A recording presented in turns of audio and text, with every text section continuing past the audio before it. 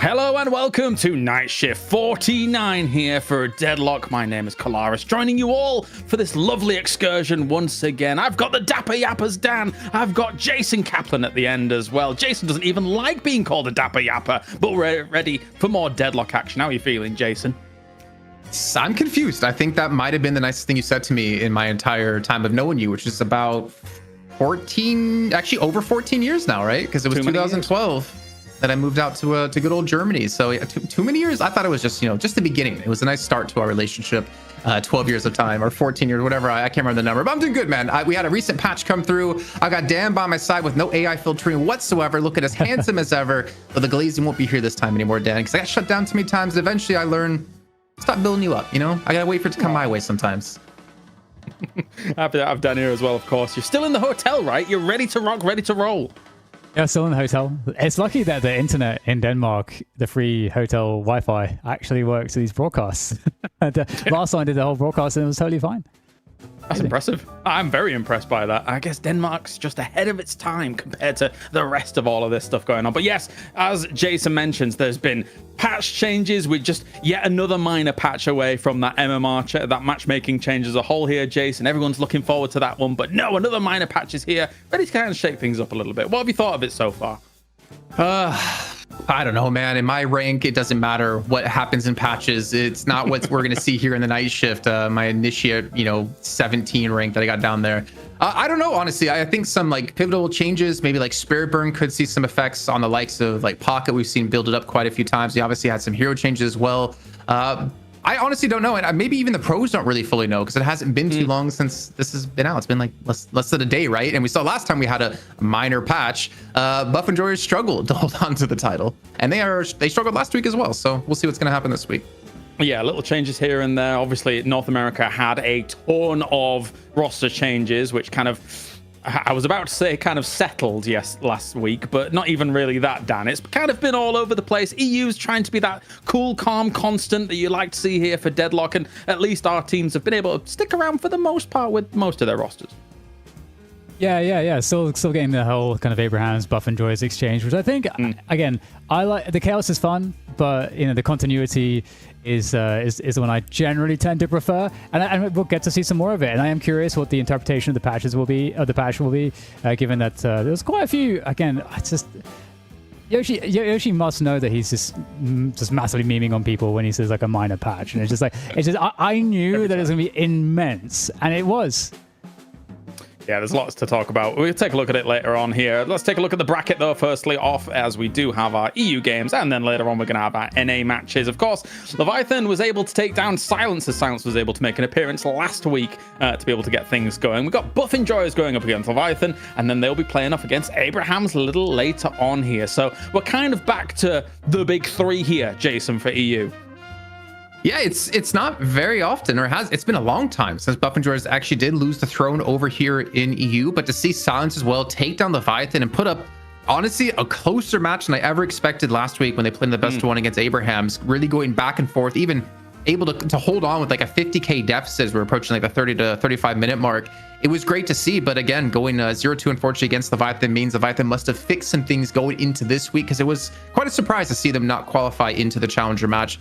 But I think the question is for Buff Enjoyers, they're back to full power. This is no longer not weak Buff Enjoyers, not to hate on Mazaji at all, but Hoot's back. He's found his way out of the forest. He's found his PC, and I think he's ready to play. Yeah, I'm super happy to see Hoot back on board here for Buff Enjoyers, because I think that was a little bit of a bit of a problem for them last week, of course, when it came to when it was all said and done. There was a few kind of subs here and there that kind of had some hindrance, as it were. North America, of course, had Snake sitting in for Braden, but at the same time, he looked pretty darn good as well. And later on, of course, Dan, we've got the North Americas going on, and Pulsar is here. This used to be the APAC roster. I remember Nightmare on StarCraft 2 playing for this team, but now they've got a full NA roster good to go on North America. Yeah, it's definitely very good to see some of the more recognizable esports brands starting to get involved.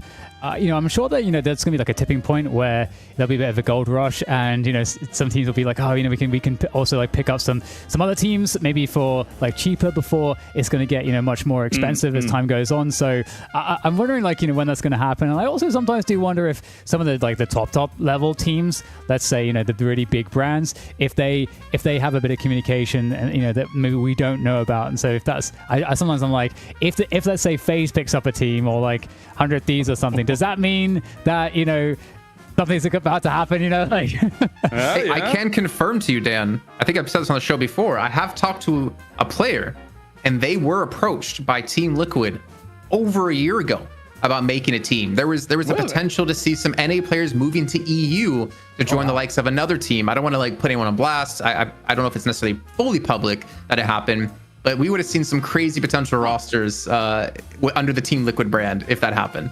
That's interesting, right? Because obviously we had that little foray in by Virtus Pro, and maybe they then felt, okay, maybe it's a little bit too early. How are we going to shake things up? But of course, what's never early is, of course, our Patreons. They are always on time, always ready to go, always when you need them. A huge thank you to everybody joining here for the night shift. Dan, I've got to come to you first. Who are you giving a big shout out to today?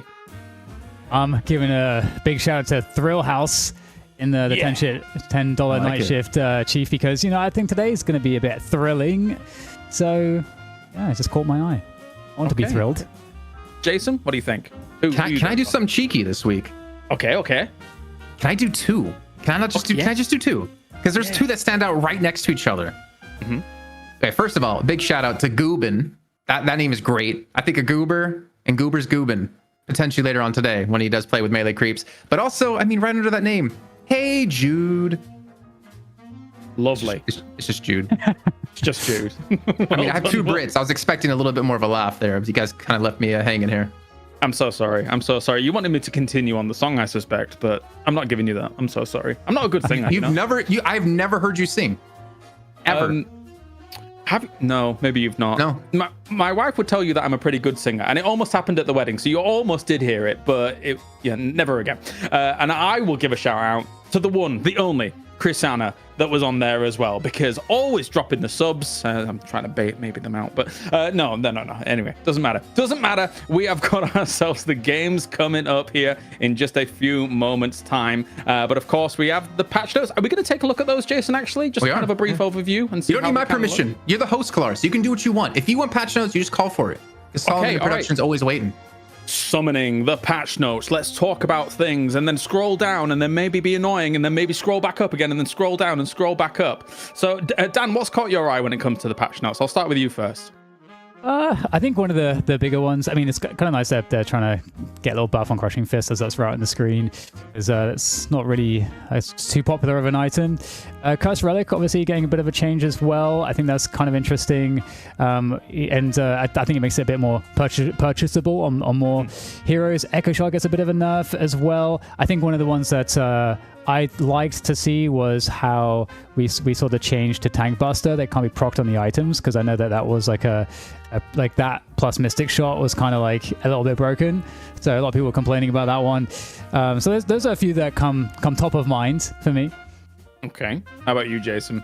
I see so much potential to mess with production right now. Yeah, I think Silver. I think Silver there at the very bottom was really interesting. Obviously, some changes to the gun fall off, which is kind of important to note. We went straight past Silver. I think we forgot our ABCs here. Yeah. Oh, Silver's not even in there. Where's Silver at, bro? Yeah, that's missing. That was. Wait, what? This is ridiculous. So, when I grew up in the States, S came before V. But anyway, so obviously some changes to the gun fall off, making the harass a little bit more difficult in lane means you have to get more aggressive and get in your faces. But Cloris, you were mentioning like Slam Fire as well. The extra damage to NPCs maybe can bring Silver into life of farming a bit more as well. There's the Chrisanna 14 10 subs. Though I have to say Chrisanna 14, you should probably get 14 every time because then it's on brand for you. But thank you so much for your support every single week. I'm just kidding. But at the top, we also saw Spirit Burn was a really interesting change. Make production really break their mouse wheel here. They're going to find some way to do it automatically, I swear. The fact that it doesn't do an AoE explosion, and it's individual based now, and the cooldown is based on individuals. I wonder how that's going to work with certain heroes, or pretty much the only few heroes we really see it on. I think a Pocket immediately, Zan, and we've seen Pocket really come to life yet again. Yeah, and I mean, the crazy thing is for Pocket as well, there was an Affliction DPS reduction as well as that, right? So technically speaking, there's little moves here and there that are going on. There's been some buffs here and there as well. But I'm curious to see, well, if anybody wants to go for Mo and Krill, because that would be very fun. I would enjoy the item usage during some of those combos. Dan, what do you think about that? Any of that? Yeah, I definitely think so. I think there's some potential. I'm sure that there's some interesting strats making Mo more of like even more of a pick character because of the way you can kind of like warp stone, or I guess with like good timing you could like warp stone in combo into Majestic Leaf, which would be so delightful to see. Go on. Perfect doorman. I wanted to stop here. I'm so sorry, Dad. I didn't hear a word you just said. I was so focused on messing with production to just get this perfectly framed. But there's a reason I bring it up, because Doorman was one of like the highly contested. Oh no, don't you do this to me, production. I saw you. Actually, it looks more framed. Perfect. Good job, production. Doorman was one of those bans that was like almost guaranteed every game. And we did start to see last week alone over in EU that it started to actually move away from the bans. Some other heroes got prioritized, like Billy, for instance, we talked a lot about as being like a guaranteed almost first pick coming on through. But to see like Doorman has some changes. The duration of the door, I think, so obviously when we talk about with Doorman, we have to talk about his doors, because that's, I think, the most important part of him, and the way that he actually interacts with the entire map. Teams having to respect it. The fact that duration was reduced, but then increased back in tier 1, and then the range was reduced. I think that's interesting, because was it 2 weeks ago, I think it was maybe me and ZP casting, we saw buff enjoyers use the doors to just completely zone away Abrahams and have to give away control of their own jungle because they know they did not want to enter that zone and then be kidnapped. And I think that's really interesting. Also, like the gun scaling was hit a little bit too, that it's weaker in the beginning and then scales a little bit more later on. So I wanted to stop here because I think I kind of hope or wonder, will we see a changing in bans or like priority when it comes to him? Also, Drifter has seen a massive uptick in play in last weeks. Yeah, a little bit of a hit to his spirit scaling, as well as the tier 3 silence reduction here for Drifter. I am surprised, Jason, you didn't go whole hog with your potential troll. You'd have been like, all right, let's check in with Yamato, and then let's check in with Apollo, and then let's check in with Viscus, and let's check in with Billy. And it would have been an interesting time for production. But I like production. I want to abuse them a little bit. Okay. But they're the best in the biz, and I don't want them to disappear. So I have to keep them around here. That is true. They are the best in the biz. I get to work with a lot of people, my friend, and I can only fully agree. They are lovely here. A little change in some cooldown reductions to, I think, all the supports across the board with their ults, but I don't think it's going to make much of a difference, Dan, right? Like Dynamo Singularity, a little bit of a helping hand. You got Kelvin's Dome, a bit of a helping hand, and Page, but I don't know if it's enough to really bring them in line. Yeah, I don't think so either. I find it interesting that Celeste keeps getting just like small buffs of late. That's been kind of interesting. I wonder if Celeste is going to make more of an appearance. We could go down to Mirage as well, because I like it. Yeah. Mirage is interesting because I don't know if this is going to stop him from being still like super high priority. What do you guys think? It's a big nerf, I feel. How about you, Jason? I'm not fully sure, because it seems like the initial power of Scarabs was hit, but it becomes kind of like back to normal at tier 2, so you have to invest into it a little bit more if you want it to be back to the level. I mean, it definitely was a hit overall, because I don't think you want to level up Scarabs right away. I could be completely wrong. I don't touch Mirage ever since I had a really bad game with him. But obviously the lift duration on Dust Devil as well is like a little bit of a hit, but I don't think. Okay, well, I'm worried to give my opinion now, because Klar's saying there's a big hit to Mirage makes me think we're not going to see him. But the fact that he was like highly prioritized of bans and first pick still, I don't think this is going to be enough to change that he still has like strong laning power and potential, and of course like the late game map presence out of him. Yeah, that's exactly it, right? Like, as much as it is a nerf in the direction of his power overall, I still think that global presence is something that is so valuable, especially with the Rift being the way it is, Dan. That is obviously a big factor. You can join that fight whenever you like, while still also being annoying elsewhere. So I think until maybe other heroes down the line, if they get introduced to the game, have that added, it's still a huge, unique selling point for him. Can I throw something out there? Maybe get your opinion, Dan. For Mirage in particular, do you feel like his global presence became weaker over time in the game because people's movement got so much better and they're so much quicker to get around the map now? I don't know. I think at the pro level, I think the macro possibilities are still really strong. I think just the ability for him to be able to pressure and then just immediately be in a fight. I think that's just really, really strong. And his 1v1 is still really strong, so he's able to kind of go toe to toe, I think, a little bit against and bully off like a Geist or anyone that's trying to go for that kind of hardcore solo farm and then be a part of the fights and the gang still as well. So like, I don't know. I still feel like just there's so much, like Clark is saying, there's so much to that global presence that he still brings. So I think it's still just as good, personally. All right. Hype train. Can we do one more? Look at Viscous. We do one more. Viscous. Go on.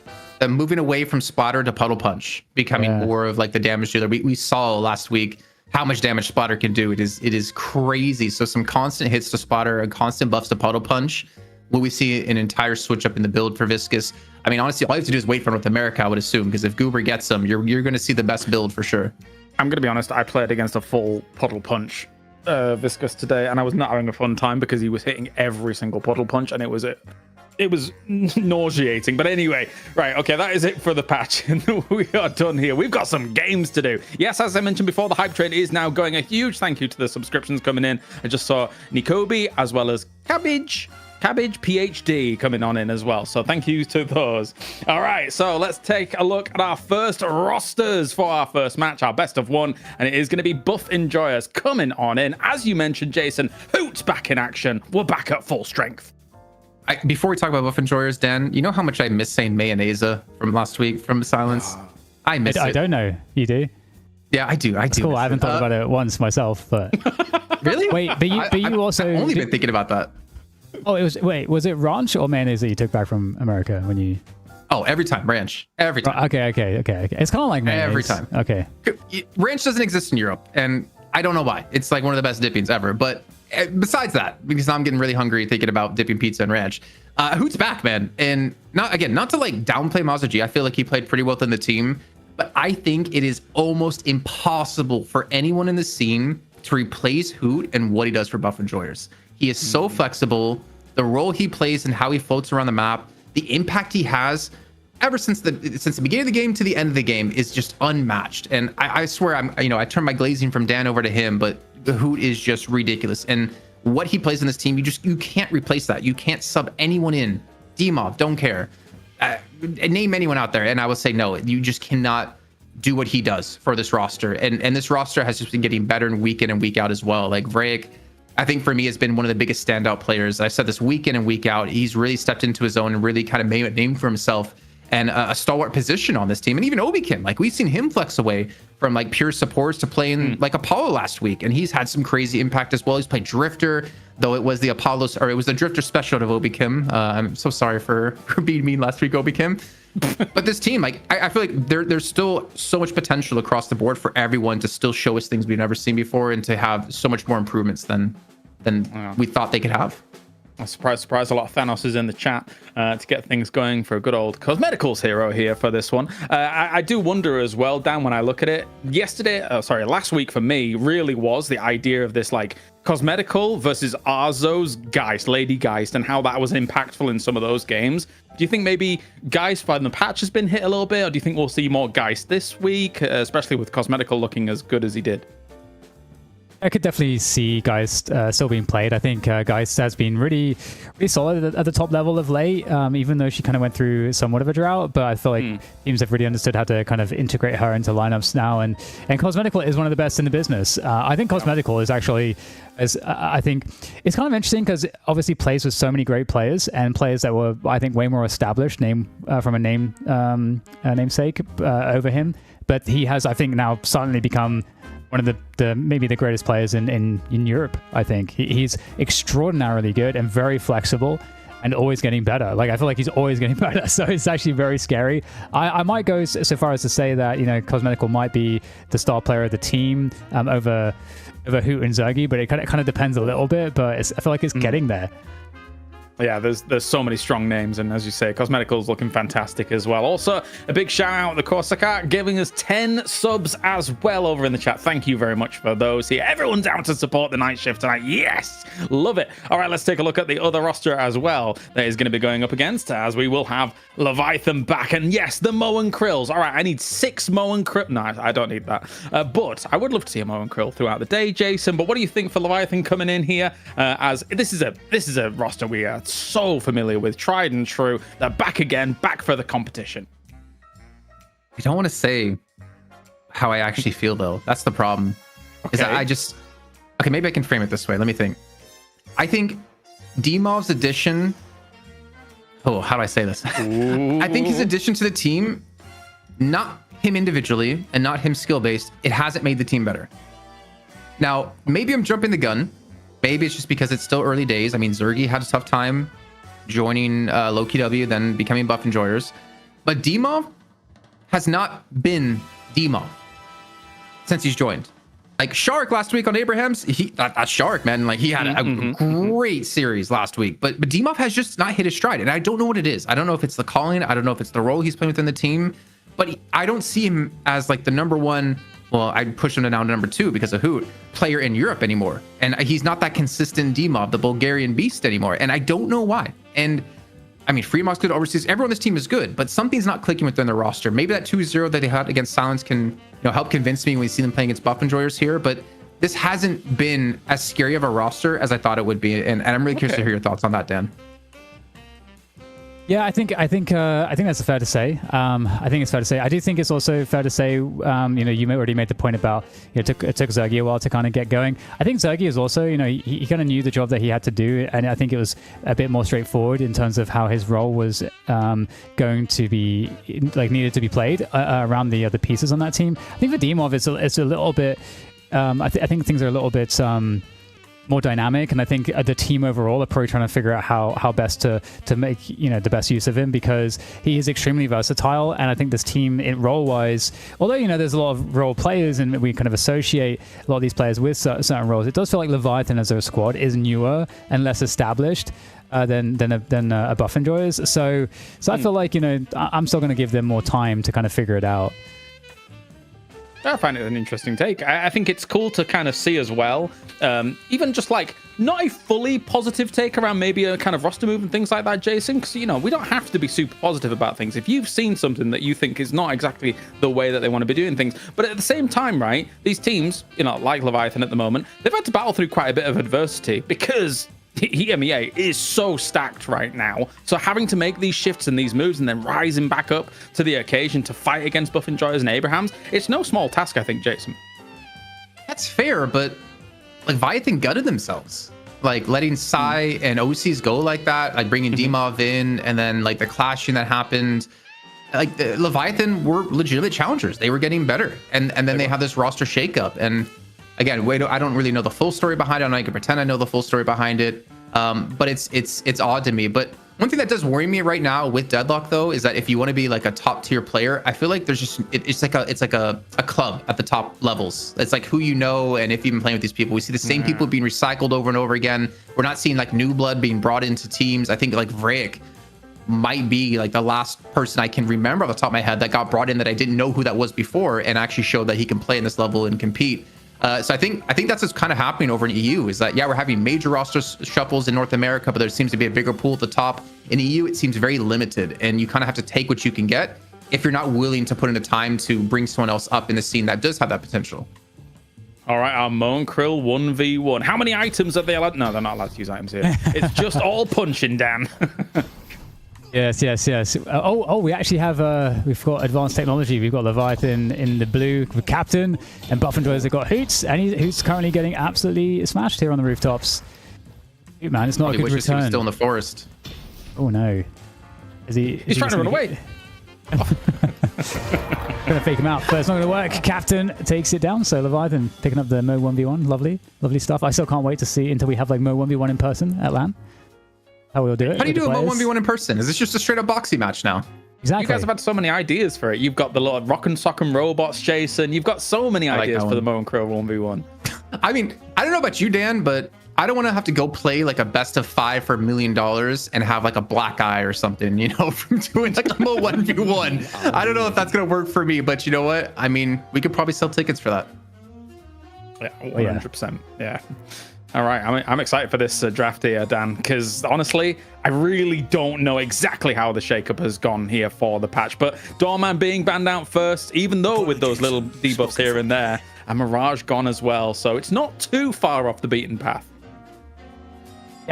Yeah. Billy in a first pick is kind of like another kind of run-of-the-mill thing we could expect, or Pocket. But that's the thing, Pocket with the Spirit Phone changes and some of the nerfs. That's kind of the thing that I'm the most curious about. Is that going to be undervalued now? Or not undervalued, but lower value? I mean, Dan, I saw in chat, the second we had the Leviathan roster appear on screen, I saw people asking, where's the Empty Dreams Affliction copy pasta? So I think Buff and Jers are probably not too worried if Pocket does go the way of Leviathan, because unfortunately for Empty Dreams, he just was not him on Abraham's against Buff and Jers in particular, which I still say is the best team in the world right now at playing against Pockets. But yeah, I don't really expect to be. I mean, the thing is, you're kind of screwed if you do and you're screwed if you don't for Leviathan, right? It's the same thing with Abraham's. Do you pick Pocket to deny it away from Cosmetical if you're not, even if you're not having the best track record on him or on them? Well, Pocket comes in second pick. I thought Pocket was going to come first, but they kind of baited me there with the Infernus first. So we did get some slight buffs, right, to Calico there, but I think Calico's been an interesting one. Sometimes gets like a pretty high priority in the first 3 and sometimes not. So I'm kind of curious, whether like how that's going to look here for buff enjoyers. But I'm curious what the battle for the M1s will be. There we go. So Geist comes through, and that was the speculation, was like, will Geist still be kind of the same? And I guess the answer is yes. Yeah, the life drain change and slight malice change on the damage amp. It's a bit of a nerf, but I still think she has so much power behind her. I think it was a nerf slightly to Calico, right? It was the Ava slow as well, being a bit slower for C2 and stuff. But Mo and Krill is here, Dan. Oh, we're ready. We're ready. Majestically, Magic Carpet, come on. I guess Magic Carpet doesn't really work though, right? Because it takes too long to proc after you activate. Does it work? Can you straight up kidnap someone if you get like duration and you carpet on a combo, and you can take them for a Magic Carpet ride, like Aladdin and Jasmine and Krill? So romantic. Three people on the carpet. Lovely. That's weird. I think it's not just the kidnap capabilities that are available here, right? It's like all the other items. You could just combo someone and absolutely destroy them with a ton of spirit items as well. So like, I think it's quite terrifying, honestly. I'm very excited to see this. The burrow buff is kind of nice too as well, where the cooldown like starts straight away. You have to wait until the end of the burrow. But Holiday and Marin Krill, so you got multiple ways to abduct people. Full abduction. All right, next 2 picks, Paradox and Bebop. Let's go.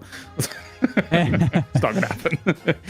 I mean, you potentially might not be too far for the Bebop. I can take whatever they throw at me. I can see a Bebop coming in. This is a super tanky. Oh my gosh, this is like Empty Dream's easiest game right now for Affliction hits with 4 people that are like easy to grab.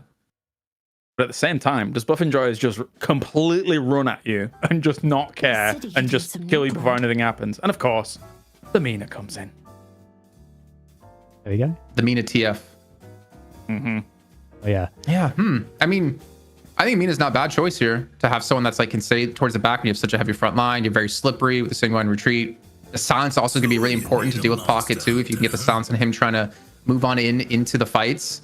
I honestly, I don't really even know who I favor so far. Honestly, I'm kind of liking both comps. I'm looking at Empty Dreams in particular. If he's on Pocket, you got to hit big afflictions, and Empty Dreams has struggled to do so against Buff Enjoyers week in and week out. But you have the potential. You have a combo to open things up. They have so much grab.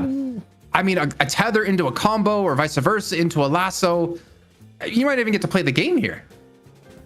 Surprised we haven't seen any focus on Apollo. Shriek had so much success with Apollo. Apollo hasn't really changed. Ivy comes in as the last pick for Buff Enjoyers. The Vindicta is really cool because I have seen people trying to work Vindicta more into things, and I'm super curious. Leviathan, looking to show it as a last pick. I'm curious if last pick is a steal or not. What do you think of the Vindicta last pick? 'Cause I feel like Mina's pretty good at being able to eventually deal with some of what Vindicta's bringing as well, Dan. Do you have any thoughts on the Vindicta?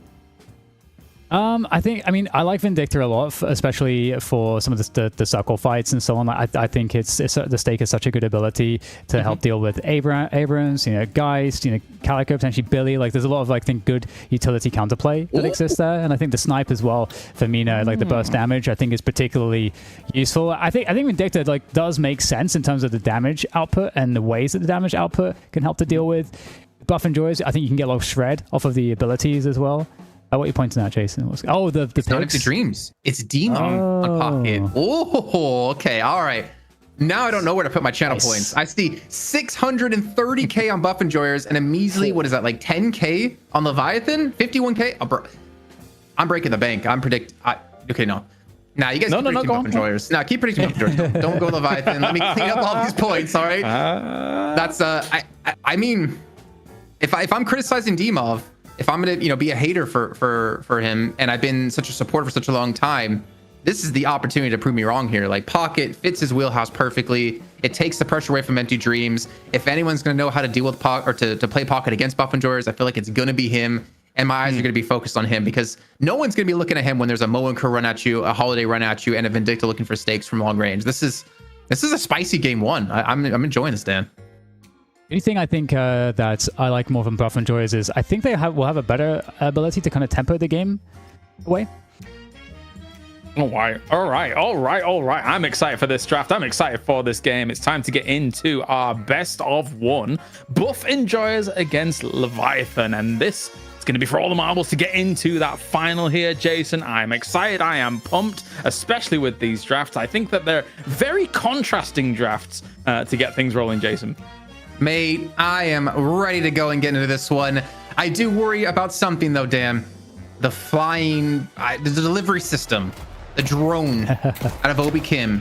They're throwing Abrams deep into enemy territory. We can catch off Vindicta. You can get a catch onto, maybe even Furnace. Like, if you're playing backline for Leviathan, you're not safe. Phantom Strike and the IV airdrop, like, you are going to have a very tough time here to do much. And if you're not in the sky, guess what? You have an angry cat on the ground and an angry goat tag teaming against you. Yeah, I do agree. I think it's kind of the point I was exiting the draft screen with, where I think like the tempo capacity for Buff Enjoyers is really nice. The way that you can kind of essentially just like really run people down. Billy, Abrams, Mina, lots of pursuit there.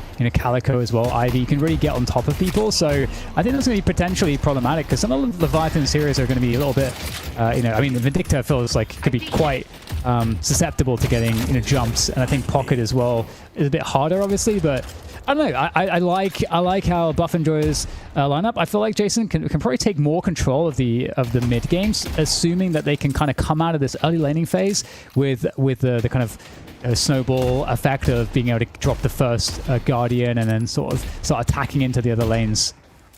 Yeah, and I think Buff Enjoyers are going to have like a very scary early to mid game, or mid game, just because of how inherently beefy their team is going to be. Also, like, a lot of control, I would say, with like Stone Form, with Billy Ultimate, with like the Chain Gang, plus like Seismic Impact, plus shoulder charges.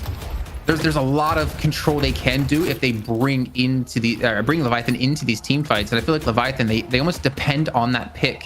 And if that pick gets denied by Buff Enjoyers, then I feel like their comp will kind of crumble in the mid game, where Buff Enjoyers for sure is going to play aggressive and look for catches in the jungle. Yeah, that's totally where I see the game kind of being difficult, especially because I feel like for Buff Enjoyers, they can create so much space to get Geist farmed up whilst they're applying that pressure. I think that's like another really big benefit. But yeah, interesting stuff there actually from overseas. We can kind of keep an eye on the build. Mystic Burst first item. It's really interesting. I guess you do have a reasonable enough cooldown on the crows. I think you have to get to level 2, I think, to reduce the cooldown. I haven't played Vindicta in a while, but it's going to be interesting to see how that build develops. Yeah, and obviously with like some of the item changes too, like for instance, D-Mob, will Spirit Burn still be a priority pickup for him when he gets like deeper into Pocket's kit? Will we get to that point as well? I mean, there's a lot of questions here on how this game can play out, but maybe something we can focus on here is lanes, because it's not very often I feel like we see Pocket in the mid lane anymore. A Pocket and a Holiday compared to an Ivy and a Geist. I mean, you can do some good poke with the barrels, with the barrages from range, the cape in and out. But one stone form, and you could have a tough time. Yeah, I think so. I think it's really interesting. I can't wait to see how this actually plays out in practice here. In terms of the early laning phase, do you have any big favorites? I want to say Leviathan because I'm looking at this Mo and Krill. I'm slightly like jaded by Mo and Krill, honestly.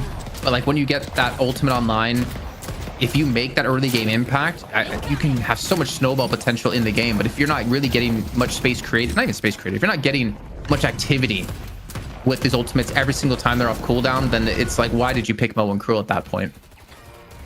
Yeah. And we're speaking of which, we're going to see Zergy get the pick onto Empty Dreams. But this lane looks like it's going to be kind of annoying to play up against. Billy Mina, definitely kind of nice. We've really talked a lot about the meta, I suppose, revolving around making sure that you got heroes that can really be powerful in the early lane. And I think you can really see why that's the case. Your trajectory needs to be really strong into the mid game, and you need to be competitive enough in the early game that you don't give initiative away with losing the Guardians first. So we got to improve velocity, might enter opening rounds after this Mystic Burst. Can I go back to your previous topic really quickly? Because I think you bring up a good point. Because in my head, I was thinking it doesn't really feel like a lane power meta because of how like the mid game plays out with catches in the jungle. But the way to create space for that is by taking early Guardians. And we did see in quite a few games in EU last week, plenty of times where Guardians were taken like all three within like the first 7, 8, 9 minutes, and that created space for teams to then push up aggressively, deny jungle, look for those skirmishes. Oh my god! What happened? Irizumi getting sent down to mid boss here with a stone form. I don't know how you can walk after this. That has to be at least like 18 herniated discs. Yes, that's the Goomba Stomp Deluxe. That's really fun to see. I gotta say the interactions there are so odd sometimes. I feel like Lash is more predictable when you can kind of like ground stomp someone out of the air, but it always feels like so weird. Like in terms of like it doesn't seem like you get a feel for it, but for me as a player, sometimes it doesn't make sense like when that's happening and when it's not. I don't know. Yeah, I know what you mean. And I mean that's kind of we were closed alpha, right? Oh, Nox Nostra coming on through prevents any sort of combo of happening, but Captain's waited it out. So is Empty Dreams as well here. So I'm gonna say combo not up just yet as they're able to do get the early lead here for Buff and George from the kill they had on Empty Dreams before. And I think, maybe Soul Economy is something we have to look at here. We can't really talk about heroes and their power in lane at the moment when it feels like Buff and George do have a pretty significant lead, albeit 2k. But considering that lane in particular, that Zergy's at 4.1 already, that's a pretty damn good start, especially if you keep your distance and keep that pressure on against Mo. Yeah, and also, you've got Geist for the late game strength, and okay, it's not the best start for Cosmetical, but really Zergy can take over in that kind of mid game phase where the roaming is more important, whilst the Geist is farming up.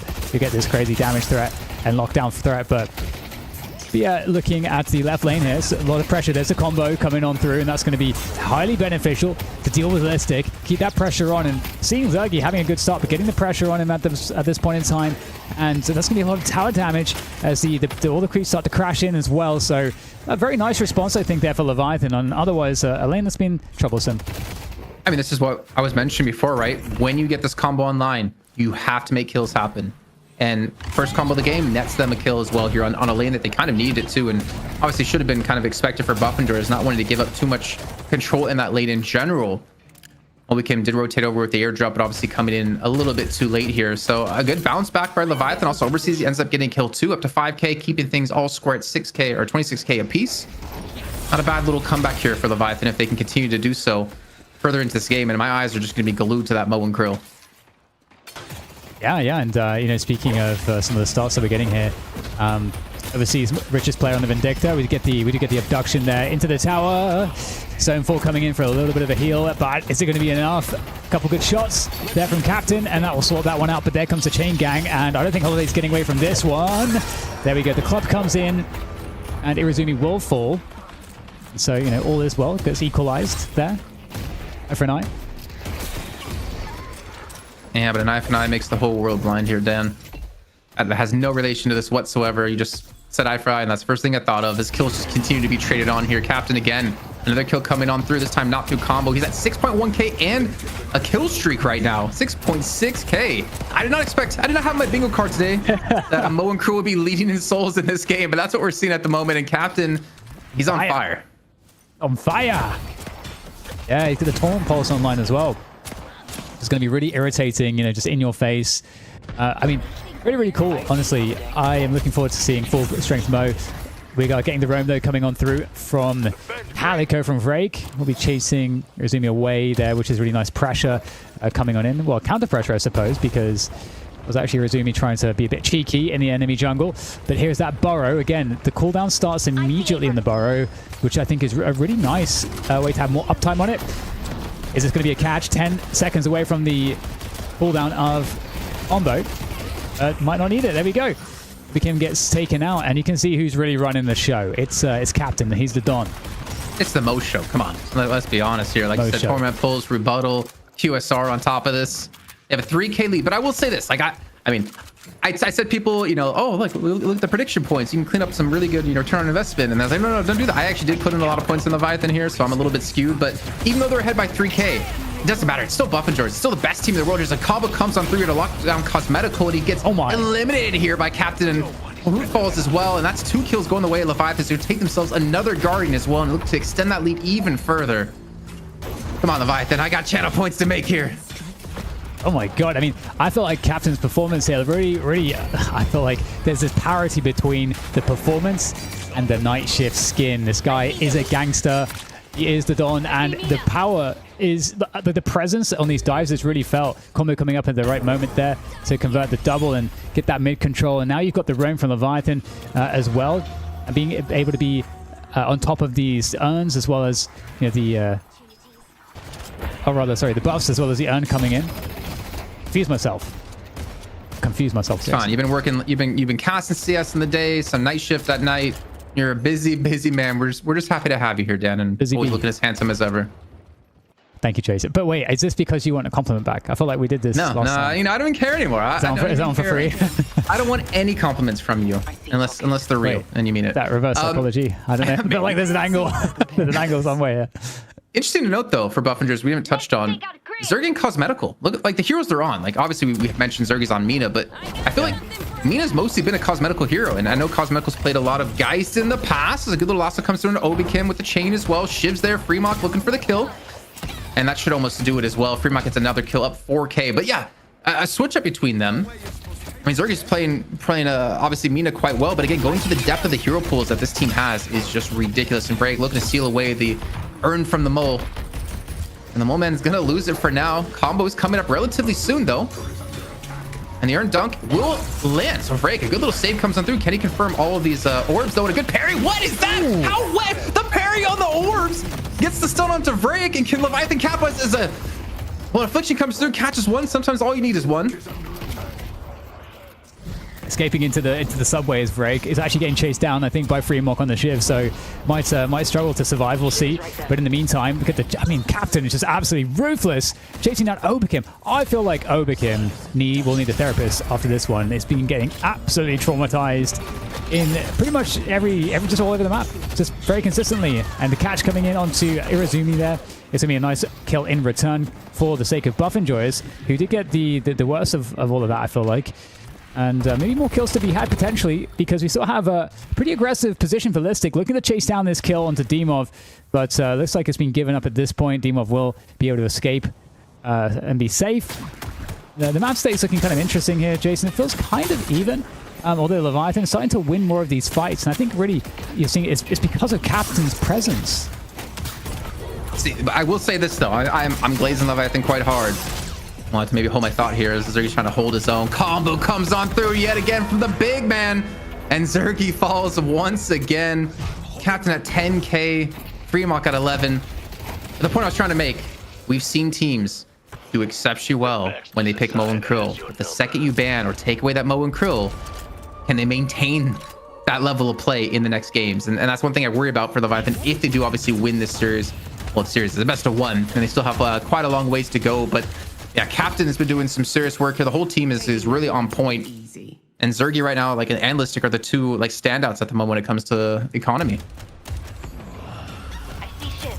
We'll have to see how this one goes into this mid game with this advantage, especially with Freemok starting to really have such a good game on the Shiv. It really feels like all the momentum is with the Leviathan side, although we'll of course get the quick abduction there for Leviathan. It looks pretty nice here. You can see the barrels coming in as well. Lots of burst damage onto Hoot, who gets taken out of the fight. Listic trying to help here, but also gets removed as well. So it looks like for Leviathan, the momentum's going to continue off the back of Shiv.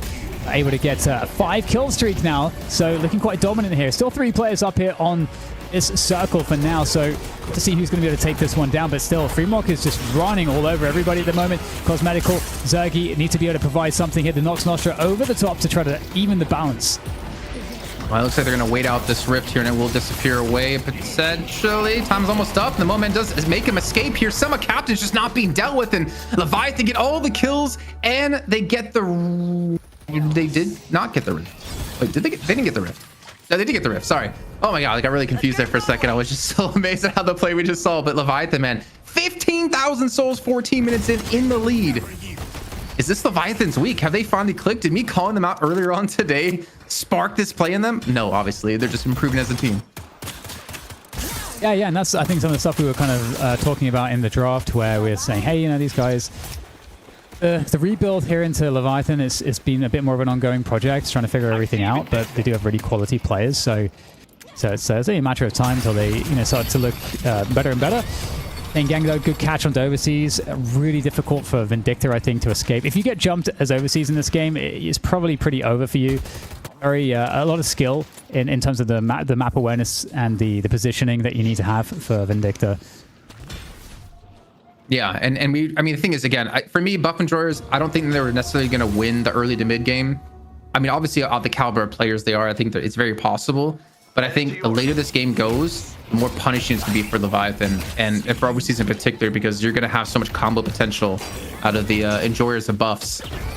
But I do kind of worry, though, for Buff Enjoyers, like, something they've done so well is that mid game in general. But the problem is there's 2 pit potentials out of Leviathan with the lasso. And of course, the combo as well, making it very difficult to play these mid-game positions out. The Affliction's gone out onto Hoot. So 100% hit ratio so far here for Demov. And Hoot's just going to be flown away to safety. No chance to pick him off. They have gained control around the urn, more importantly. Absolutely, yeah. We'll be carrying that one away. Leviathan in hot pursuits. Although we'll have to give that pursuit up here and maybe just like sit on the urn spot. They still actually have the Guardian up due to Leviathan on that left side lane, which I suppose does really sort of signify in another sense how ahead they are at the moment. So Urn is going to make its way across, and it definitely looks like Leviathan are going to try to put the stoppage on this one. Yeah, and we've talked before on the Abrahams. Buffingers have been teams that contested from what we've seen. Good little man that comes to the captain, and he gets the dunk right in their faces as well. Lures them in for potentially a fight, and Zergy gets sniped out of the sky in the mid. Nox Nostra. Overseas gets a double, and a third in for Freemok. Buffingers trying to get the dunk, gets shut down, and Leviathan continue to grow their lead even further. That was crazy. Explosive play there from Leviathan. Everything coming together at the right moment. Now they're going to go from one good fight into a mid-boss. That's going to be absolutely horrendous if you're Buff Enjoyers. I think it's going to start dropping before they can get the entire roster up, even though the respawns are pretty quick at this point. A 16.5-minute mid-boss is quite the statement here for Leviathan, and they're going to be getting all these crystals, I think, for free, more or less. There goes a concussive combustion. That's going to be able to help them to secure all of these rejuves, and, I mean, there's going to be more kills off the back of this one. Buff Enjoyers, I mean, this is a very difficult lead to play against for them. It's definitely a test, a true test for their team here. 20k down now with the rejuves in the hand of Leviathan. But if any team can do it, let's be honest, Dan, it definitely can be Buff and George. Trying to go for the chase down Obi Kim. He said he's had a rough game, and it might continue to get even rougher. Slice and Dice up in 4 seconds of time. Airdrop being used, and Obi Kim will fly away to safety? Question mark? Okay, no barrel going to connect, and Obi Kim will get away here, but it feels so tough. Look how aggressive Captain's being here on this left-hand side jungle. 3.9k HP, almost 18 minutes in. Veil Walker on top of this. That wasn't already scary enough of being the Mo-Show. The fact that you can do it from stealth now means it's even harder to play away from your team if you're Buff Enjoyers. Yeah, so many good tools there. I love the slowing hex. I mean, slowing hex is such a value item, especially on Mo, where you really like value getting all that spirit power up as well. Just very, very dangerous stuff. And Let's go to Broadway. I don't know, man. This is a really strong lead for Leviathan over Buff Enjoyers. I don't know what the move is for Buff Enjoyers to bring themselves back into this one. Right now, they have the entire map playing against them. Oh man, Overkim's getting caught there. What a lasso coming on through. There's no escape from this one. Stoneform is going to come out, but it's just not nearly enough there. And yeah, the entire map is against Buff Enjoyers.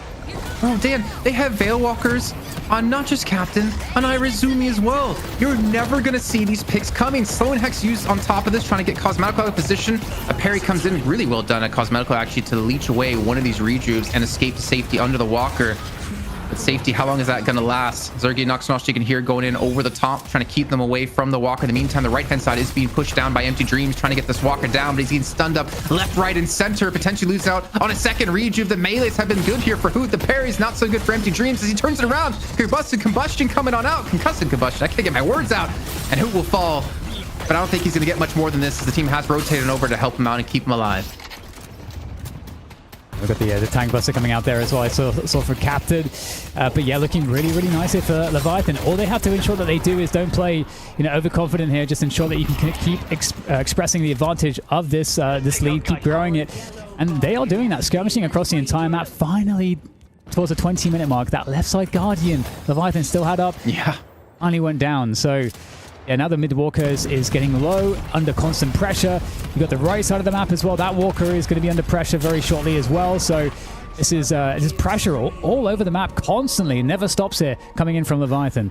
Huge value too. I mean, they kept one rejuve this entire time, as it does just fade away here in a second. But they got 2 walkers off of this. They got a couple more kills as well. They're still maintaining their lead of 22k now. Spirit Burn's being picked up by Overseas and D-Mob. So the item is not dead for Pocket.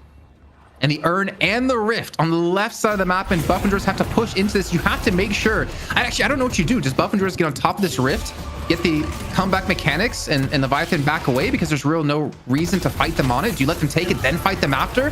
Well, there's no chance because D-Mob immediately gets exploded on. I'm not sure how that catch was caught. And Captain also aggressive and deep in enemy territory. This could be a big throw. If Buff Enjoyers get the catch on a Captain, they might be able to see themselves get a Walker. Yeah, it's interesting. Typically, you just don't see the team that's ahead like this ever challenge there. And they had the opportunity to keep pressuring the right side. There were those opportunities to do other stuff of value, but like you say, they are now on the back foot a little bit as this Urn is being carried across to the right side of the map, and that left walker has to be kind of cleaned up and handled. So at this point, you're now probably giving away the Urn as well, as that's that Rift previously. And okay, forward position for Fremok might be in trouble here. Look how many players are surrounding Fremok. It's the entire team. Let's take out Ivy. I see Ivy. He's got a lot of money to spend too. Knockdown being used. Still continue to go for the catch. Slice away, trying to get towards the safety of the open arms of Mo and Krill, and Captain will be there to help keep them away. They're looking for catches. I mean, 15k isn't that big of a lead for Leviathan, or a detriment here for Buff Enjoyers to come back on. Let's actually see what's being picked up here. Spirit Snatch for Listic. Tank Buster still being picked up here for Zergy. Huntazora. Anything else that stands out for you here? Because, I mean, the double Spirit Snatch out of Buff Enjoyers is quite deadly. Like, that's a lot of Spirit resist you're going to be losing out on. And Zergy can just pop you like a balloon. Yeah, nothing too crazy standing out for me other than that. I think Leviathan, they captured both buffs here, so still looking to press the advantage, but the salt differential has cleaned up a little bit. 15k deficit now, so that's a small recovery from Buff Enjoyers. I think that Rift fight for sure. I think that was a problem, just like you mentioned, at least for Leviathan's sake. And now a couple kills, being caught there by Buff Enjoyers, and the mid boss is coming up in a minute 30, and the game feels like it's entering more of an even state here. Now we get the siege onto the Leviathan mid walker. There's a lot of ultimates up here for Buff Enjoyers, a lot of big ones. Chain Gang in particular is where my eyes are going to be locked. They can get a catch. The lasso is up and available. They're going to let this Walker go. I think that's going to be smart here. You don't want to lose any more players, especially as you pointed out, mid boss coming up in just a minute now. And Buff Enjoyers, they pull the lead to 9k after being down 22k. It's only a 9k difference just a few minutes later. I think that, again, is a real test, or is like a testament to how good they are. It doesn't matter how far behind they are. They will look for opportunities to get back into the game, and they will punish you for the mistakes you're making. Yeah, and that's the thing. It just takes that one mistake, and I think it just keep thinking about that Rift fight. That was the only fight that's gone poorly for Leviathan. Is where, of course, Buffenjoy's had all the comeback resists in that particular fight. It's why actually you never see that fight get taken. I'm so sorry to interrupt you, Dan. Do you notice what we have? Our lovely production keeping improving the show. We have a total counter now for Golden Statue buffs, 118 to 99. And I also think, if I'm not mistaken, we have at least one more new addition when it comes to live player damage. Is that ready to go? I saw a picture of it. I don't know if it's actually ready. There it is. Oh, this is actually happening right now in this fight. Oh, this is so sick. 1K already out of overseas as he get the kill in a who. I didn't know that was actually for fights. We need that up almost every single team fight. Please, production. That is amazing work. Now we've got the mid-boss coming as well. I mean, will there be a challenge from Buffenjoyers? I mean, it's a tough one. They've, of course, lost Hoot, but they still have tools to work with here, but it looks like it's somewhat of a bait. Leviathan pulling back out right now. Of course, they've got lots of tools to find picks, so would love to turn this into another pick and then into a guaranteed confirmed mid-boss. Yeah, I think Silence learned last week with Abrahams that mid-bosses are risky ahead or behind unless you feel 100% confident to do so. And I think, yeah, with just that one kill, you don't chance it. The best of one, when you've been in the lead for pretty much the entire game, you don't want to throw it away. And look at this information Rake's gaining. He can see exactly where Empty Dreams is going. I think Nox Nostra was used. They're trying to look for a catch here. Combos available. Obviously not the ideal target to be listed as he does throw down the chain gang. Affliction catch on the cosmetical. Again, it's just one, but one's still gonna be better than none. And the parry comes through. Captain, the combo up, and it's out. No chance to use it. Buffenjoyers now with the man advantage. Go on the attack. A really good position there for Buffenjoyers now. They could very well turn the game around completely off at the back of this one as they fall back onto the objective. This is not a good look for Leviathan right now. Mid-boss down. Rejuve crystals coming. And it's going to be Buffenjoyers that take every single one. And now they just became the sole leaders as well. It just got quickly tied, but that's the first time I think in this game. Yeah, you can see that soul difference. Again, production really on point here. Very, very fast reactions. It's like they've done this before. No, I love how they keep leveling up the show every single week. And this has been a comeback and a half here for Buffenjoyers. The other game looks so rough for them. But the Mo show, has it been canceled? Has it been taken off of air? Captain hasn't had a calm the last game the last fight as he did get caught out. And they're not really able to play around these picks as often anymore. I mean, we did see it come through, obviously getting the kill, just before those fights broke out. But it seems like Buffenjoyers have just more importantly stabilized this game, and now we're ahead 2K themselves.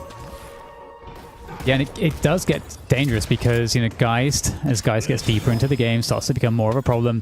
Zergy obviously is already a problem at 31k. Been doing a fantastic job in this game.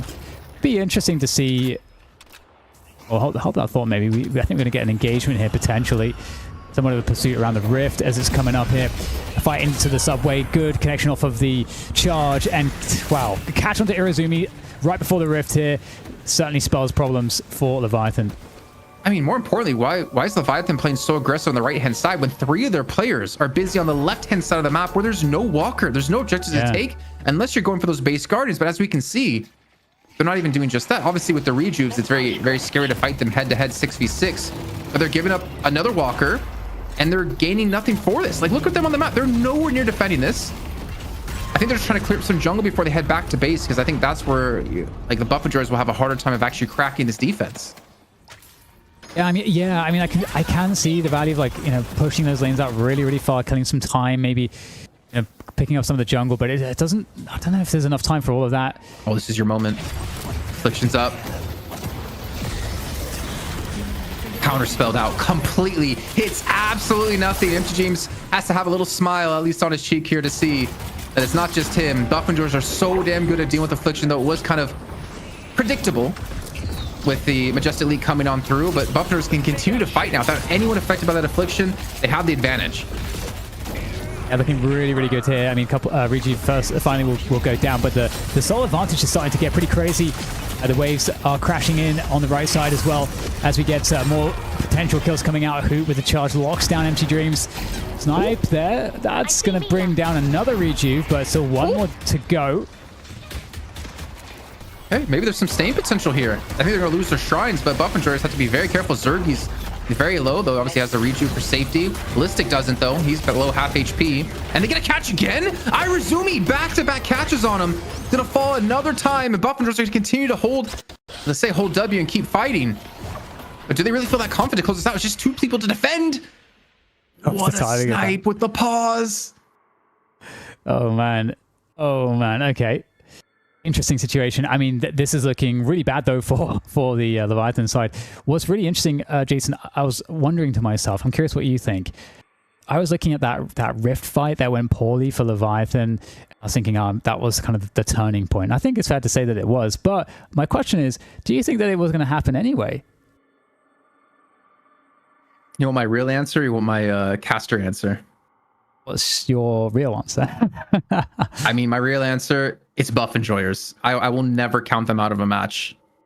But my caster answer is, I mean, you kind of, at this level of play, it's not necessarily about who plays the best. I feel like it's more about who makes the least amount of mistakes and who capitalizes on those mistakes the best, especially in a best of one. Because we saw Dimov get caught out. I think it was at the Rift fight you're talking about. And from that, they had no chance to defend that one. And then, like, we saw Captain get caught out in mid. And then they had no chance to defend anything or like go for mid boss. Yeah. And look, I like this picture in picture. Little mistakes like that get capitalized by Buff Enjoyers. And then that causes them to get back in the game. And you just can't do that if you want to beat the best team in the world. Where are the kills at? If we can look at the kills whilst Jason's talking. Don't get a chance. Because we're going right back into the game here. The snipe came on through. It pushed Ballistic out. And it looks like they will retreat away. Zergie's not here. They will get the stage 1 patron, but the swing in the last 3 to 5 minutes of time, it feels like it's been like a 30k swing for Buff Enjoyers. Yeah, they're in such a good spot. And again, you know, it's a big problem is just how fast some of the carries have gotten as well. You know, Zergie, 36k, Cosmetical at 32k now as well. And so, you know, they're looking in good shape. Obviously, you know, we've got some competitive stuff here on the side of Leviathan too, but okay, we're trying to chase Zergie away. Happy to leave. Yeah, I think it was smart by Buff Enjoyers to just all get out because they knew the chase would happen. They knew Leviathan would just run after them to try to get a pick or two, try to get a man advantage back for themselves. Don't got any support and nearby. yeah, Fremok, he's kind of deep here. Does obviously have the safety of Empty Dreams to the left-hand side, but potentially Zergie and Cosmetical looking for him. And again, like we talk about the pick potential, like there is 2 Veil Walkers. There's a Holiday, there's a Mo. But they're not really grouped to make these picks happen unless they just somehow instantly get that kill. Oh my god, that Phantom Strike. The rescue beam, no way. Dog starts to chase down. No escape there for Empty Dreams. Zergie's going to die for it, though, thanks to Overseas. And kind of seeing some of that anti-Mina play out of Overseas, but Affliction on everybody there. That's a problem there for Buff Enjoyers. Okay, maybe there's a chance here for Leviathan in this fight, especially if Fremok can get in here with some of those slice and dices, but Steamov takes down Hoot, and suddenly things not looking so great, actually, for the Buff Enjoyers side in this one. Some of the buffs are up. Minute to the mid-boss. Enter the shadows to dodge away from the lasso. Drake still on the retreat. Fremok just trying to survive, but the health is taken away.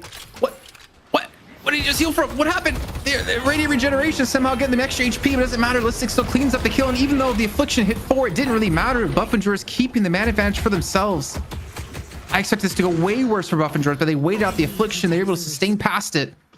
And Leviathan, without Fremok and without Empty Dreams, I guess you have to depend on Overseas to hit the snipes. Yeah. Yeah, that's what it kind of feels like. And I mean, it doesn't feel like there's a lot of power on the Leviathan field right now as the gets kind of stolen away all the way over to the deposit spot. It's going to be maybe, I don't know, they can't really be contested here. Zumi will be making his presence on that lane, but not really anything to do about this. More souls going the way of Buff Enjoyers. Be interesting to see the soul graph actually, because I feel like, you know, Leviathan have actually recovered a little bit, but I don't know. Am I accurate in saying that? I think the lead hasn't really exploded. Yeah. I see But yeah, I think after like a last affliction, obviously the comeback mechanics, they're able to kind of keep here. But Irazumi's been caught out again. Irazumi just can't get the dash where he needs. Rescue beam comes on through, might be enough to keep him alive, but they're in full retreat here, just trying to survive. A chain gang not quite up yet here for Listic, and they do get away though. Is Demov is so lucky. Be careful here, Jason. The mid boss is actually spawned right now, so this could potentially be disastrous. Demov goes down. Had the affliction, that would have been very useful for this mid boss. That seems like it's going to absolutely go the way of Buff Enjoyers now. There's nothing the Leviathan can do to stop it. I don't think there's much they can do to win this game anymore here for Leviathan. They've lost out on two of their biggest players that they're going to need for this one. It comes down to just Leviathan throwing in players to try to steal away these regions. But the thing is, minions are pushing their base, man.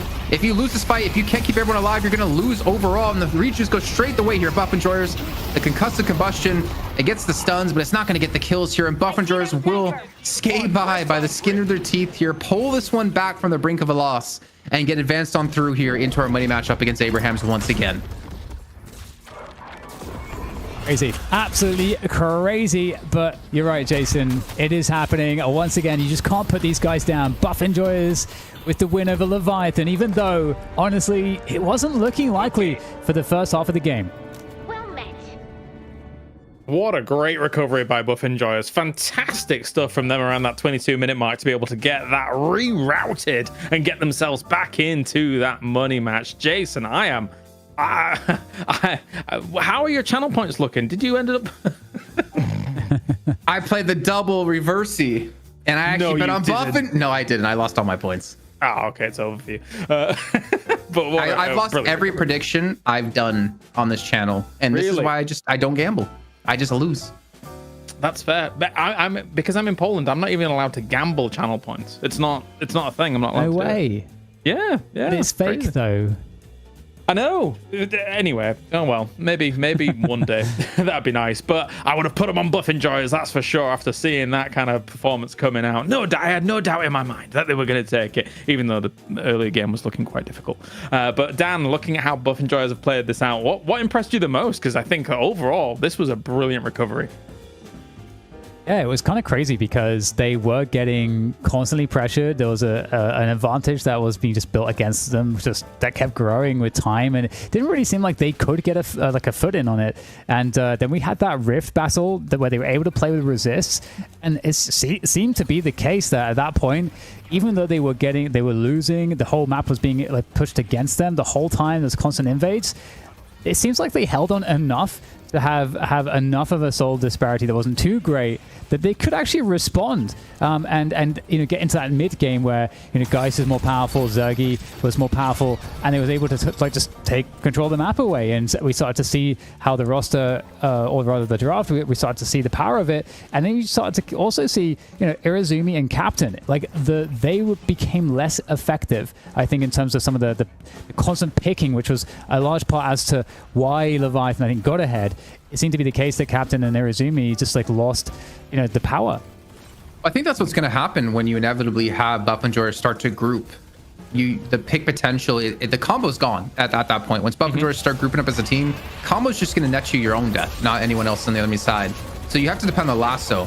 And I hate to say it, but Demov getting caught out a couple times. Right there we saw on the Rift. At the very end, we saw around mid-boss before they finished off the game. It did unfortunately cost Leviathan a lot of the ground that they did gain in this game.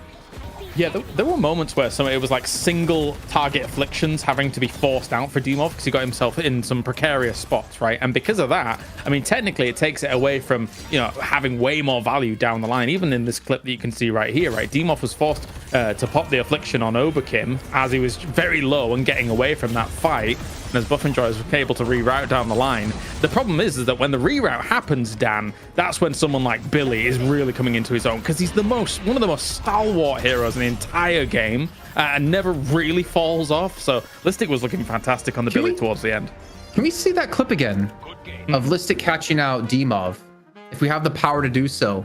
Because I was literally just giving like some crap to DMob that getting caught out now twice like that in this game really cost him a lot.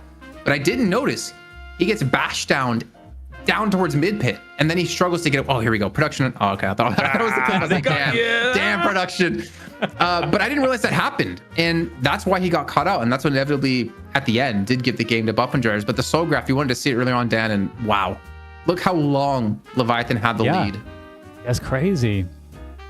It really is pretty wild how effectively Buff Enjoyers has kind of held on and just like waited for their time in the match. Again, I think like you said, Jason, there's really not many that could do it. I mean, maybe Abraham's, but I honestly actually put it more in Buff Enjoyers' camp to be able to come back in that fashion. I think you hit the nail on the head, Jason, as well, in the sense that, you know, it's the double Veil Walker, the picks and all that stuff. Technically, when Leviathan had the lead, they had a lot of map control, right? And even those Veil Walkers kind of push that even further, like the threat of them just being around. But as you say, as soon as Buff Enjoyers was able to group up, get some of those bigger team fights, it felt like they had the reins of it all. Yeah, and I think it's again a testament to this team, to the composure, to be down 22k with Reju's on the side of Leviathan and not give up, knowing that your comp is going to scale. The power that Leviathan have will fall off of their pick potential, and you will outlast them. You just have to stay alive, and you have to keep going, and that's exactly what they did, and that's why they're the best team in the world in my eyes. Super strong resilience, because I mean, if like 15-minute mark, Hoot was on like 0-3, 0-4, Cosmetical was on 0-5, Oberkin was on 0-4, right? So all of the components of Buff Enjoyers, or quite a few of them, they were hurting for a good while in that game there, Dan. But as you say, once they were able to group up, get things going, and look really strong from there on out. And we even saw the Spirit Burn coming out from Zergy, so it's really kind of still sticking around here at the moment. Yeah, it definitely seems like it's not that bad, and I mean, I'm really excited to see kind of what happens in these next matches, because honestly, I don't know that there's any. I mean, correct me if I'm wrong, but are there any other teams that are actually making Mina work to the extent that Zergy is? Because he made Mina look really, really good in this game, I think. Good question. I'm looking through my documents because it's not as common elsewhere. It really, I mean, last week, right, it was all Zergy, right? Buff Enjoyers going up against Abraham's as well in those last two games. So, yeah, it's not easy to make work here, Jason. You stop stroking your beard and making me jealous that this is all I can grow, and you have this glorious beard in front of you. I don't know who we agreed on, by the way, MVP is in this game. I honestly don't know. I'm of the same mind of you as you, where like we were looking at what Leviathan was doing, and I was like, gosh, they're having so many great individual moments, and then all of a sudden the turnaround happens. But we're giving it to Mina Zergy. I mean, there was a lot of damage done, and I think a lot of impactful damage came towards kind of those important fights around that midpoint where it did actually have that turn there, Dan. Yeah, definitely, and I think it's the ability for a good Mina player to stay active throughout the entire game and just being a constant threat that was really important, because Zergy was able to offer that damage and that roam potential, and did it actually very well in the lane as well. We saw Zergy was really winning this lane. But Zergy's like so efficient with farming as well, in addition to the roaming and the pressure and finding the objectives and everything. Like he kind of just does everything. And I think one of the reasons why I wanted to mention, are we seeing, Minas elsewhere kind of perform to this level, is because Zergy is such an interesting character for Buff Enjoyers, because it feels like he's never prioritized very heavily at all, like if at all, with his picks, but he'll pick up stuff that people aren't really playing and then just dominate with it, and so you get way more value out of your draft because of Zergy. Yeah, a little extra value from Resto Locket as well coming in since this minor patch, as obviously that was able to push a little bit further. Some Resto Locket, I think, was on Mina as well as Hoot. Hoot was able to take it too. Well, my question to you, Jason, is will we ever see a real picture of Mina ever again, or is this now Mina forever? I think it's Mina forever. Okay. But honestly, it's an upgrade, right? Like, clearly it's an upgrade. It's not a downgrade. You're saying like it's a bad thing. Like, oh, are we stuck with this Mina? No, we're blessed with this Mina. I'll go with it. I agree. It's like OCs on Melee Creeps played Mina last week as well. Until you cosplay as Mina, then that will be our Mina. We all know who I'm going to cosplay as. Come on, let's be real. Mina with a beard, but I can get behind that. The thing is that if I ever do cosplay Kelvin, the idea of carrying a ginormous stone on my back is going to be a very big problem. Like, I'm not sure how I'm going to do that, Dan. That's impossible. But I feel confident. If this, I feel confident. If this, go on, no, Dan. I got something to burn him with. Go ahead. Oh, go ahead. No, I don't get in the way. Okay. But if that stone is some like Warhammer model that you painted, I'm pretty sure you could carry that thing even if it was like 200 kilos on your back. They're tiny. Look at it. Look at it. Look at it. It's not heavy at all. Okay, yeah. Dan, he literally always has these around him. I went to EWC with him once. We were there for like a week or 2 weeks, and he brought his entire painting kit to paint in his hotel room. That's awesome. That's really cool. Thank you. He's a good painter, though. I'll give him that. He's a good painter. Yeah. I'm gonna do commissions soon. Yeah. You gotta have hobbies, especially when you're traveling. You gotta have the hobbies. You gotta bring them with you. Absolutely. Yeah, I'm gonna.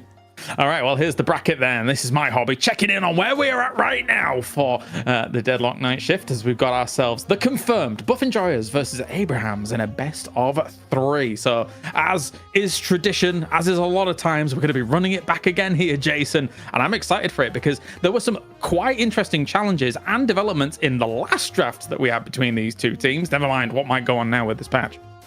And also paired in with the fact that these two teams have not had a 2-mapper best of 3 in like over a month means we're going to have some exciting games here between these two. I honestly don't know who's going to win. I think Hoop being back kind of gives the edge to Abraham or to Buff Enjoyers in my head. But man, Shark last week, MVP performance for sure.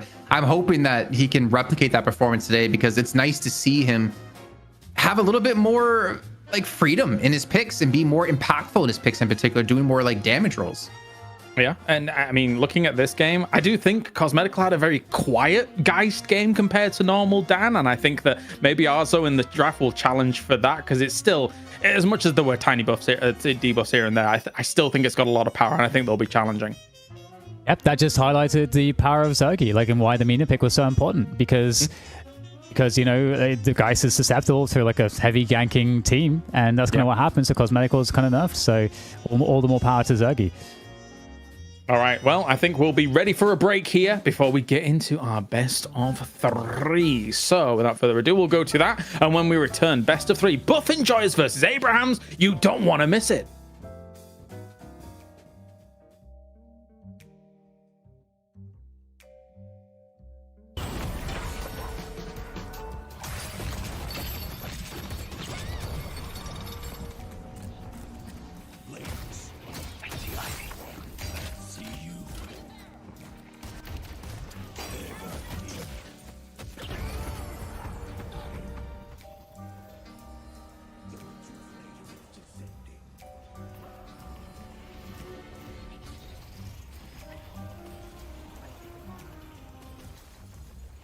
Stay right there.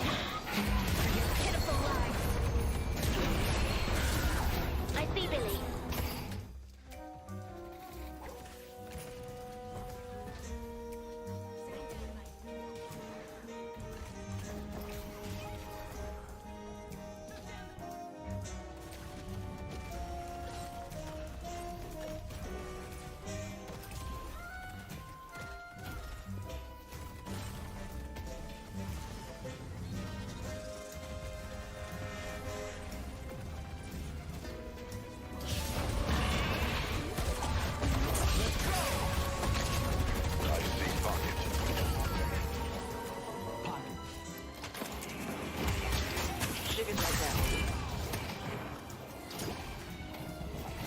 Almost feel sorry for them. Good job.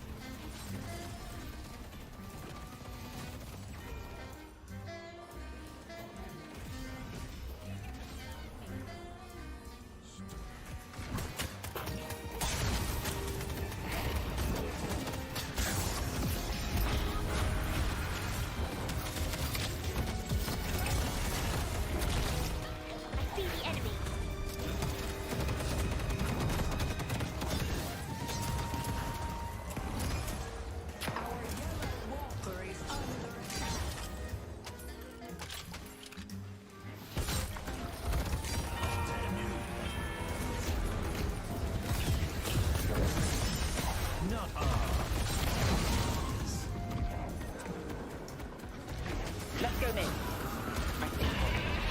I got you. Let's dance.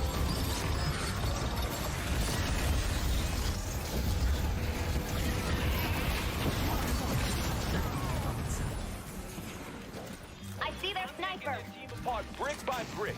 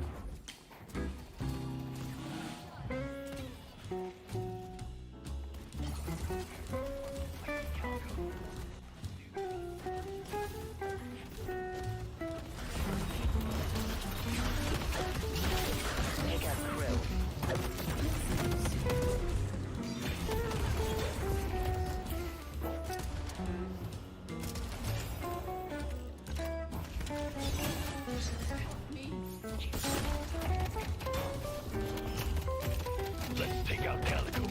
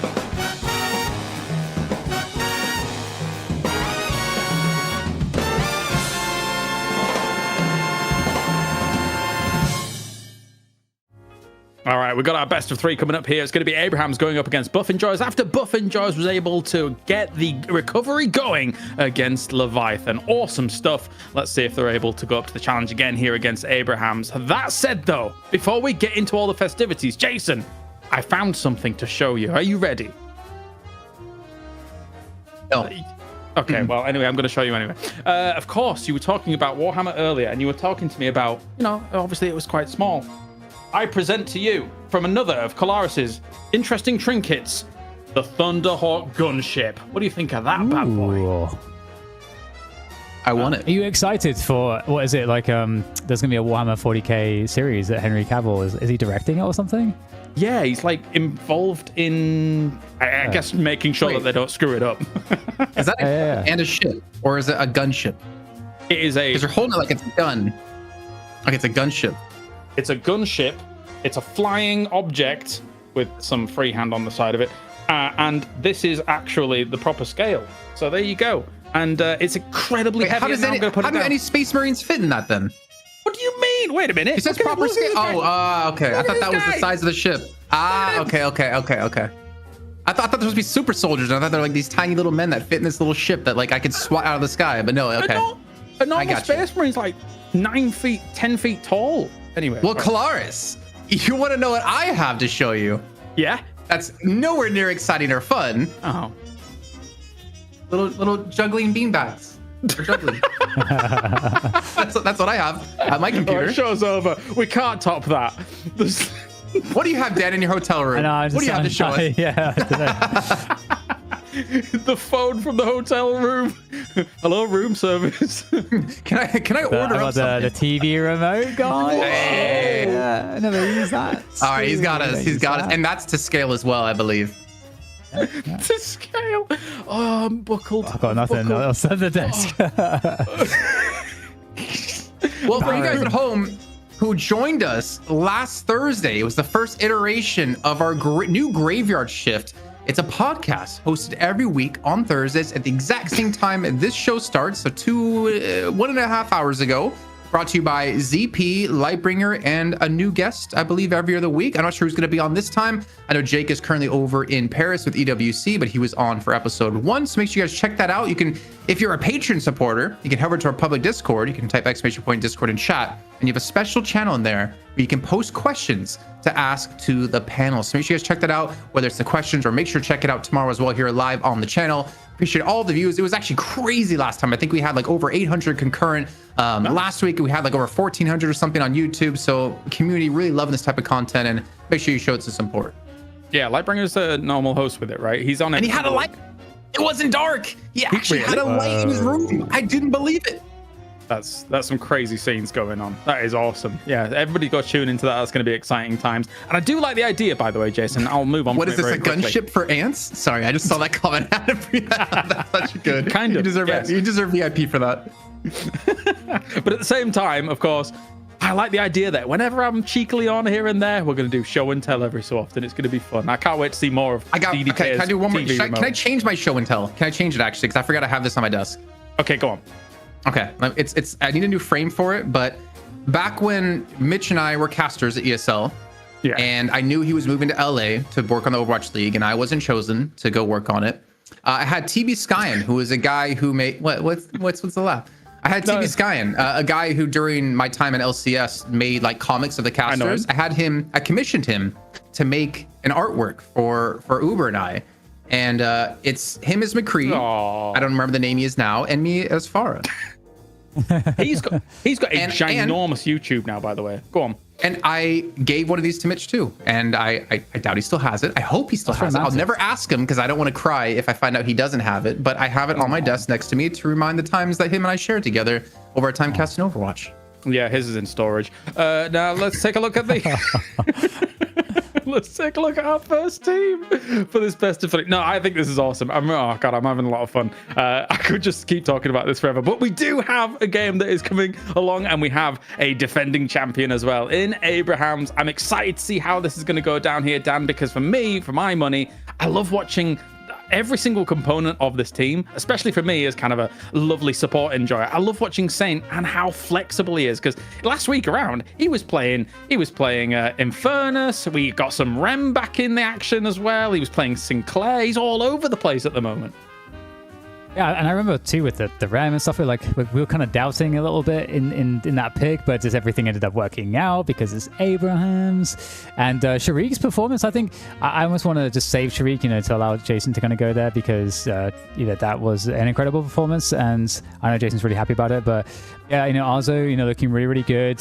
I'm curious what the interpretation of the patch will be from this team, because as you say, they are so versatile, and so I'm really looking forward to seeing how the draft will change. What about you, Jason? I'm gonna keep glazing shark because I was so impressed. But no, I think even seeing like Tass play. If I talk about Obi Kim getting to play some like more damage centric heroes, I also have to do the same for Tass. That like Tass really was cool to see as Drifter, and to like the impact he saw when he was playing it. But also, we saw things like Together playing. I think even some Yamato last week. But this team, I feel like something's kind of clicked, and Shark has really blended well with the team. And they have definitely taken the step up that they've been lacking. We'll see if it's going to be the case, because right now they are the defending champions, as we said, and they are, of course, going up against Buff Enjoyers, who comes off the best of one, looking pretty darn good on the recovery. Early game looked a little shaky, not going to lie there, Dan, for that one, but obviously the resilience is very much in Buff Enjoyers' favor.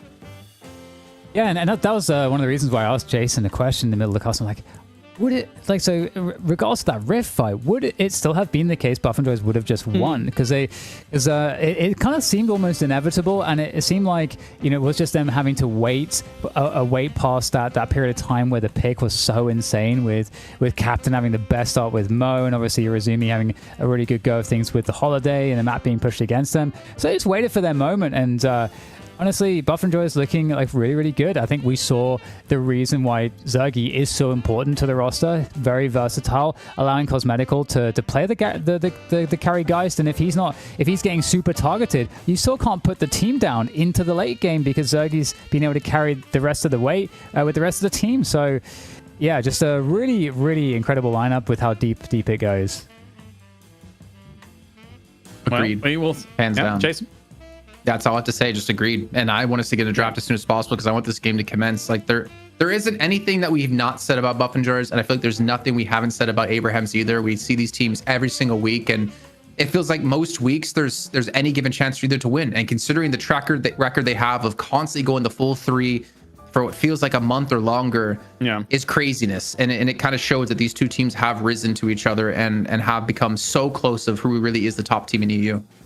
I enjoyed watching, as you were saying, I enjoyed watching Sharek's Apollo as well as even the Viscous. They didn't actually win that game, but it looks like already Doorman's going to be out the door. I'm not too surprised, even with the changes, Dan, that he is still such a focus point at the beginning of these drafts, because I think as the game gets even older, as time goes on, people are just going to discover even more and more of the Doorman being a very big problem with how versatile he can be.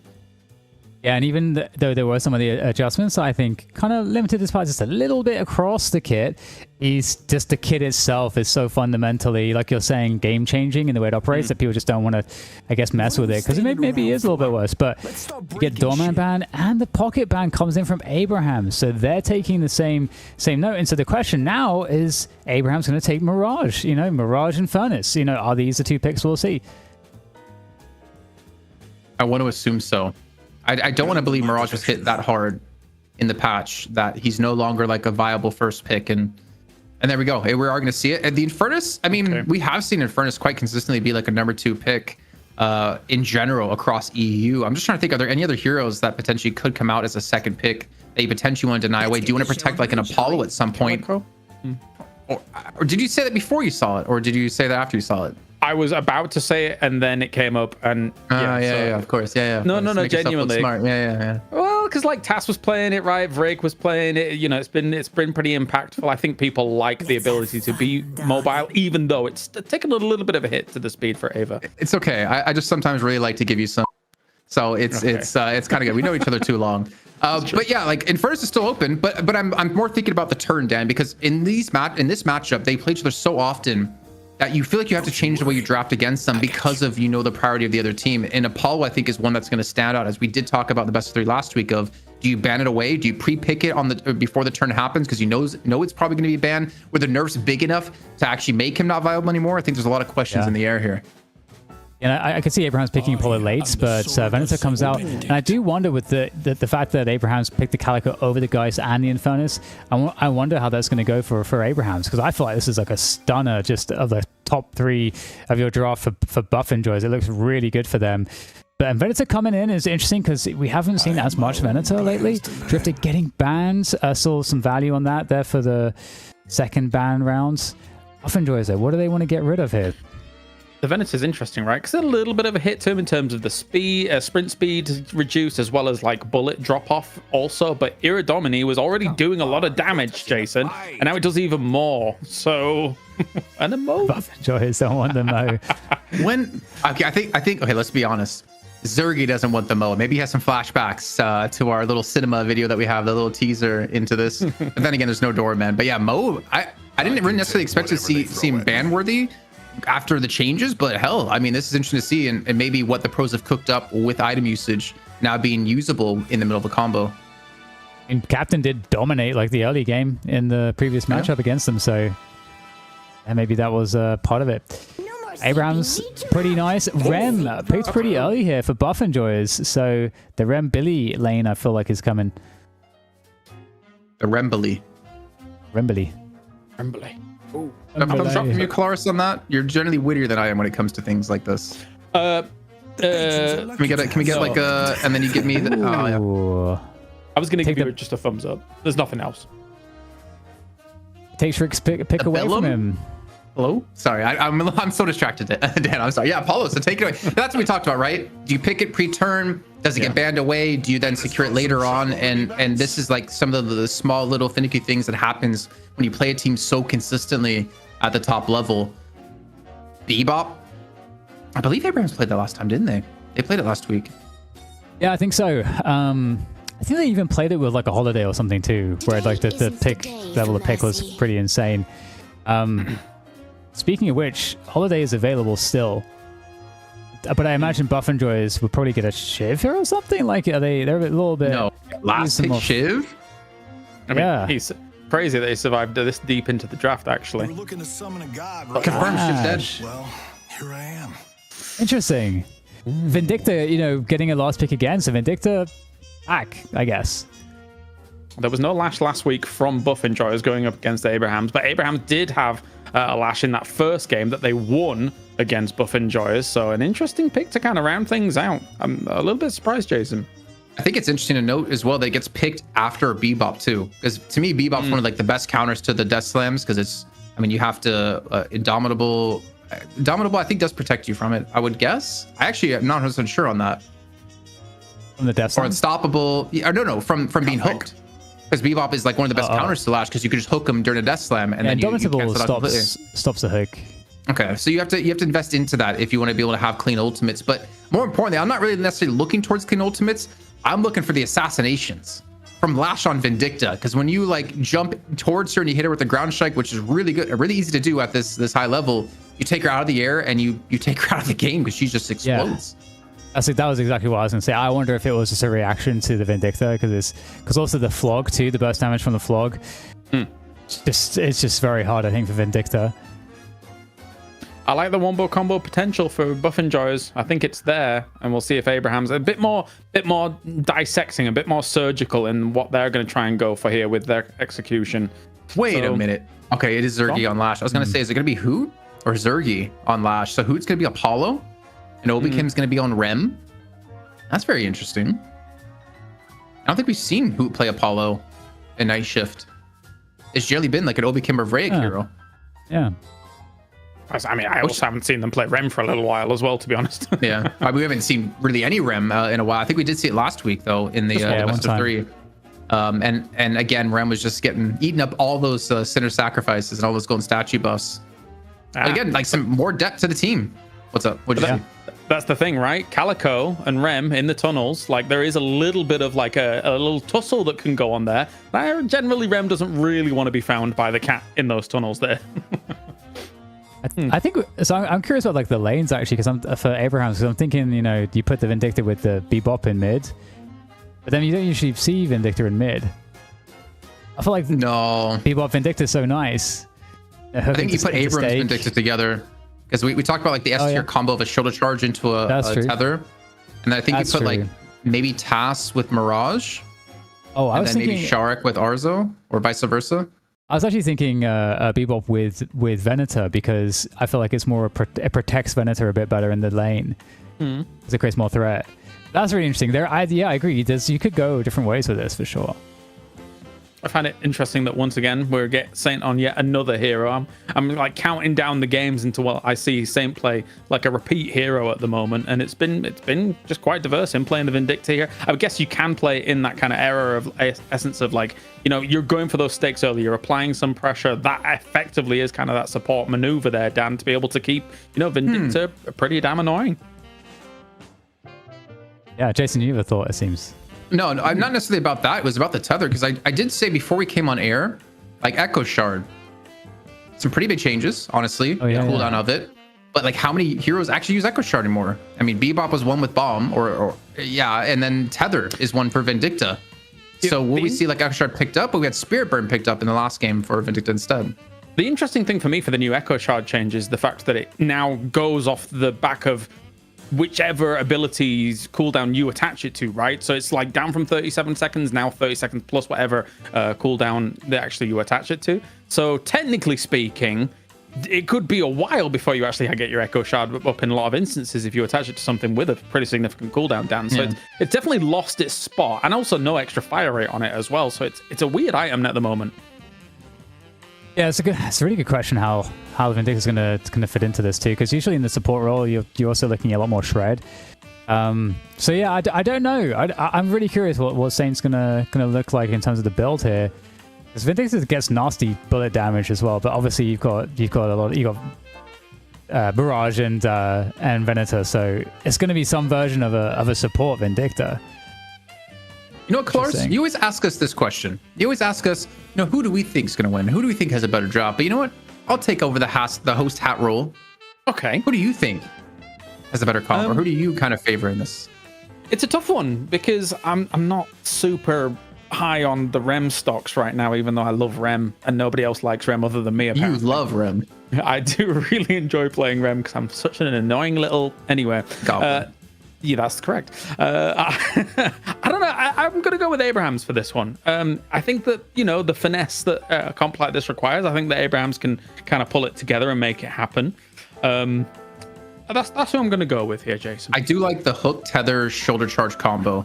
Like the way they can just completely dislodge you away from your entire team if they can hit things. I mean, we did see like Abrams and Paradox being paired together with the Paradox will swap into a charge, but let's see how it's going to work out from this time here, James. Yeah, I can't believe we don't have an Abrahams and Buffenjoyers logos kissing one another here in this moment. But don't challenge production, bro. They will get it done. All right, best of 3 here. Whoever takes it gets themselves the big money here for EU. Buffenjoyers goes up against Abrahams. Take it away, Dan. Yes. It's going to be very interesting to see what actually happens here, Jason, because I feel like these drafts are like very, very different in nature. I'm trying to think, if you're the Calico here, if you're Sharek, like what's your target? Is your target Rem? Like who are you diving on? Because it's kind of hard to dive the rest of the heroes. Yeah, I think it's a good point. Like obviously Rem, obviously gonna be your go-to squishiest target to kill. I mean, he's already being punished quite heavily here in the mid lane from this poke, but I think Shark's job is to kind of just hover around the fights and like poke and prod from different angles and just kind of sustain. That's what we saw. I think Buffeters do so well in the past with Calico in particular. You don't necessarily, I think it was even Break actually, where you don't necessarily need to be like the focal point of the fight. You're more just hovering, getting in chip and burst damage when you can, and then try to finish someone off. But I think the upside for Shark here is you can kind of bait them in potentially, obviously with your return to shadows and get some escape, like super high mobility, the leaping slash paired with the ultimate too. So I don't know, kind of like being an annoyance, but in terms of killing, I don't really think there are easy targets besides that Rem. Yeah. It's very, very interesting actually. I'm going to be curious to see where Sharik finds the most value in this game in particular. But in terms of the lanes, we were speculating on how they would be formulated. Now, I didn't expect that you'd get the Bebop paired with the Calico.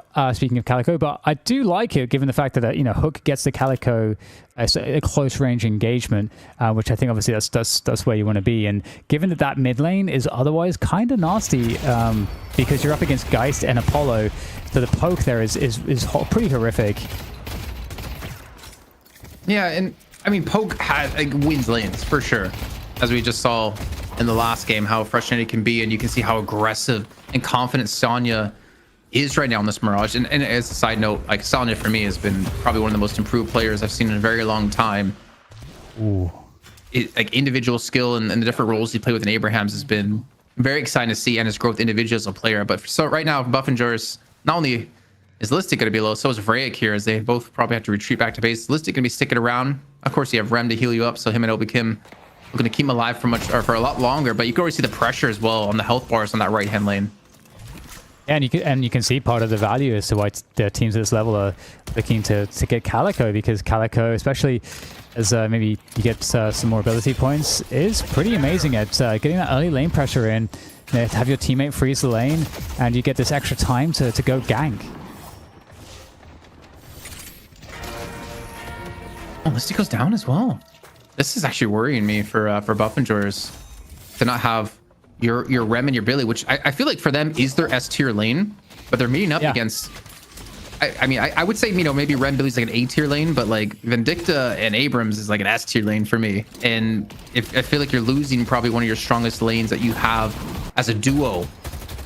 Obviously, their opponents are a little bit difficult as well. It's not a great sign. But then again, I mean, they did lose relatively early on up against Leviathan before, so it's not the end of the world for them. It's more about how much of a lead Abrahams can grow off of this. Let's take out Mirage. And I do think one thing that's interesting about Vindicta is that the damage output is pretty nice. And consistent. So yeah, I agree. It's going to be... I'm just very much looking forward to seeing, now we have this kind of return to Vindicta, what Saint's performance will look like, what Vindicta's build is going to look like. But there we go. Oh, caught off the jump pad there. Lovely stuff, bit of damage. It's just going to be annoying. Speaking of annoying, you have Mirage in your face, applying Jin's mark. We're going to be able to get a kill here. The assistance comes on through, and it's looking... Oh my god, okay, he finally goes down. But we're going to get a trade, as Sanya Sniper did also fall. Even Stevens. Yeah. And I kind of even want to go into a topic a little bit. I don't know how I feel about Gun Lash necessarily, because that's what Zergy's going to be building towards. We've seen Sanya do the same thing and have some really high damage numbers. You obviously do have some escapability as well, which is like very highly valued in an M1 hero, but it's definitely not an M1 hyper carry hero. And I think that's going to be really put onto Cosmetical's back to do.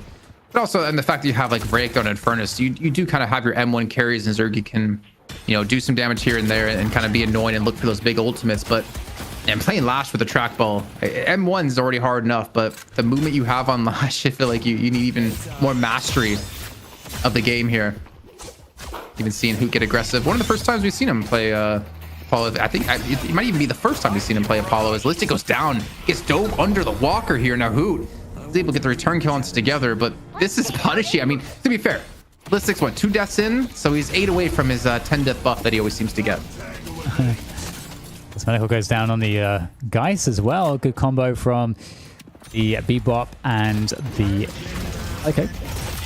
Yeah, I'm kind of with you on the whole Gun Lash thing. I'm not incredibly sold. It's good consistent damage for sure, but in terms of the scaling into the late game, I don't know where I'm at with it, but you know, we'll see if it's gonna just kind of do its job and get that consistent damage output against. I honestly think, you know, Saint is gonna be such a big target, of course, but we'll see how it ends up playing out as we get a pause coming on through. And I will say though, Jason, you were mentioning that this is the first time we're seeing Hoot on the Apollo. I feel like Apollo is such a good hero for Hoots, just in terms of the playstyle. Oh yeah. Huh. Maybe you can't get on the zipline Obi-Kim because you're just so small. So small. Well, is his tail kind of like a mace, almost? Rem's tail. Could be. A mace-like. Or a morning star, like the end, you know? Yeah. It's like you could slap someone with it and it would really hurt. Or kind of looks like a pine cone, actually, as well. So, some mixture of those things. Mate, you are everywhere today. Wait, what? Zipline's still not... You were just on the zipline, bro.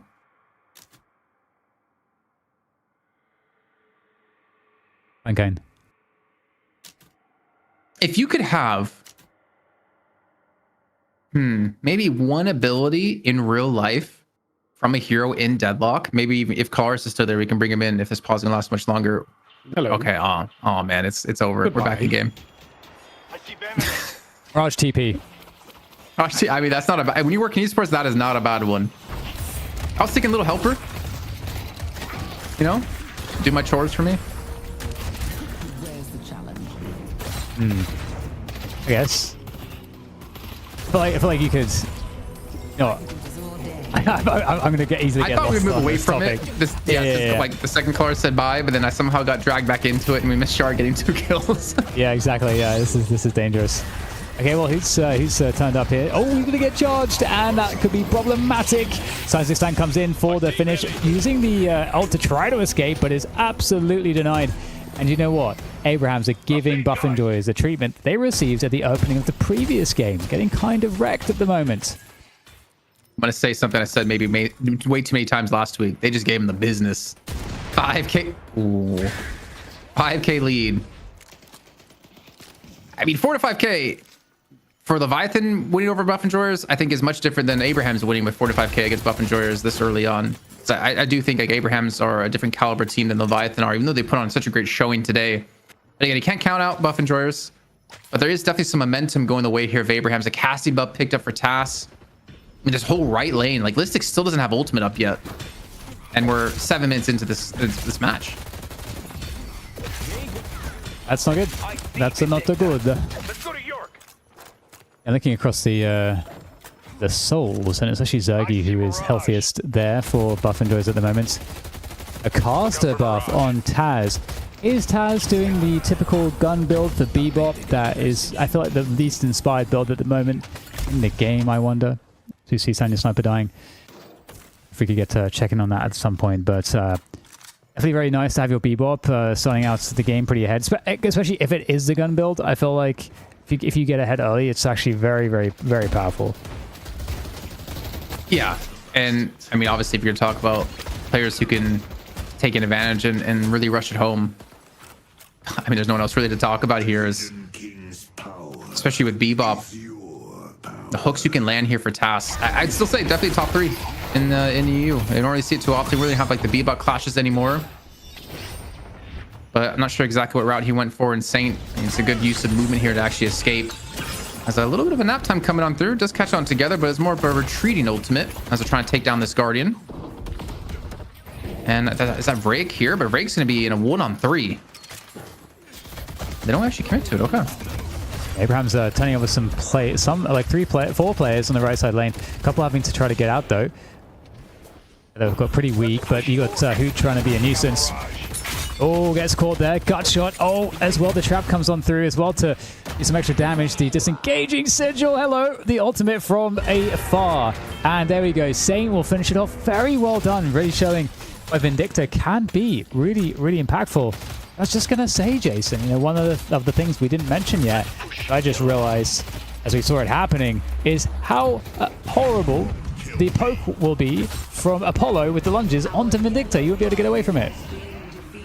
Well, only if oh, that's a very low listic again. Only if you can close that distance. Saint again. Whoa. Another kill comes on through. It's on a kill streak, right? Oh, the last one was Crow, and this one I couldn't actually tell. I don't know if I heard. I mean, it looks like it was because there's a cooldown on the assassinate. But this is a good sign here for him. The only I think downside is like I don't imagine you're gonna carry like Aiden the Destroyer would on Vindicta, which we'll be seeing later on in North America. I can't wait to see as he debuts with Pulsar Esports. Yeah. I don't think he's gonna be playing Vin necessarily, but yeah, I don't think you're gonna see like a carry Vin like he would. He's definitely one of the few, if only, we've ever seen him pro play do something like that. Early and it's yeah, he's kind of like genre defining in that respect with the Vindicta. With the buffs coming up at the moment, and we'll have Abrahams, I think, on position at least on. Actually, looks like on both sides of the map, and maybe more contested on the left side bridge here. So maybe Buff Enjoyers in with a good challenge. Looking like a very strong challenge here indeed. And suddenly, Sanya Sniper's in some trouble. 30% health on the Mirage. He needs to try to find his way out of this one, but okay, perhaps there will be some problems because you do have a lot of players turning up here for both sides, trying to aid this retreat, but it doesn't look like you're going to get out of that. The chain gang. Oh my god, there's so many problems for Saint. Yeah, I mean, you might have had a kill streak, but the second they get near you, you're just not going to escape. Ernest has been picked up with 2 kills as well here for Buff Enjoyers. His Rake will fall, so had Obi Kim, but the Urn's in the hand of Hoot as he runs across the map here into the open arms of Abrahams. As a side note, it was nice to see Leviathan actually challenge out on Urn turn-ins, because we've been only talking about these 2 teams here on the screen as teams willing to do so here in Europe. I think it's a nice growth within the Leviathan team here, as it looks like they will be giving this one up. I mean, it's the first Urn, so not too crazy of a deal. Yeah, getting some value for it, you know, taking down that mid Guardian, and Score has definitely tightened up a little bit to a soul differential. And it's like an escape will be made here. It's just so annoying, though. Oh my goodness. The riposte coming in to try to escape. Look how annoying Taz is. He's so annoying. How on earth has he found that hook? That's crazy. And suddenly, you got the little helpers there to try to provide that spirit resist. We get some heal off of the lunges, and this is looking very dangerous indeed. I cannot believe that still Hoot is alive. That's just so ridiculous. Bro, how do they turn that around, man? Tass had such a crazy hook from such long range. And he's able to turn that into a kill. A great parry as well. I think that was on together. I think if Taylor doesn't get parry there, they actually would win on that fight for Abrahams. And Drake being chased down with the slowing hex, still keeping his movement, has a flame dash available, and he will get away. And Buff Enjoyers, they can be down, but I swear they are never out with just some individual skill there. And a great backing up by Obikim to help protect Hoot there to lock in those kills and to keep him alive. I am shocked. I really am shocked that they managed to keep him alive. I mean, he got so much life back as well off the lunges, but Rift comes in, and you've got a challenge here from both teams looking to fight for this one at the moment. However, more bodies on the point here for the Buff Enjoyers side, at least initially. Now you've got Abrahams coming on in together. Is going to be definitely a menacing presence. Shriek will be able to take down Obikim, and so suddenly control of the Rift looks like it's going to be swinging into the favor of Abrahams. They've got way more bodies on the point at the moment. 4 versus 2, but now it's switched. Everyone is turning up to this fight. 4 players for both sides. Now Buff Enjoyers taking a slight edge, but it just keeps switching with players getting pushed out of the circle. In terms of HP right now, it does look like Buff Enjoyers are in a pretty good spot here, especially with Billy kind of dominating the space. Break goes down, and Taz is causing problems.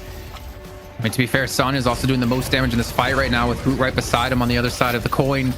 Able to poke from afar. No one is focusing Sonya down, and Sonya has like no HP, and he's still putting out so much DPS here. Lista gets the kill together, and the Rift has faded away, so no one gets the advantage from this one. Except a 1-for-1 trade. The Sonya needs to escape. The Chingan comes on through, pulls Tass back in, potentially towards his death. The upgrade keeps away Listic, but Listic falls once again from the bomb, and the kills are still coming through thick and fast. Yeah, is there a trade onto Hoot, though? Because if there's not, then it's going to be an advantage slightly for Buff Enjoyers with those 2 kills. So Hoot will get away. Apollo, a problem. I am so surprised that Apollo has been prioritized a lot lower this week so far than we had previously seen the last week, because we can see the impact of Apollo. Very good damage output, very consistent, very mobile as well, hard to lock down. They need some slowing hexes to begin to deal with that. Speaking of which, perfect timing. Let's see if there's any slowing hexes at play. We have one for sure. Like Shark has one. He threw it onto Vrake earlier on the Infernus in towards the subway, but that's the only one they have at the moment to deal with him.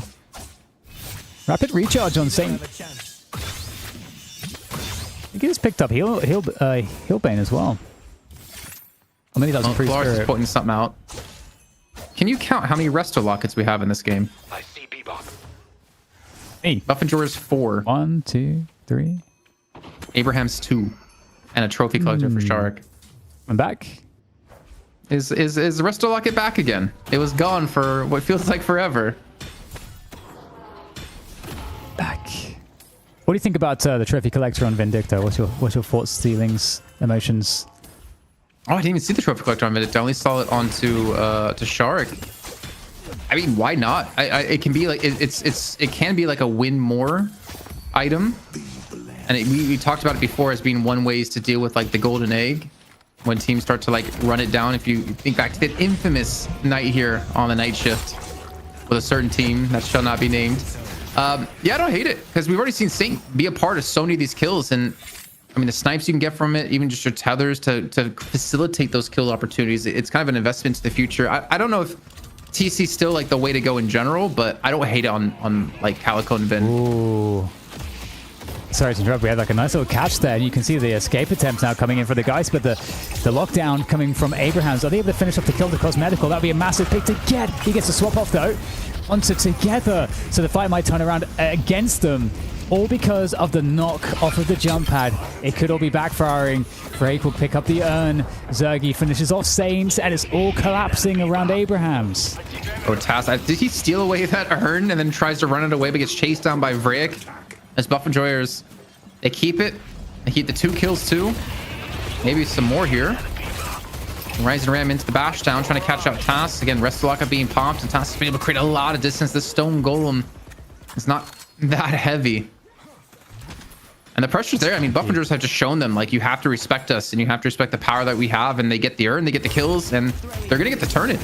Maybe. I mean, maybe they'll lose one. Okay. Good parry. Absolutely massive parry. Can't even do anything before dying. So many players around it. And Zergi's on 17k. You know, Taz, who had such a strong start, has really sort of lost that momentum in some of these fights. And Zergi, in the meantime, really doing a lot of damage. The hook missed after the Atari Lasan from the immunity frames that he had. Together Falls too, who also had a good start. I mean, actually, considering how the game went in that right-hand lane, I am so surprised to see Together has fallen behind Listic and Farm. Listic was like 0-3, it felt like, in lane. But I guess it's true. The rumors, the more he dies, the more powerful he becomes. There you go. Pretty even game still, but it's a little bit worrying, I think, for Abrahams.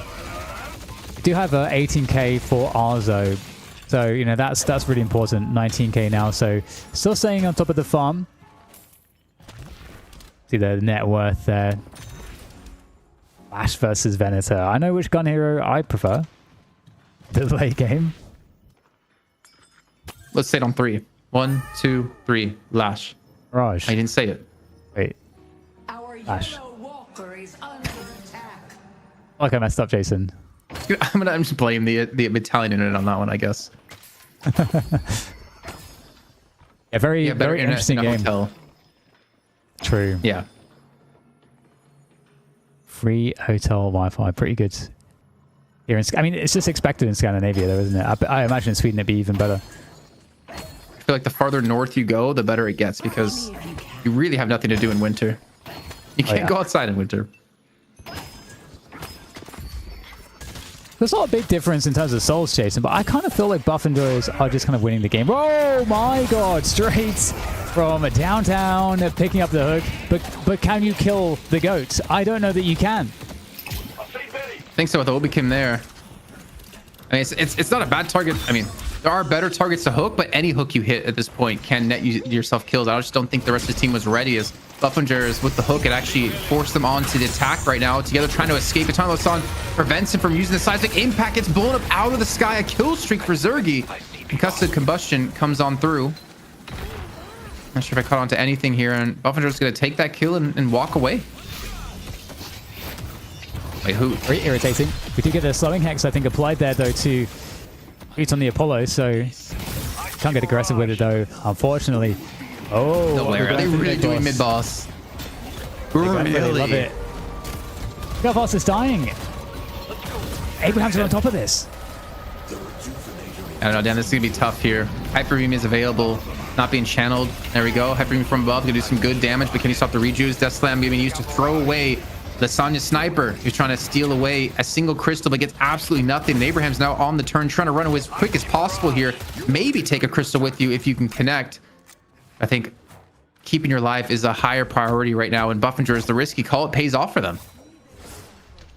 Yeah, they're so good at figuring out how to play these risks, especially around mid-boss. That's an insane way to kind of start to blow the game open for your side. As the Buff Enjoyers, I mean, they can get so much more aggressive now, start to take control of the map. On the right with Walker, it has minions now crashing into it. There's nobody there to defend it. At the same time, you've got the Rift now going the way of Buff Enjoyers as well. So the map is going to be getting so pushed against Abrahams. I mean, they're looking for... Okay, Zergi trying to get out of this one. Not quite have the damage. I mean, Mirage there, he's going to fall and probably inevitably die here. I mean, who's actually there for backup? I mean, Vin as well for saying this is not a place you want to be fighting in either. And Sonya just gets completely rushed on down here by the two-man squad, the hit squad of Buff Enjoyers. And the Dust Devils are going to save you for a little bit of time, but it shouldn't save you in the end. Gets actually knocked from the launch pad and finished off 4 kills just like that here for Buff Enjoyers. And they still have 2 rejuice left, and they get the Walker on the left-hand side, and most certainly be getting base guardians, potentially even a shrine. Yeah, something looks like it's kind of out of control here. Get the chase down coming on through, and we might actually see these Rift minions doing something.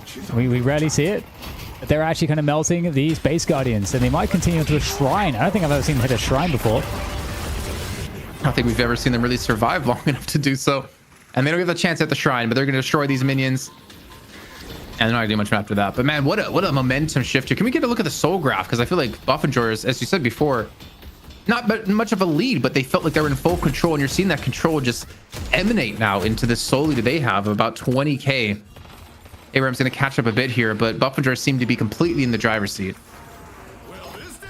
Yeah, definitely, and it's really interesting because I think Buffenjoyers, I mean, they're so good at making Rem work. I feel as well, like Rem has felt really good in this game. I think Hoot as well has felt really good. I think Apollo is just such a strong pick at the moment. And especially against, you know, Saints, who had, I mean, let's not forget, Saint had a great start. It is playing support Vindicta, so it's kind of hard, obviously, to play effectively against this line of Lash, Apollo, Infernus. Like, there's so many problems from Vindicta. Someone needs to get off. Someone needs to get off Noida and go back to some Kovac or something, man. Some aim trainer here for Listic misses out on majority of the souls. We did, you know what? I want to start a little segment here, Casty, with you, Dan. Yes. Because there was a viewer question brought up while this game is happening. Fish with Legs asks, did DDK make any Deadlock references casting CS last week? No. Not mentioned it a single time. Oh. I have discipline, you know. You know, I mean, we've talked about Counter-Strike quite a few times here on this show, but that's true. I guess different yeah. events. Yeah, plus I haven't casted a A-tier like studio or like LAN event in quite some time. I don't want to make a bad impression. You never can make a bad impression in your life, Dan. One time, when I think it was 2021, I was casting the CS major in Stockholm, and I accidentally referred to like one gun as like a Valorant name or something, and then people people got really mad. They got really mad. Okay, It only ever happened once ever. People got really mad. Who do you think would get more mad? Naming a Valorant, like the operator in CS, or calling it the op in Valorant? CS people getting mad. Yeah, yeah. I think so. Yeah. How dare you? I know. Look at these kills and assists here for Listic. For someone who was punished so early on, actually, can we take a quick death check in on Listic? Because he's at 18 kills plus assists, so his like kill participation is quite high. He's actually stopped the rot only on 4 deaths, but he had like 3 of those deaths in lane, if actually not 4 to be fair, and yet able to bounce back and be on fire and, you know, be decently well when it comes to souls. And I mean, KDA, I mean, Zergy, has he died? I didn't actually check on previously, but 15. I feel like he's almost not died. There's no way. He has to have 0 deaths. He's died once. He's died once. Okay. He's died once. It's actually crazy because obviously with Lash as well, you're so active, but I think with the gun build, you're definitely a bit more sturdy, and especially when you get siphon bullets. Oh, look at that kill participation. There we go. I think that's a new one as well. Production's been cooking. Damn. What other? I'm curious what else they have now. Whoa! Excuse me. That is rude. Are they going to be able to convert though against Listic? He is really in no man's land, trying his best to get out of there. Oh.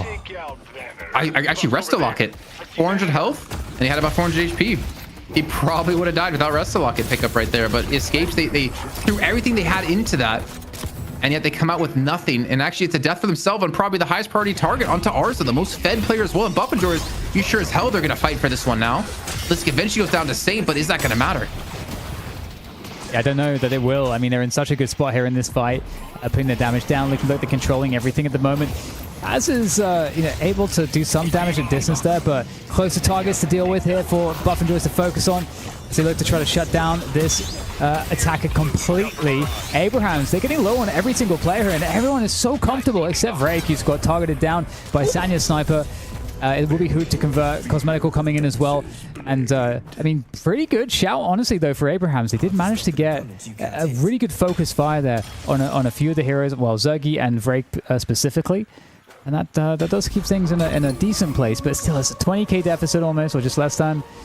Unstable Rift is spawning. Mid-boss is 30 seconds away. We're in dangerous territory for both teams, honestly.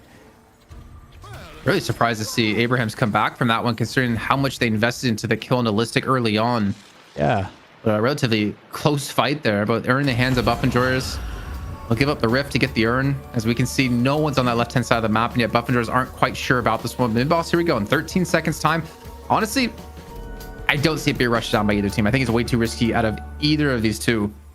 to try to send something like this. I guess more risky for Buff Joyers, considering this is a lot of the Super Troopers. Yeah. I don't know if we've come up with a name for them officially yet, or if there actually is a lore accurate official name. Oh, We're gonna yeah. pummel this walker. Oh, getting cleared out real fast there though by the guy spawn. Perfect tool for the job. For the D push. Doing very good work here. So that'll get taken care of. But yeah. Okay, so both buffs actually going to Buff Enjoyers. Casting buff for Hoot and cosmetical with the Vitality buffs. That's some nice stuff. In terms of mid boss ultimates, what do we have online here? Looking a bit better for Buff Enjoyers because they do have Chain Gang. They've got Death Slam. Also Life Swap as well. So they've got some really good key ultimates for that. It doesn't really feel like the mid boss fight in terms of ultimates is near as good for Abraham's.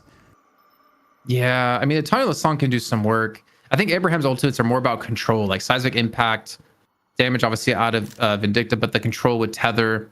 Hyper Beam, I don't feel like it's going to do enough damage in this one. Plus, you're so easily stunned up by Hoot. Yeah, I mean, Abraham's like, Buff Enjoyers, the fact that you have like Nap Time, Death Slam, even a Tireless Song just to delay them and curse them is super important. Plus, a Chain Gang, like it. Concussive Combustion. Yeah, everyone has a good ultimate here except maybe Cosmetical, and that's can be used on to baiting one player in particular. So Buff Enjoyer is definitely the stronger mid lane team.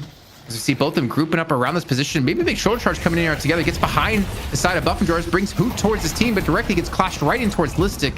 And that charge won't really net much.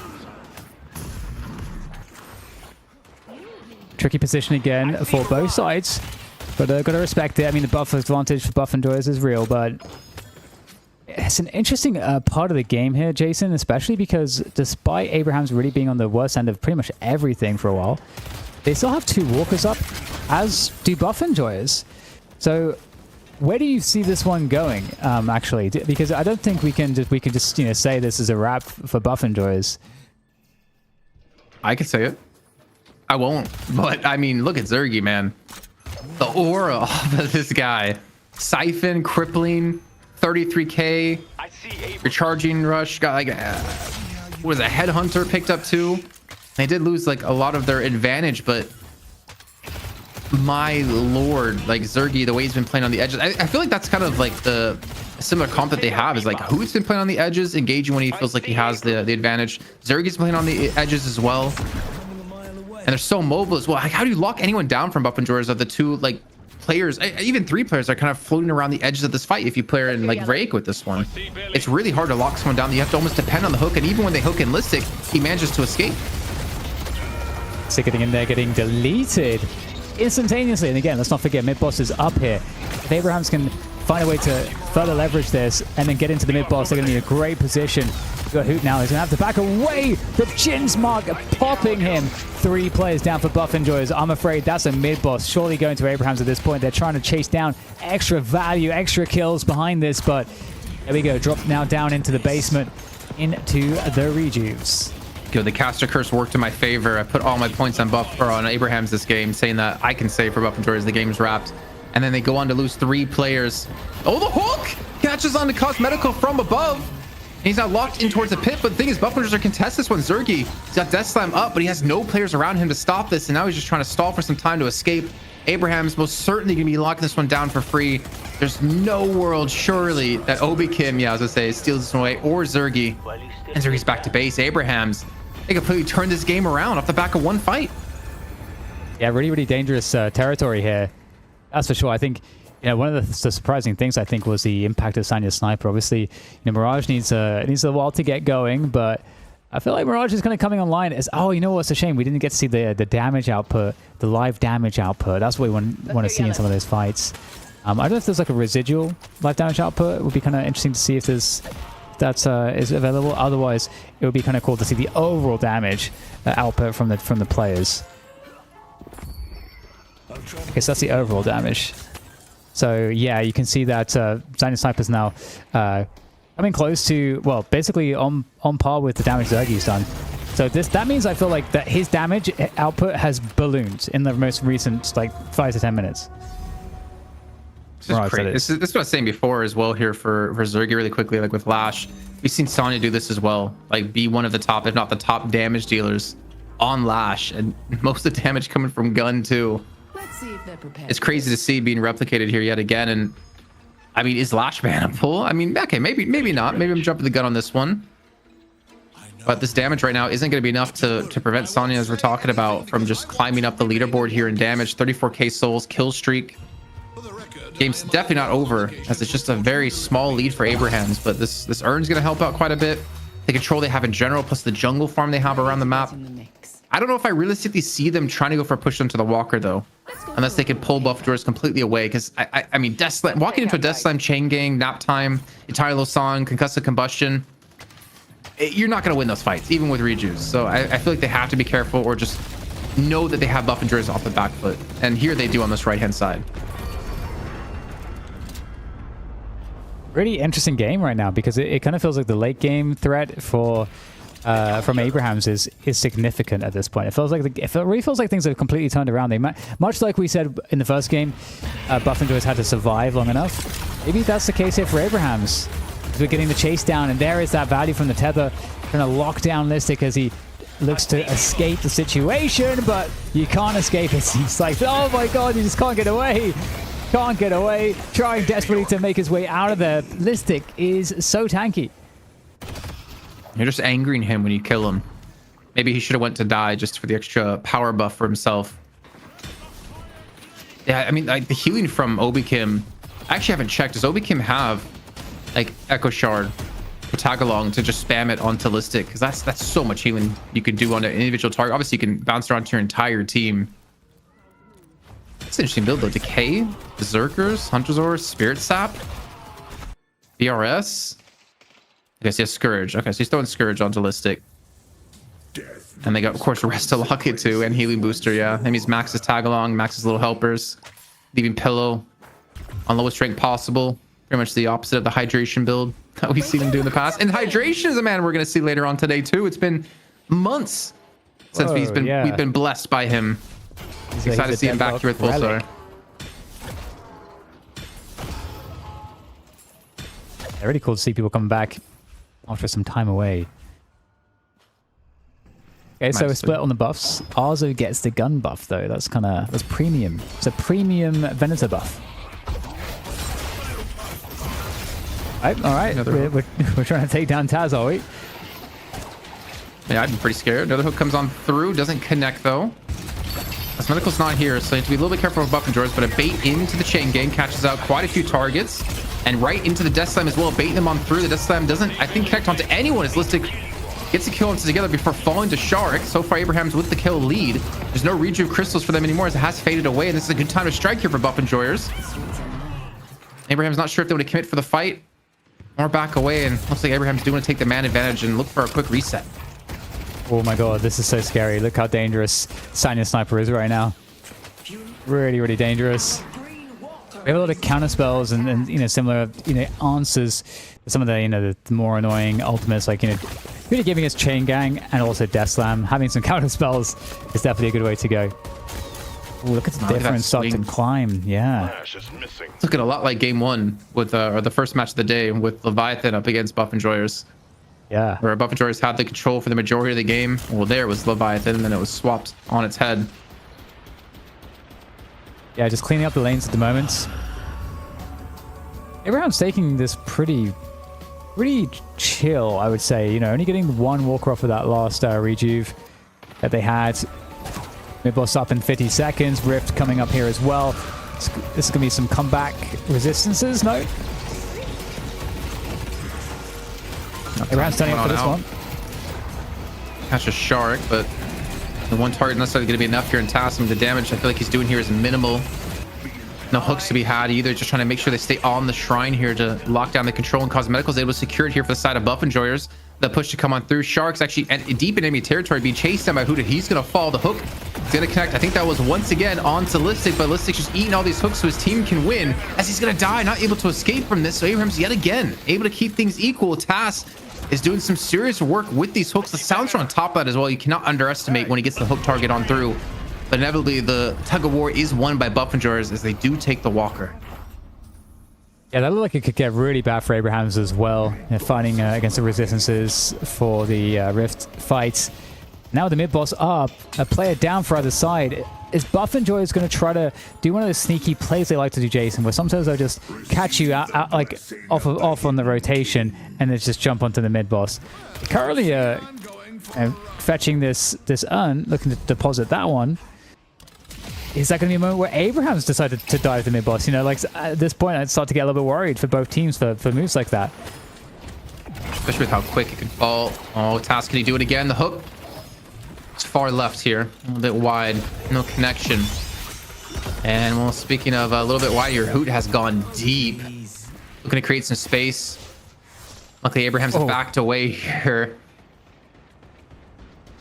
Abraham's really putting the pressure on, not wanting the Sun to go for free. Looking at pressure Hoot as well. Zoning Sanya Sniper away on the Mirage. That's going to allow the urn to be turned in ultimately.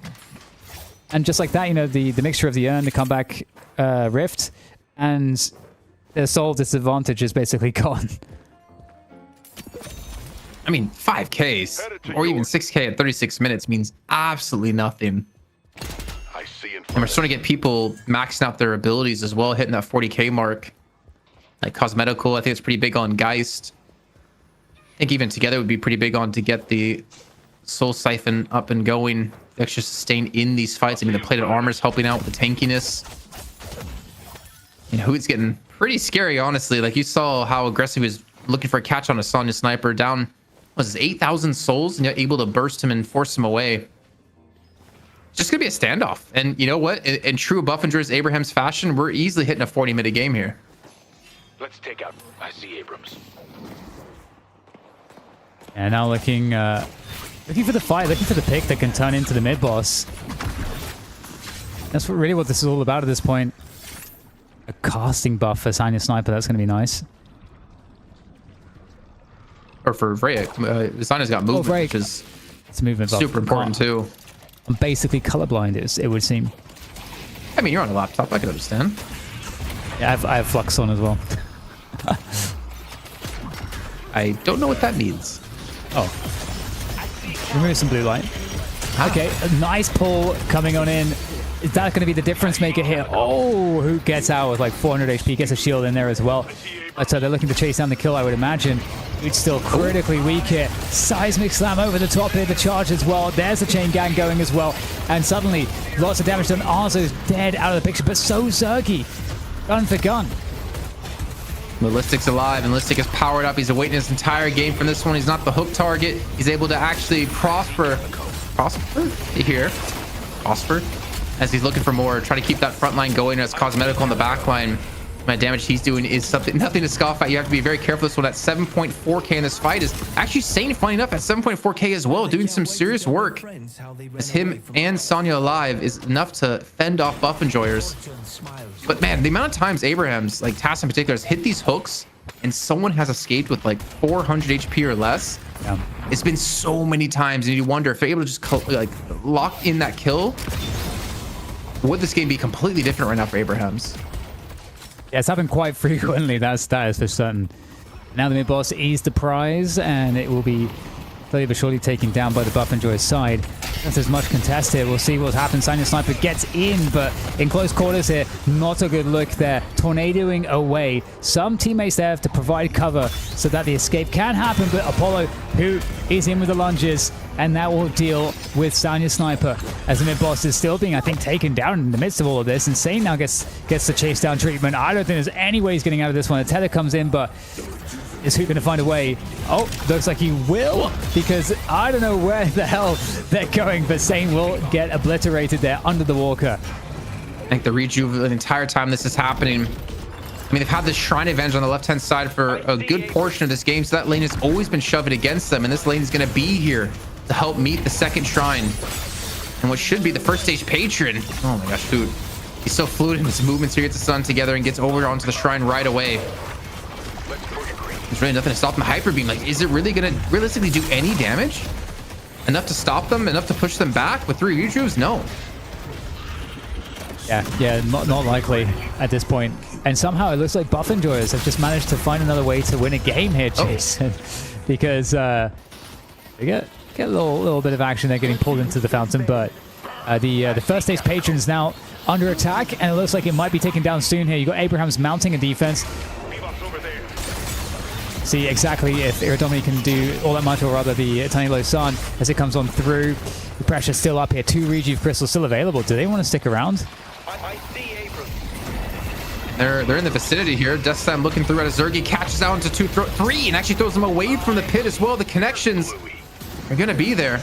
Abrahams hasn't faltered just yet, though they have backed away from the Patron here to keep it alive. Minions are attacking away on it. Zergy gets the kill into together, and no one's here to defend the Patron. All Buffenjors need to do is just focus it on down, and they're going to get the first game of the series all done and dusted for themselves. The hook going to miss, and it has resist now. Abraham's on the reinforce. Zergy respawning back on through as well to help them out. And I think the Buffenjors should be able to close this one. I don't really think there's enough damage out of Abraham's here to defend and keep them away. It's not looking likely. It's very, very close now. Abraham's only 2 players up here trying to fight for their lives, but the Archmother is soon to be dead, and the victors are Buffenjoys once again with another nice comeback into the game. What a banger. The ebb and flows of that game as Buffenjoyers are able to take that 1-0 lead. Awesome stuff. And towards the end there, Jason, I don't know, I felt like we were just watching a Hoot highlight reel. This was just, he was dashing about, bobbing, weaving, dodging everything. He's Houdini, he's able to escape and then be able to put on so much pressure. That was insane. Okay, be honest, Kalaris. How much time did you R&D the Houdini? When he escaped at like 50 health or something earlier on. Not long at all. Yeah, it seems like the yeah, I liked it. The Swedish Force has helped him center himself and meditate to bring victory back to Buffenjoyers here. Phenomenal performance out of him. I mean, to be fair, like Buffenjoyers, like across the board, they had a really great game. I mean, with the punishment that Listic had in the laying phase with Obikim as well against this Abrams and this Vindicta, for them to bounce back like that, I think is a really good sign for them. But Abraham's also played really well. I mean, Tass was hitting some crazy hooks, but just something was always missing to confirm those kills. The amount of times the Listic escaped, I'm gonna give it a time here. The Listic Dini. No, he doesn't have the same ring. Oh, it's awful. It's horrible. This is why I let you do those, and I just stay away from normally. But he escaped so many times, and I feel like that's really frustrating for Abrahams to hit like such a sick hook and just net nothing off of it.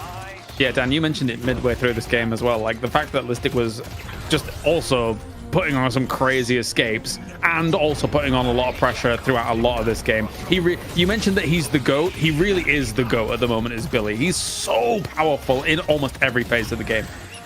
Yeah, you really see why Billy gets that first pick priority. Just the ability to not only be just very tanky, have this like really awesome team fight engage and set up. You've got like actually insane damage, both from the gun and from the bash downs as well. You have escape with the rising ram. You got every tool in the book as Billy. So if you stick that on a player like Listic, it's gonna look like this. You're gonna have high damage output, kill. You're gonna be participating in like I think because I think if I'm not mistaken, Listic also had the highest kill participation in the game as well. Yeah, I think so. Hey, he was just all over the place, looking brilliant whilst doing it. Some chain gangs here to try and get them all in.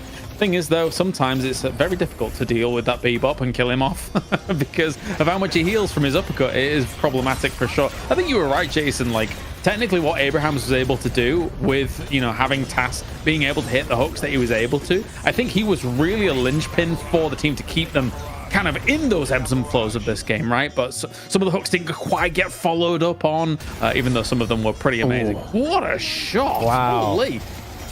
Nah, that's looking like Aiden the Destroyer right there, man. Yeah, the thing is, I do wonder on the note of like Tass, if he's not playing Bebop this game, do you think Abrahams keeps this close?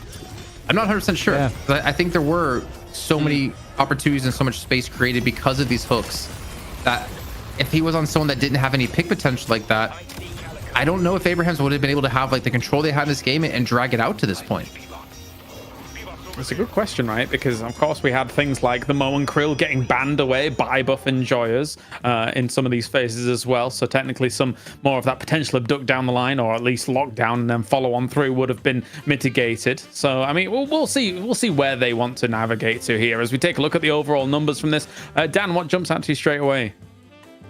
Yeah, definitely Rem getting the heals in there, like very, very impactful. Obviously, we saw those crazy moments with Buffenjoyers. Yeah, did get really, really nice escapes, kept up some of their more important heroes. But I think, I think Saint actually did a really good job in this game. And I think, talking about linchpins with like Taz, I think Saint as well. Saint had a very strong start along with Taz to keep the pressure on and secure kills.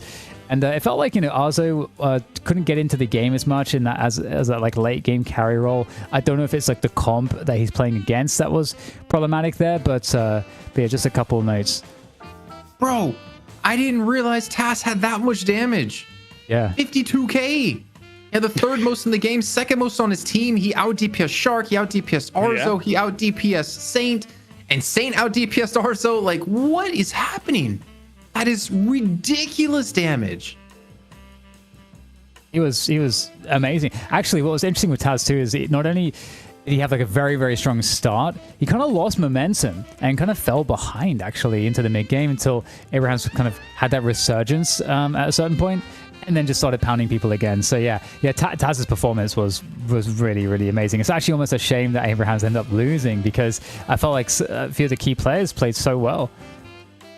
Yeah, on the other side of things for Buff Enjoyers as well, right? Zergy was doing so much on Lash, 10 kills going his way too, some decent death slams, although like the follow-up sometimes wasn't exactly there for them, but still, it's an ever-present threat, Jason, having a Lash going up against you, and if Zergy's able to make it look good like that, then, fair play to him. I did read a lot of messages in chat, people saying like, I hope Gunlash isn't back. Well, you're gonna be a little bit sad, I think, because we've seen it, quite consistently now. I don't know if it's necessarily like a high priority pick to take, but the fact that I think you said this earlier, Claris, like Zergy I think it was Dan. I always do this. I always give Claris credit for things that other people say. I think Dan said this, that you give Zergy anything, and he just plays it really well. Yeah. Like, he played Warden when no one was playing Warden. He's playing Mina when not many people are playing Mina. He's playing Lash when not many people are playing Lash, and he makes it look top tier. And I think that's one of the things that makes Zergy and Buff Enjoyers so special, is that they can do that with so many different heroes. That was for sure Dan, not me. Yeah, well played, Dan. Well played. Looking good.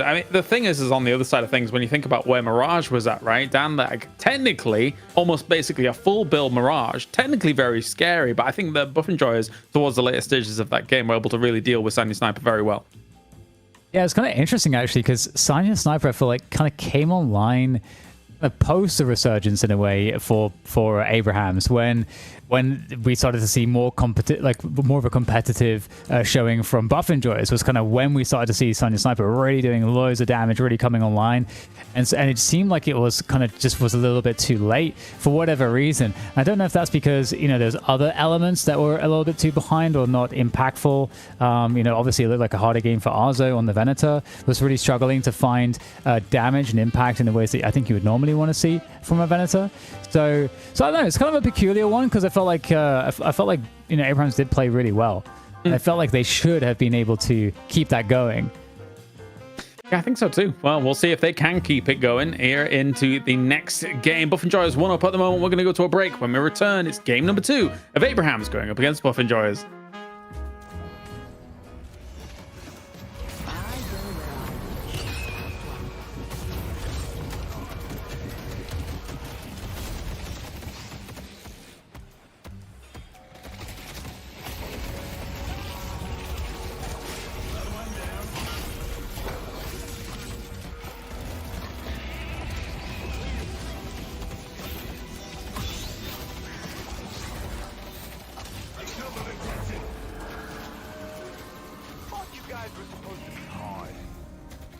Let's see who's still standing.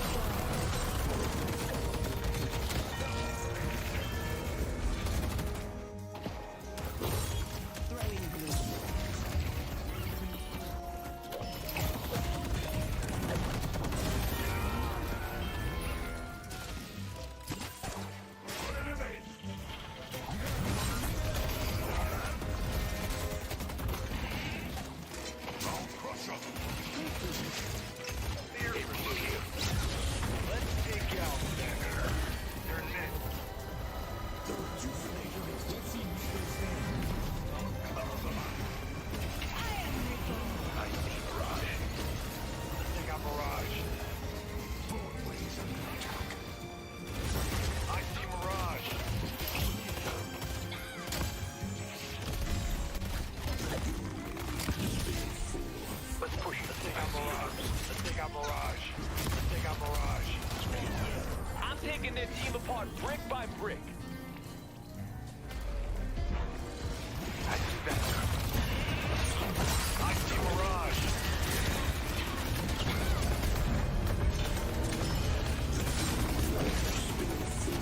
Let's push. Take out Mirage. Let's take out Mirage. Let's take out Mirage. Let's push York. Let's blow the shit. Let's blow the shit. Let's blow the shit out of Bebop. She's under attack.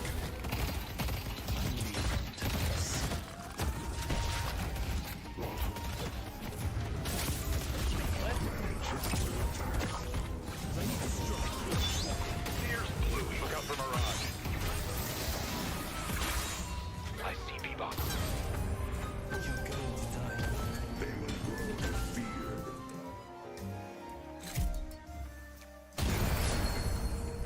I put an end to this. I see Billy. Let's see who's still standing.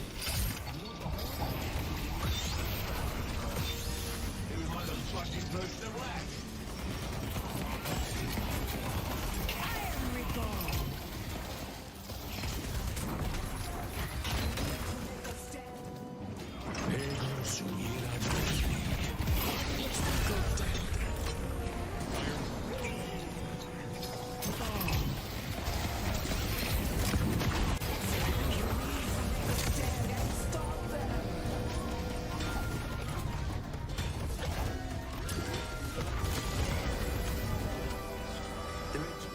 Let's see who's still standing.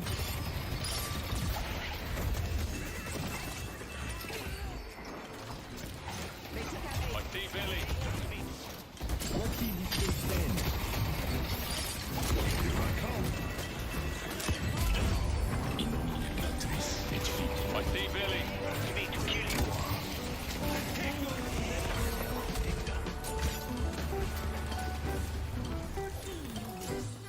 Good job.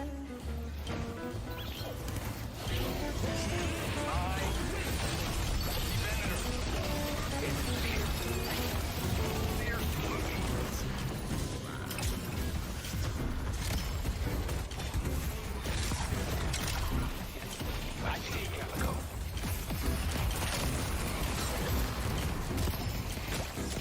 I see Calico.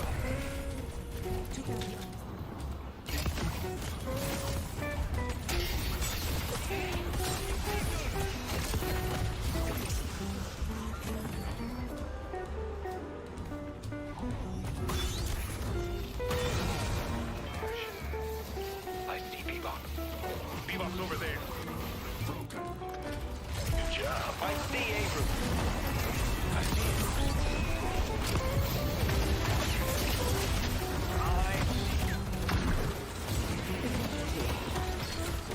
Abrams here. I see Abrams. Take out Calico.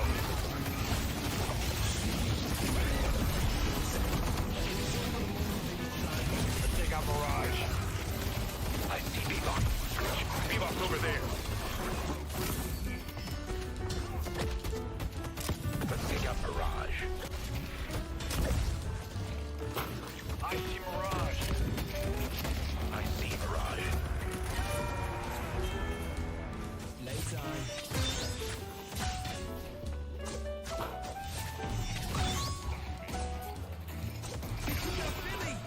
Mirage.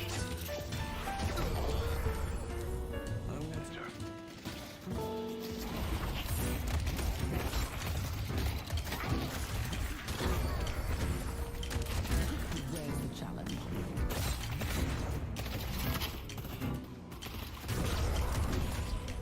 Let's take out Mirage.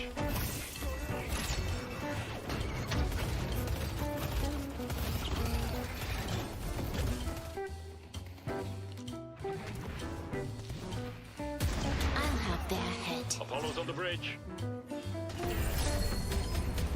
That won't be the last. I see Vindicta. I see Mirage.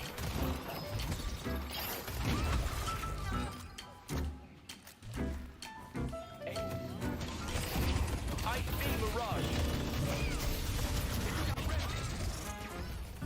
Right, the Buff Enjoy is 1-0 up at the moment. Everyone gets ready and good to go here for our next game. Abraham's going to have to make the recovery happen here against a team that's looked really, really stable throughout these 2 games. Admittedly, there's had to be recoveries here and there, but they have persevered here throughout our games for night shift number 49. And don't forget, we haven't actually plugged this too much at all as Jason descends.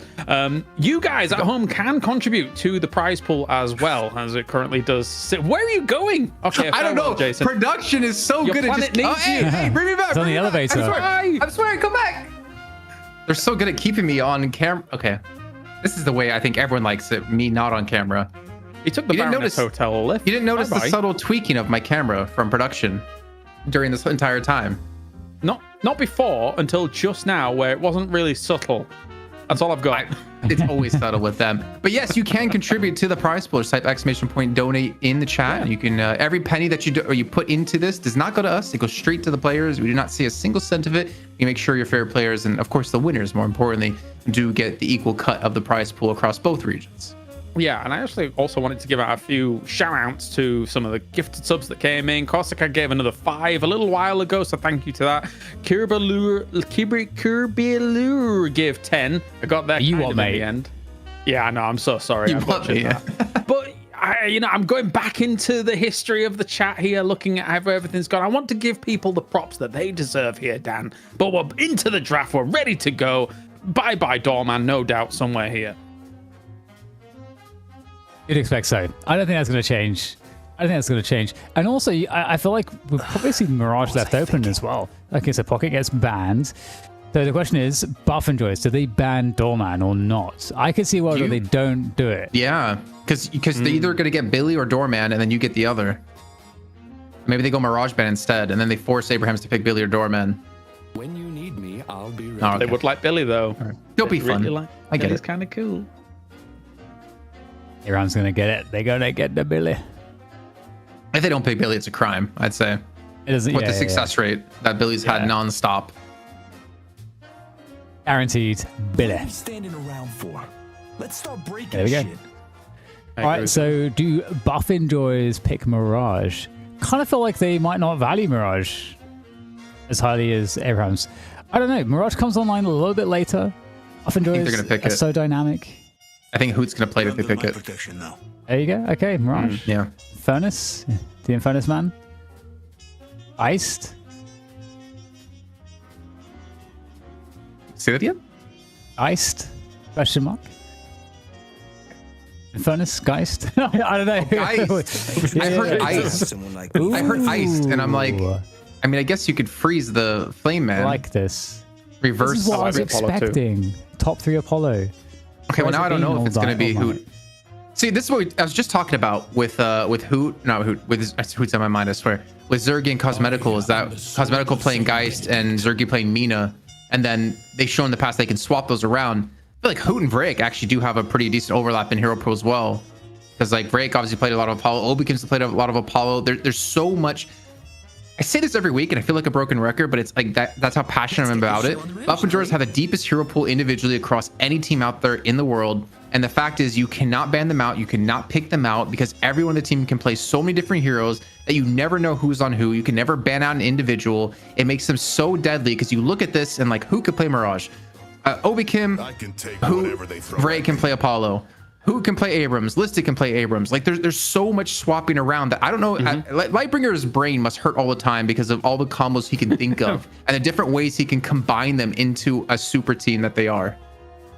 I think Apollo is a nice deny pick as well for Sharik getting it because Sharik was so good on Apollo last week. Yeah, it was. Being able to take that. I was concerned that maybe it will go through the draft a little bit further and then Abrams might have actually been the one to ban it because they've been prioritizing the Venator still for Arza to be able to pick up. And it didn't look like it had much success in the previous game. So, but they have a lot of faith in it. Yeah. I totally agree. And it's interesting too that Abraham's banned Geist because they're thinking, okay, Buff and Joyers need the secondary M1. But like you were saying, Jason, you know, maybe Mina comes out. You know, like there's lots of different ways that they can kind of look at this. I mean, is Warden viable right now? I feel like Warden is. Really not. We haven't seen it. I mean, the last time we saw it was Zergy, and it's Like been a Zergy, long but time yeah. since we've seen it. So I'm not sure. I think Worry. they don't necessarily need to run him on. Like, how did first get this deep? Actually, Yeah, it's kind of what the crazy to think about. Yeah. But they can run him on. I feel like still so many things. Like Warden could come out to play. I'm looking towards like cosmetical. What's he gonna be playing at the moment? Will it be like the Mirage? Are they gonna go in towards like Shiv maybe? Oh, I'm exactly who you think I am. Drifter. Little changes to Drifter, of course, in the patch. I mean, he had what did he have? He had his Ren Spirit scaling nerfed, right? As well as his tier 3 silence duration nerfed. So it's not as oppressive, but I mean, it's still got similar Looking to summon a god, ish value right? to the previous. Well, And Lashback here I again. am. Yeah, it's so cool because Buff enjoys. They are the only team I think really running Rem as frequently as this, and they make it look great. Apollo Lash is kind of a nasty combo with the Death Slam. The city What's could use some happening? new blood. Jason. I'm sorry. Cloris is too smart. I'm so done? sorry, Look at Dan. it. I'm so like sorry, Dan, because you're talking about this point, and I'm sitting here looking at Discord and trying to see Low2 get Cloris like he got Mitch and I. And not Cloris clicking is it. just too smart. You're Not about clicking to it. watch It's my greatest ungettable. trick. Oh, Sinclair. Yeah, I mean, Sinclair Sinclair for Lashins. Death Slam, Nap Time, Italian San. Focus on the game here, Cloris. We're not talking about how I tried to get you got. so good. Impact. Nox Nostra.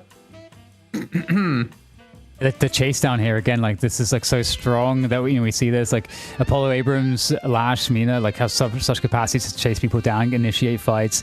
The ult combos we saw at Death Slam as well as like the Italian Losai was like so good in in some of the previous games where we saw this combo. So I'm pretty excited honestly for Buff enjoyers. I'm curious what you guys think of the Sinclair pick because we don't tend to see Sinclair too often. Mid control. That's what I see with this one.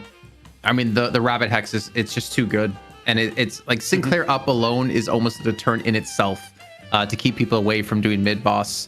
And also, I'm just the damage. What is happening here?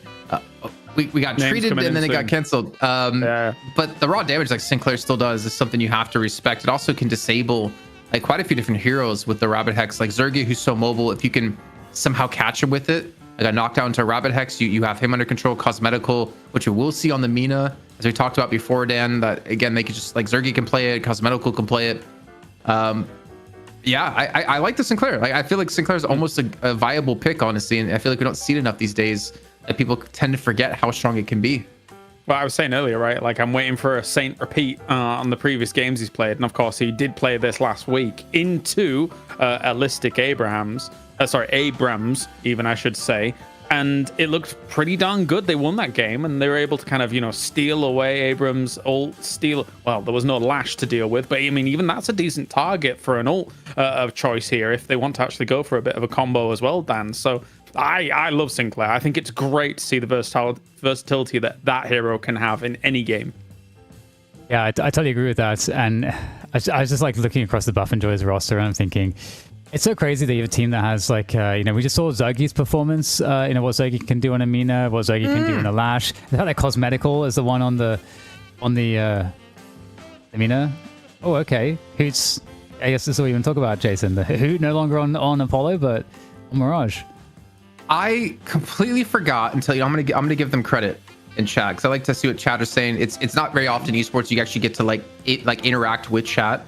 Here we go. Not a Grill won. Totally forgot about this because we literally saw it last week out of Sonya and Shark.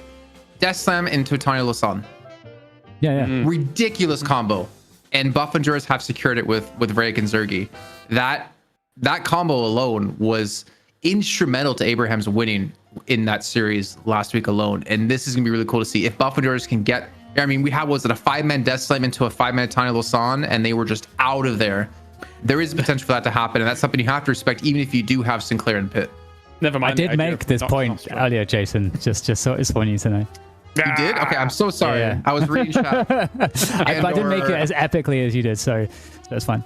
I was also asking a weird question in chat of like, how did Cosmetical make it so bouncy? And I got quite a few answers that apparently you had like a bodysuit on, which that's commitment. That's commitment to the cosplay. I respect. But yeah, so I'm so sorry. I completely deterred from the conversation. I'm so sorry I did not hear you mention that. Yeah, but it's all good. It's all good. that so is good. like there's so many combos into the Death Slam. Like Clarence just pointed out the Nox Nostra on top of it, the Nap Time, Tylo San, the Dust Devil, Seismic Impact. Like there's so much potential. If you're talking about potential on the left hand side, I mean they got potential on the right hand side. So then do you weigh it to a 2-0 here? Because your predictions have been good. No, There was a moment. It hasn't been in over like a month. I swear. I think like ZP or like Low 2 has the stats for us, but it never seems to go to 2 between these teams anymore.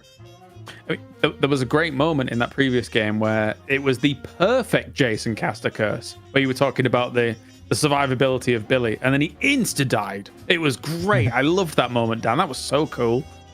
Yeah, it's pretty amazing. Yeah, Jason's he's playing the odds here really effectively. Like I don't know what game Jason's playing. I feel like he's playing like too fast for me. Too many levels. I'm a simple man. Honestly, you guys think I'm playing 40 chess, and I'm playing like you guys think I'm playing like 40 chess here, but I'm playing like checkers made for babies. Like I'm just getting really unlucky. What do you guys think? In terms of who's going to win this, though, because I actually think this is going to be when we get to 2-0. It's feeling like a 2-0 to me, considering how good they looked on the recoveries. Yeah, yeah. That's the thing, right? Yeah. Like in every game, they were behind, like sometimes significantly in certain points, and they still win. I think their comp just seems to be too good for it to not be 2-0. But again, like I have said many times, like to me, sometimes comp doesn't matter, and sometimes like lane power doesn't matter, because if you have someone pop off, like Task could do on Drifter in the early game to give them an early lead, and then like together on the Billy pops off, it won't matter. But like comp wise, I don't think many people out there can disagree with Buff and Joy's feeling like they have the stronger comp overall. I find it interesting that both times around, Mo and Krill, straight bans, right? Like, where these guys have a lot of respect for the current Mo and Krill. I'm kind of happy to see it, because he can be a devious little scamp, considering what we saw in that first game, Dan. Yeah. I mean, it was crazy that Captain, who was playing it, actually just dominated the game so heavily with it. It was so impressive. I think that the combination of just like the scorn and getting the health back when you're able to dive, Burrow comes up sooner, like the impact of a combo, especially at this level, it's actually so sick. So I respect it. Buff and Joyce don't want to mess with that crazy mid game. You get so much tempo off of the Mo, but you see how quickly that tempo can die off. Like once the other team has been able to survive long enough. And I think for Leviathan, they definitely looked much better today than they have in quite a few weeks, but they didn't have that extra oomph they needed to get across the finish line. They kind of had in that game like a time limit on when they needed to finish the game, and they just weren't able to do it by then. And I think, I don't know. I mean, we're obviously waiting for one last team to lock things in here so we can get the game going, which is why we're often on. It's not like we're holding the game back from you. But I don't really know what else more to say about this matchup here. I think everyone on the desk is pretty much leaning towards Buff Enjoyers. Well, I'm curious what you guys think about Venator right now, because I think there has been a little bit of a fall off. We've seen Cosmetical play it last week. We saw John over in North America playing it quite a lot as well. And now Arza really seems to be leaning on it here at the moment. Dan, do you have any thoughts about where Venator really does fit at the moment? Yeah, I don't know. It's interesting because Venator does have tools to make up for some of the weaknesses in lack of mobility, and teams are able to usually ensure that he's protected so he can farm. You know what? Could hold that point so you can intro the match. Thank you. That is fair. All right. Buff Enjoyers one up at the moment here in this best of 3. One more match and they'll be able to take it. Although, can Abrahams come back? Because every single game today already has been swings and roundabouts. So will we be on the carousel again, Jason? We're about to find out. I'm down to be on the carousel again. I'm down to go to a third game here, Dan. I mean, I feel like we honestly, even though we've had like 3 mappers for the majority of the games this last like month, they've been like really exciting 3 mappers. I feel like we've been really treated to some like some of the best matches we've had in Deadlock in this last month alone in EU and in North America. So it's been really exciting to see these games play out and see, small little things blossom into like big leads or big plays for individuals. Comebacks that we've had alone today have been like insane. But how this one's gonna play out, I really don't know. It has the potential to be a stomp in my eyes. You know, Clara said swings and roundabouts. Maybe this series could have more roundabouts than Milton Keynes. Like a niche UK joke, maybe. Bloody hell. I thought you were gonna say shoots and ladders for some reason. I didn't even have any conviction when I said it. I just couldn't muster the energy for that. Anyway. I get it too. Funny. I don't actually get it. Milton Keynes is like a city in the UK that only has roundabouts. So there's no traffic lights. They just only have so it's roundabouts. like all of Italy. Okay. Makes sense. Yeah, it's also, I think, a city that was designed like in its entirety. It didn't like kind of start out as like a small place and then kind of grow organically like everywhere else. Anyway, there you go. Bit of history. What's it called again? Huh? Milton Keynes. See the drift. Milton Keynes. Like Can't believe K-E-E-N-S we're or talking about Milton K-I-N-G-S? Keynes on the broadcast. I'm so sorry. Like kings, like a monarchy, or like Keynes as in like I'm keen to do this. It's as you would imagine, spelled just horribly. Keynes. They do. No way! I did not expect that, and I did not expect a skill from Mars on a cosmetical as Looked well. To bring pretty. it back to the game nice. Yeah, it looks. That was aesthetic. That could go into a frag movie very easily. Aesthetic Never. kills. I've never misspelled a word so horribly as Milton Keynes. Oh my god, I looked it up. That's just like so many place names in the UK though. It's that's how it is. Guys can confirm. I mean, I'm trying to compare it to America, and there's just really not many. I mean, we're too. Yeah, no, there's just not many places that are like crazy like that. All right, I'm done. I'm done being off topic. Yeah, we're like focused on the game so gone right now. This is worse. It threw me off. I know. I thought it was like King or like Keen, like K-E-N, but I did not expect a Y to be in there. It was a very silent Y. Oh, look at this chase down happening though. Tash trying to get really aggressive here on this right hand side. Super active here, and this is what Apollo's so good at. There come the lunges. I don't know. You're not going to be. Oh, did he dodge a bit of that? No. Okay, well, it doesn't even matter. Get chased down, but yeah, this is like the power of again Apollo. And also the Mina, like we're seeing more and more prioritization, I think, from these rosters that can really have a multitude of heroes that have the chase down. You know, we even saw the Apollo Yamato combo being something for that effect. To that effect, I think Yamato, you know, did catch a couple extra nerfs recently. I think there's a recent patch. There might be less of Yamato, but I do think there's a lot about this very aggressive playstyle where you can just really dive people and just ensure that you get these kills. It's very powerful.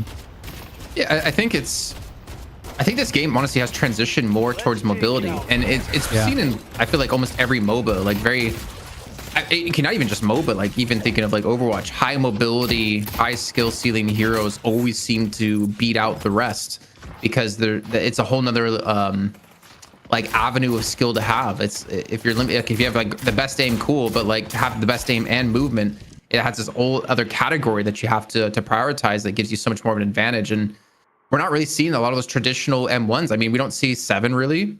We don't see really Wraith anymore because I mean, you're about like escaping more than engaging. And honestly, I think we've seen Venator fall off a bit as well. We've seen like Furnace be more heavily prioritized, Mirage as well, because they both have good escapes. Mina maybe coming back into the mix too, as we've seen now for buff enjoyers. I feel like Warden is one of those heroes that you don't really have that potential. You just kind of become this brick wall that you run at them with, but you don't have the ability to play with as that hero. And I do kind of wonder, are we continue to trend towards that direction, or how do you balance things out? Like, how do you make Wraith strong enough without making her too overpowered that like she becomes viable against hypermobile heroes, or with Seven, how do you make him viable against mobile? Oh my god, I've lost the word already. The mobile hero, hypermobile heroes. There we go. Wow, it is late here.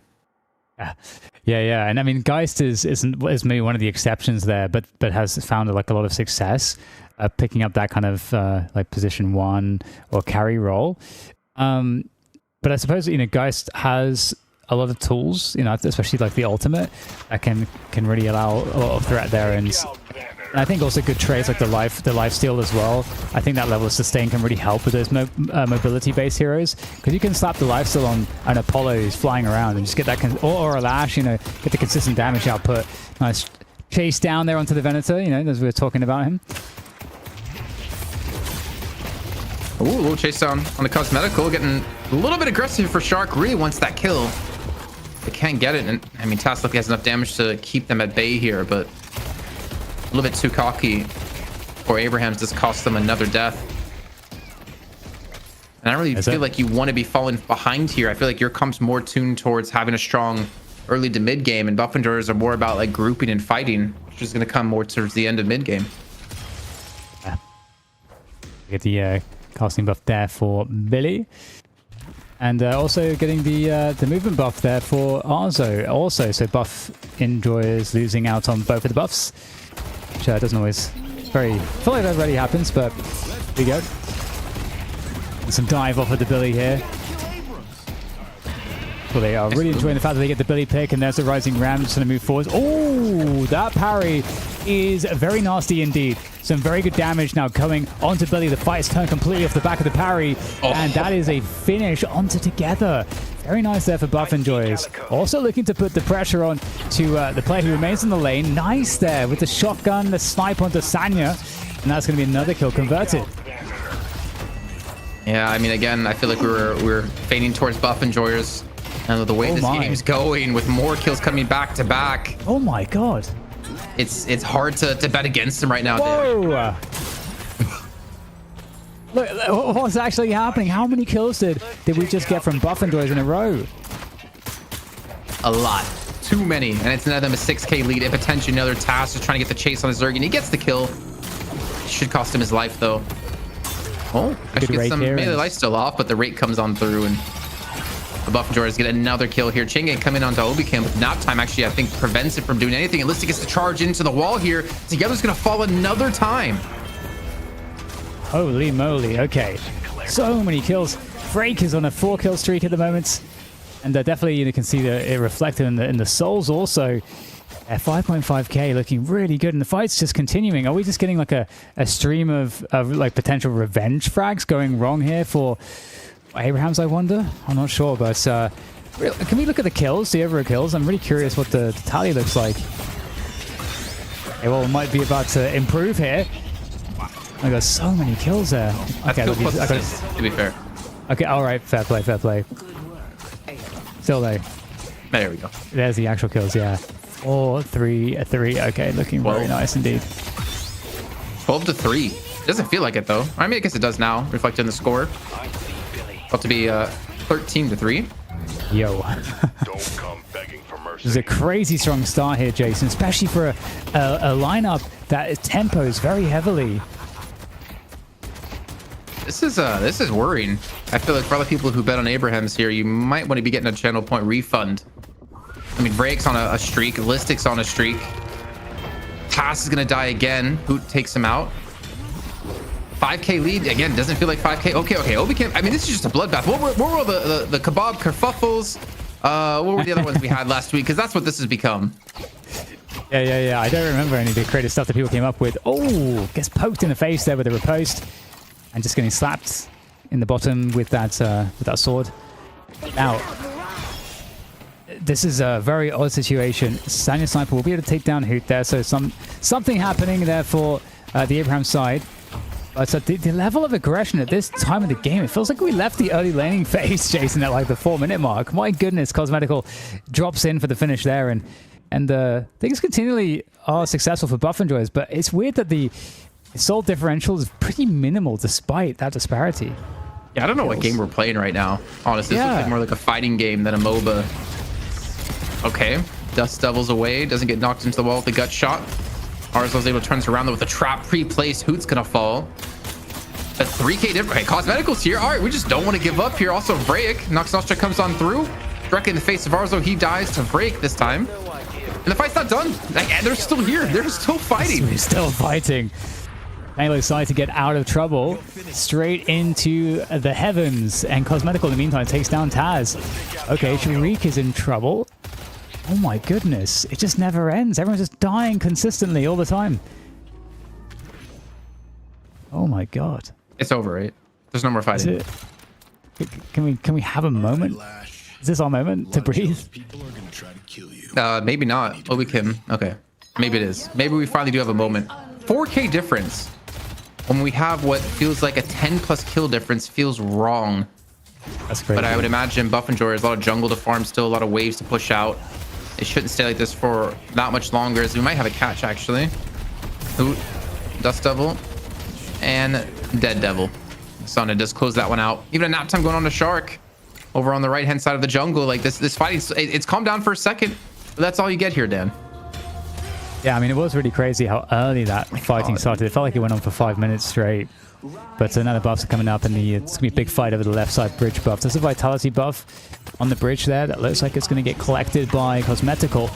And Vrake is going to take down... Well, he picked up the urn, actually. He's looking to carry that one across. Okay, only 2 Guardians up on the map at the moment. Actually, there's something covering my mini-map, so I don't know if I'm... Oh, no. Okay, yeah, there it was, covering a Guardian. So 3 Guardians up on the map at the moment, favoring Abraham's, actually, funnily enough.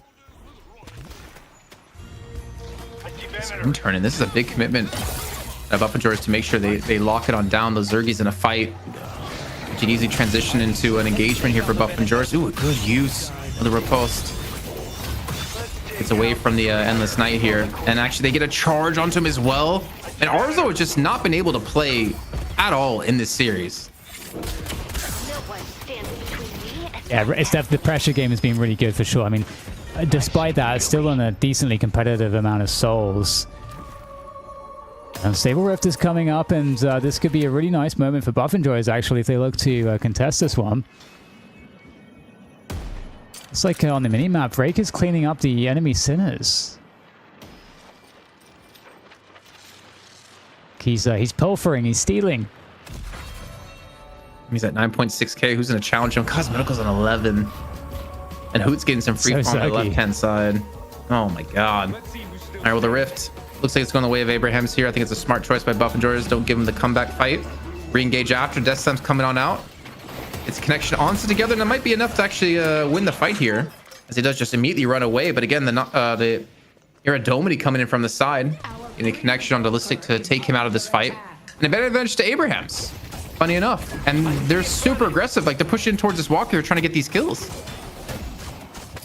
It makes sense trying to use the Troopers here. We have the defense coming on through though. And in the meantime, you know, you got Saint on the Sinclair trying to keep Hoot honest on Mirage. We do get the TP out of Mirage to defend that mid Guardian. Some more players here coming in from Buff Enjoyers into this mid fight, looking to chase down Arzo once again. You are not getting away. Seismic Slam comes on through. Arzo in trouble at the moment as the pursuit continues. The health is dropping lower and lower, and there's just no options left here. Sergi also takes down Sharik at the same time, who will go down in the mid position, but the fight still looks to be well controlled overall by Buff Enjoyers. Man, these poor observers. Someone give them a raise. I think ZP's actually observing for us as well here today over on the EU side. Like, poor him, man. The first time he gets to observe here on the show, and he's being thrown into this I don't even know what to call it, honestly. This has been craziness out of both teams here, and the fighting is just not going to finish. Obikim jumps over Stalker's mark, who doesn't actually have the teleport potential, but he's not done. He's continuing to go in with Obikim now, attached along on his hip. And halftime even coming out. They just don't want to give up anything here. Buff and Jorah is continuing to push on this aggression, looking for more and more kills. Get a catch on together. Ooh, a little bit of a steal. I don't know where you're going with this one, Saint. You steal the Traveler, but are you just going to leave your team and run? Well, they might get more out of this. Indeed, there's a flood coming in from Zergi. Finishes off Sharik. And the chase down continues. It's actually so insane how much pressure's coming in, and I know this is a difference that's described between EU and NA. That EU is like significantly more aggressive. We're already seeing that here. Oh my god, Rake! What a beautiful there from Cosmetical. Finds that Rake with good timing, predicting the escape timing of his opponent. And right now, you know, there's still what feels like a slim lead, despite the amount of kills going the way of Buff Enjoyers. We're going to have to get a check-in on the kill count again at some point to see how that disparity has grown. Wow. I mean, it's grown so much more for Buff Enjoyers than Abraham's, and yet the lead hasn't really changed. I don't know why his son is up here. He's so overextended. 27 to 10. 27 to 10. I had to do the math. Quick maths. I mean, you know, you can just ask them to hold tab and we can see it at the top, right? But it's more impressive when you do the math, though, to be fair. Yeah, I'd prefer not to, so maybe I'll just ask to tab So, next time. so you're more than just beauty, you're brains too, huh? Ooh. Mina darts amongst them like a I can't keep up with this, Jason. thorn in their side. Couldn't keep up last week with it, you're still not keeping up now. What's happening here? It's easy to give a 15. compliment. Oh no, I'm just like watching more kills come in. Yeah, no, sorry. I just the fact that Cosmetical's on like an insane streak. I don't know what to make of this. 8K Yeah, I don't know. difference. I'm lost in the sauce in this game. When it comes to strategy, I am at a little bit of a loss for words here. Soul lead will finally continue to grow here for Buff Enjoyers, getting their biggest lead of the game now, and running this earn across. These waves are still shoving quite heavily in towards Buff Enjoyers. To be fair, Abraham's keeping that right lane shoved with Sana Sniper at 14k. We saw before he was more than willing to be aggressive, pretty much in the face of adversity of a Vraic there. This time joined by Listic, and they should be able to get the catch on Asanya this time, though he has concussive combustion up at least in this fight. That's not going to matter. Yeah, and you know, maybe you think you can push that because a Buff Enjoyers, you know, holding onto the gonna go for the run. He's going for the run on the urn. Gets the dunk, but who gets the orbs? Not sure. Don't have a. I guess was there anyone there to claim them? Wow. Like, no, I guess actually Zergy was there. Maybe Zergy got some. I'm not sure. Oh, Iridomini is a problem. Yeah, getting sniped there. Just like a railgun.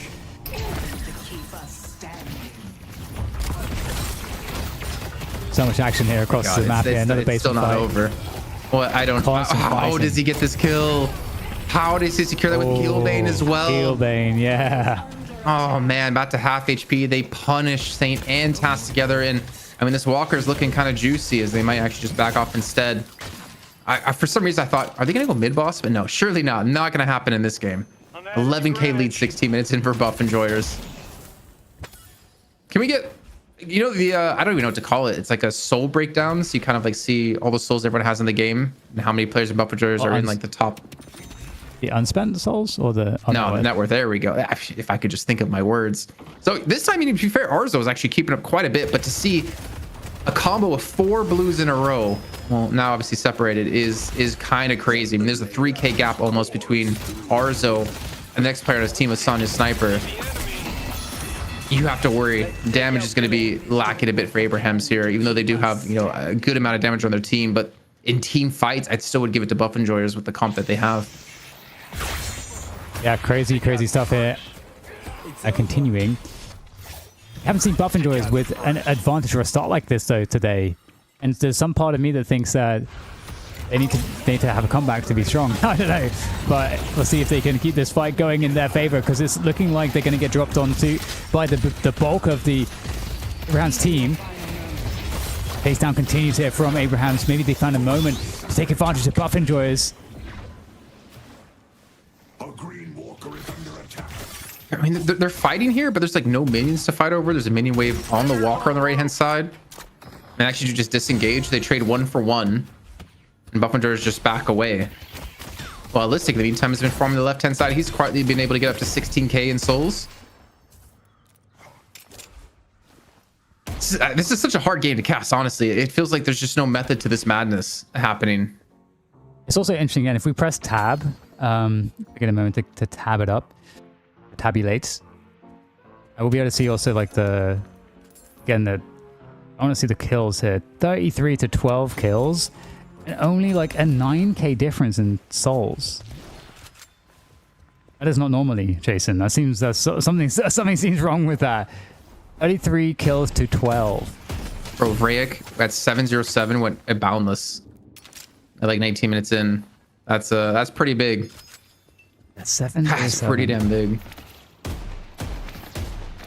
And these kills are really worthless. I felt like in terms of value, what the? I see the enemy. Very interesting. I mean, that might be a reflection of how aggressive Buff Enjoyers have been. So when they are, you know, kind of taking off players from the map who are then unable to farm, maybe they themselves are just, you know, roaming a lot and not farming very much themselves. they're not capturing a lot of the kind of extra implied value of getting a hero back to base with the kill. Have you noticed what Colaris pointed out in chat for us? 5 slow hexes for Abrahams. And when you have mobility on every single hero for buff and drawers, kind of makes sense. Sense has been made. They get the Dispel Magics on the go. Here we go. With the live hero damage chart, yeah. Ready to go. The circle fight, Jason. Surprised I actually see buff and drawers contest it because it's not too big of a discrepancy for it to matter too much here. As Hooch is trying to hold it down for his team. Listics now join the party. His initial charge to actually keep together away from this one. Chengen coming on through, gets connection only onto one, which I think Listic's going to break out, but this nap time could be huge. Catch that together, so he should fall. Arzo was caught it as well. The sole leader for the side of Abrahams. But together somehow secures the rift while this skirmish has been going out, but can Abraham survive the fight? I guess everyone must have just stepped out of the circle or something like that. Buff and Joy is definitely in a more commanding position here. Trying to clean up, and you do have the urn getting collected there by Cosmetical. He's going to run that one. Cosmetical, the sole leader in the game at the moment with 22k. And I have to plug my laptop in real quick, Jason, so you take over. Okay, you've been doing this whole time without your laptop plugged in? Okay. Oh, I had to just switch off to my to another device. Okay. I didn't bring a power strip, Jason, so I had to swap to charge anything. Yeah, I mean, who needs a power strip when you are away for like 2 weeks? In a I know, right? it's noob mistake. And then you have Colaris, who brings an entire painting kit for Warhammer models with them to every event he goes to. Aaron has been dunked in by Cosmetical, though. An extra soul spell, I think, getting denied on one. It's only an 8k difference, though. Yeah. 21 minutes in. Doesn't feel like it should be an 8k difference. No, I mean, that's also he brings incredible. a lamp with him, too. What? Sorry. Lamp. Yeah, a lamp for, so he can, get the light on the models to paint them properly. Oh. My hotel has lamps. Yeah, but these are, better lamps. Okay. It's, I quote, it's a good lamp. Okay. Like you put on those those glasses that have lights on them, so you can kind of. I was about to ask, does he have slightly magnifying glasses as well that he wears? Okay, well, we have the riposte connecting. Oh, we get the stolen Polo ultimate. Nox Nosha coming in over the top as well to try to dominate this fight. And, into the closet you go, but it looks like it's going to be hard to escape this position. Another riposte coming in for the... Okay, Italian Sama going aggressive with this one, trying to lock down the fight. Does connect onto Together to slow him down a little bit. And it looks like Buff and Joy is pretty good in this fight. Zerky might go down. He's very, very low, but everybody actually ends up staying up here. 3 players dead. Could this be a mid-boss? 4 players dead. Could this be a mid-boss?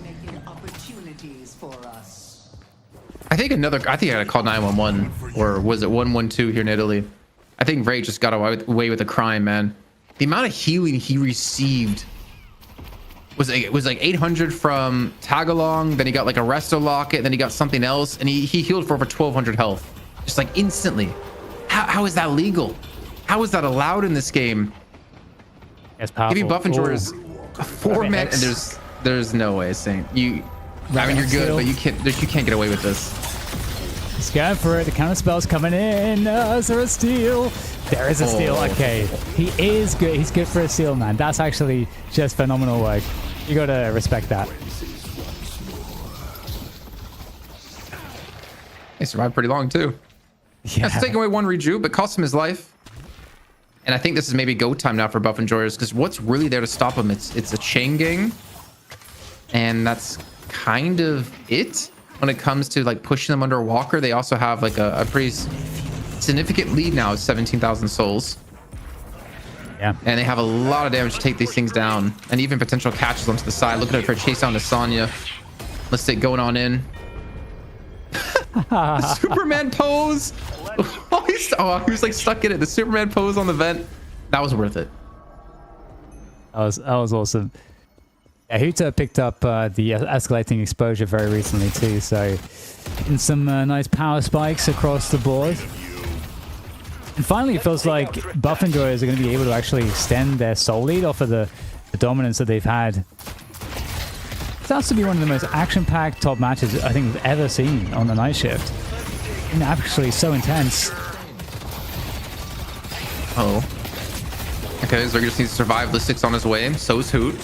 Obikim's here as well. And you can see like how much they threw into this. A chain gang and it Zergy above 75% HP. So the other can't say the same as the rest of Buffendress are going to be here with their Reju's ready to fight. And stun out of the air. Together falls another time. I mean, Sonya's not even here for the fight. He's trying to push the Walker, and I feel like Buffendress are like, you know what, take the Walker. We're going to take your Shrines, and that's going to be much more worthy for us, or worthwhile for us long term. Everyone's on fire pretty much from Buffendress, and I feel like it has been for the most of the game. Shrine in 25 minutes. I feel like that's a kind of a rarity at this point. Games to slow down so much. We go try and get popped at 25 minutes, and now trying to back out the base, but losing a Shrine is so damaging. I don't know, man. Abrahams are in so much trouble.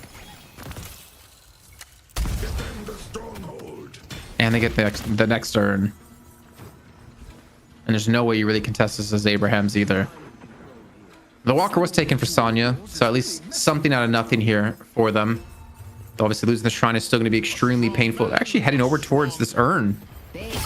Maybe they might try to go for the contester. They can hear it out. And they get the steal away too. Shark able to snipe it out of the hands of Listic and run away with it.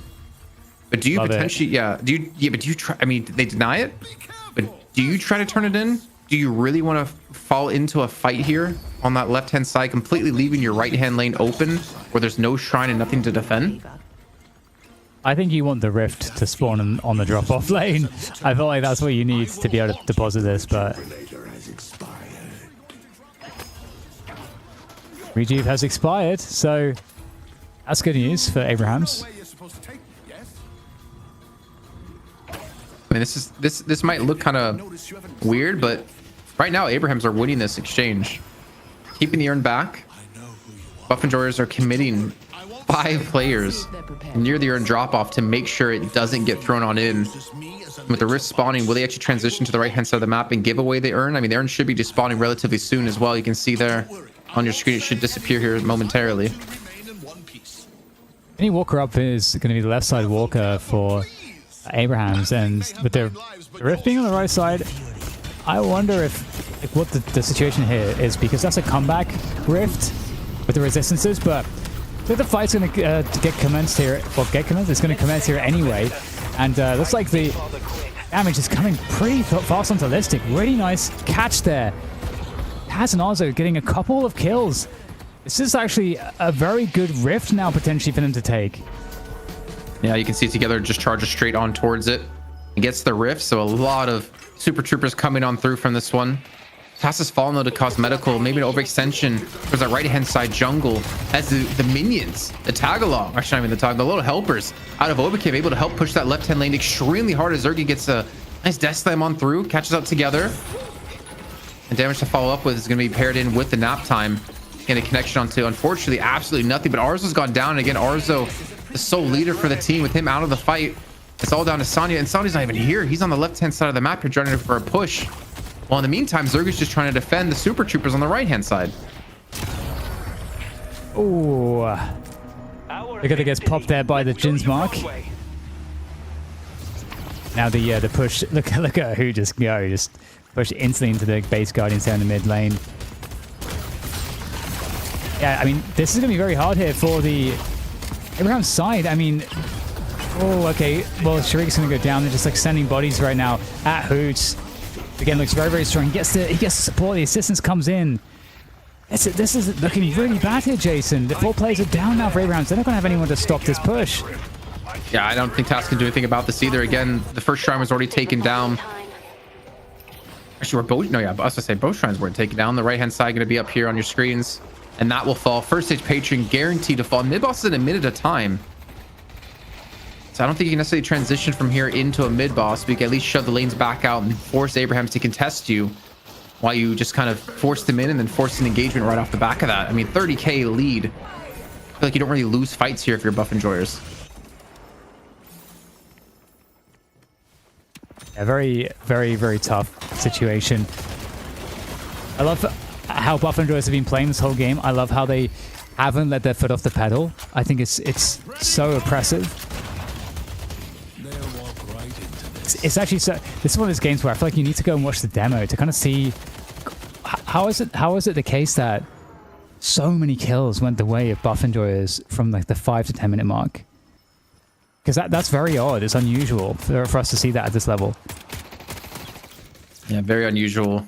I don't have an answer. I don't think I'll ever have an answer. I don't think Lightbringer will have a legitimate answer either. Let's take out Sinclair. It's been just constant fighting, and I feel like the fact is when you're Buff Enjoyers too, when you're up 1-0 in the series, you can afford to do things like this because if it works out for you, you're gonna bypass the weakest part of the game for yourself, which is like the early stages and how it looks, and then you kind of get powered up a little bit quicker. You come online, you activate the comp quite a few minutes earlier than you maybe intended to. I can't help but notice you haven't dropped me off. What's been your favorite performance so far of this game, though, Jason? Like in terms of the players? Bro, I could not. I think literally everyone has had moments, man. This has been the close. If we ever had to pick an MVP in this game, this would be single-handedly the hardest match to have to pick an MVP on for us. Because everyone's done well in the entire series. Like everyone's had their own moments in the entire series. What about you? Yeah. I think it is. I think it really is very challenging. Yeah. Yeah, I don't know. It's so hard. It's actually so hard. Impossible question. And then the fight continues here now as we go closer to the base here of Abraham's. And you can see Listic getting the initial kill onto Taz here. Everything goes down the squishy. Halo size. Joe! Oh, okay. I think he meant to go through the door there. Let's get stopped. Players down. Mid boss is up here for the taking for the Buff Enjoyers side. But still, they know there's more kills to be had here. Looking to get some more. Or they go for the mid boss. I mean, maybe if they can roll this into more kills, they just go straight for the patron. Yeah, it's very possible. You can see half of them going back towards mid boss, while the other part of Buff Enjoyers is just able to keep them at bay here. Hoot. Okay, he overextended a little bit here. Abrahams. You keep things equal at 4 apiece if you can keep Saint alive, but Saint looks like you should be able to survive this one, and maybe you've been able to hold them back from taking mid boss against you. But it feels like you're almost. I mean, it feels like you're almost delaying the inevitable. I don't want to be too negative here.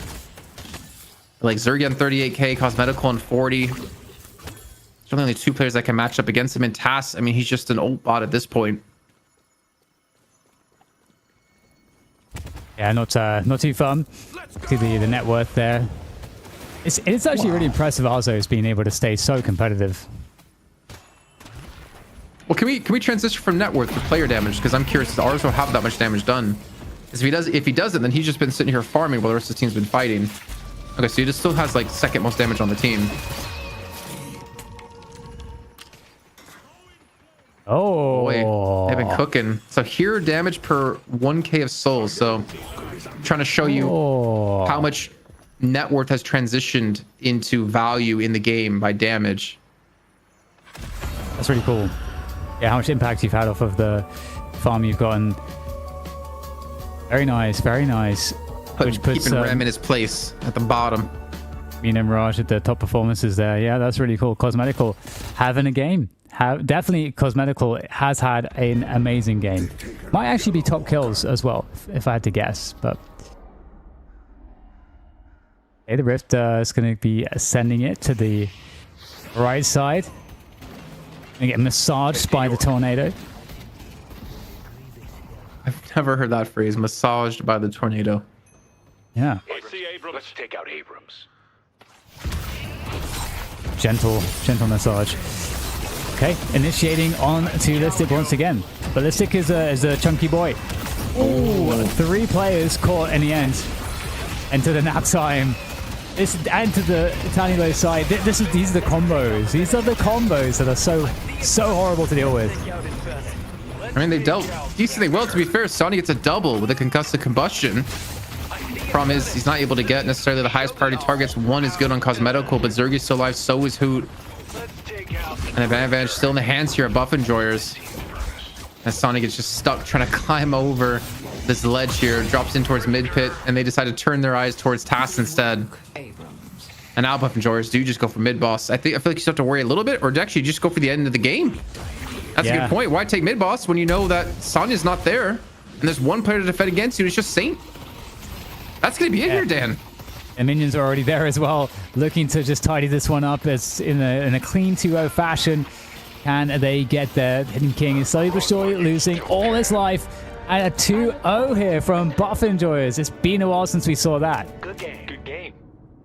This game was like a fever dream. It was like just a bloodbath at the beginning. Buff Enjoyers 2-0. What a series coming out from them, and then finishing it off in this fashion. I mean, where do we even begin, Jason? This was all over the place. I feel like I just woke up from a fever dream and the game was just over. I just don't know how you even talk about this game, honestly. It was... I don't know. Like, was there strategy behind the start of the game for them? I really cannot answer that. It didn't really feel like there was. It just felt like constant fighting nonstop for the first 10 minutes of the game. And then we finally got a little bit of a slowdown as finally we started to hit towards, you know, a strategic play, or so it seemed. But man, Buff Enjoyers, they just... did you come up with anything? So last week we tried to come up with a EU equivalent of burger boxing. Okay. And we had chat do some amazing ones. There was like kebab, kerfuffle. And maybe you can think of one that epitomizes how this game was. Oof, I'm on the spot there. I don't know. I like the kebab kerfuffle. That's quite nice. That's, it's not bad at all. The one thing that is terrifying to me, though, whilst I'm thinking about some food things, is that this Apollo situation down at the moment, he did so much pressure at the beginning, so much damage, was able to recover so much health with Resto Locket and all this stuff. And now in this patch, this Riposte tier 3 change, where he gets 60% bullet spirit and melee lifesteal against the target as well, it feels like Apollo is a right menace at the moment. Yeah, it's just every stage of the game, the constant, especially the early game, poke trades are really, really good. Then, like you say, you know, there's so many options to get out of danger. So it means that you can dive really deep, and if you got like an Abrams with you or like some other equivalent hero that's also good at diving and has these escape options, it just becomes overwhelming. You get these like really deep fights, and I think that was like part of the issue that, you know, you saw Abrahams have here, is that their opponents super comfortable like diving them really deep, and you want to try to trade those kills off of the quick respawns, and it just kept leading into like really weird situations where it looks like it should be fine, but then there's like a parry, and then it just kind of gets the snowballs out of control. So, but yeah, I agree. Apollo's really good, and I'm so surprised this is the first map of top 3 Apollo. Yeah, Okay, I got something, James. I got something. Okay. So, thinking about it, Yeah. the Rem pick actually did do... Okay, it wasn't just the Rem, but it did do a lot of work. If you think back to game 1, Tass would constantly hit hooks. Like, it was on Deadlock, he was playing Billy, and then Obi Kim would come in and put out some crazy... Why you gotta do him like that, production? Put out some crazy healing to keep that person alive. And that happened multiple times, whether it was Hoot on Apollo or it was Listic on Billy.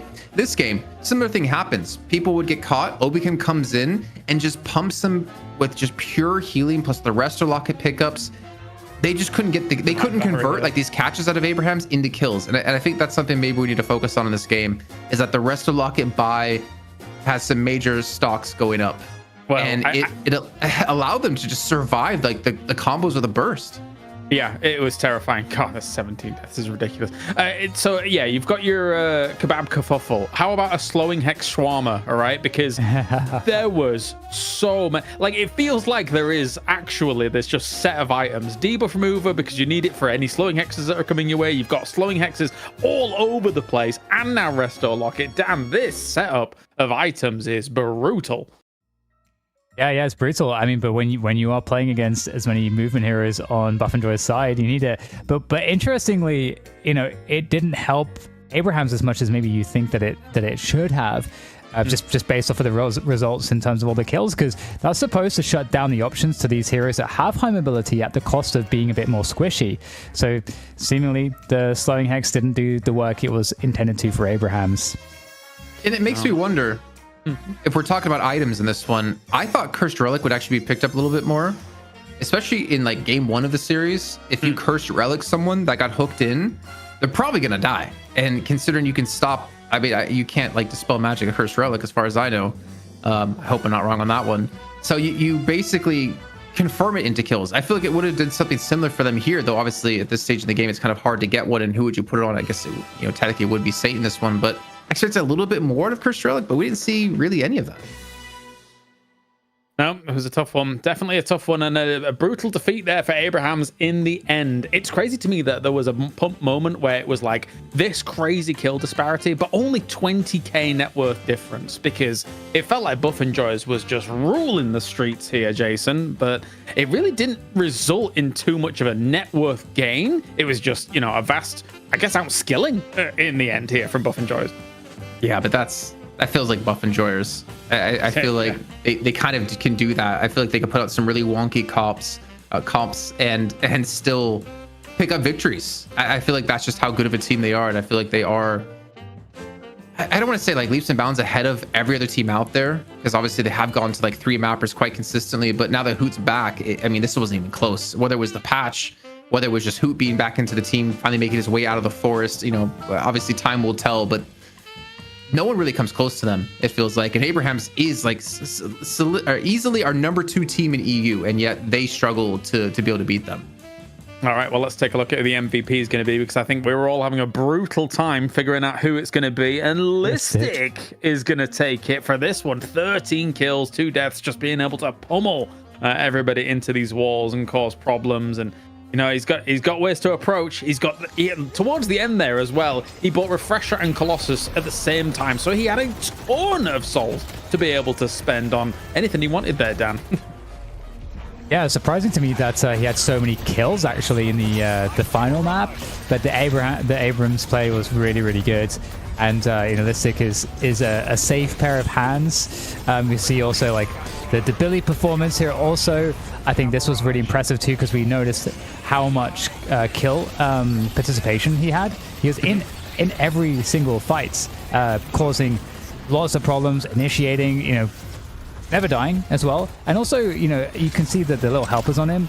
The fact that Buff and Joyous do pick up a rem like they do is such a boon to Billy and what Billy can do and offer in a lot of these fights. So it just empowers his ability to go even further in that impact. So yeah, really, really phenomenal performance on these heroes for sure. Yeah, I completely forgot he had a really good Billy in the previous game as well. Never mind the Abrams from this one. But again, Jason, I think it bears repeating, right? Varake had a great performance. Hoot had a great performance. Zerky had a great performance. Cosmetical had a great performance. It was just never ending. It was never ending. Yeah, I'm not gonna lie. I try to get production to give it our first ever team-wide MVP. We've had a night shift, but I got denied, and that's fair. That's fair. But I think none of us actually picked the MVP. It was purely production, and I think that goes to show that because we couldn't come to any sort of agreement because we thought they all did so well that's how well everyone played in this entire match. That really makes no sense. It's quite obvious what I just said, but everyone had their moments. Like they really did, and there was no standout player in our eyes in this one because that's how well they played. You're right, because we sucked and we couldn't make a choice. Production had to be the level heads and the adults in the room. Absolutely. I'm glad that happened, Dan. As children just getting to mess around on the stream, having a good time. It's nice of them. Yeah. I was really scratching my head trying to figure it out. I mean, I could make arguments for everybody, but like who was maybe one I was thinking of maybe, but we're moving past it. Look at that. Next week, we are almost at 50 here, Jason, here for the night shift. Is there a bigger celebration going to happen for 50? What's happening, Jason? Tell me now. I'm not gonna tell you. We're not gonna spoil it. What the hell? Come on, man. What, you think I'm just gonna give away everything? No. You gotta wait and see what's coming up here. But man, to realize we're just a few weeks away from doing this for a year. Like it's crazy. That blows my mind, honestly. Considering like all the support we've had from the community, all the support we've had from the players, like all the love we've gotten. Hopefully we've given the moments to the community as well to think back on years from now. Such an exciting game to be involved in, and I can't wait till we hit to our number 52. Yeah, I completely agree. I love that this is just like the foundations, and it's still so fun and exciting. And as you can see, of course, Buff and Joyous and Abrahams in the last couple of weeks have really been going back and forth, blow for blow, but it will be Buff and Joyous taking it here for week 49. But we're not done just yet, Dan. We've got plenty more action coming your way as we take a look at the bracket and see that North America is still on here. And are you excited to see Rostermania still kind of come to fruition? yeah, I mean, the great sort of NA reshuffle, I think it is actually really exciting because, you know, I think it's cool that we had the storylines that we had previously.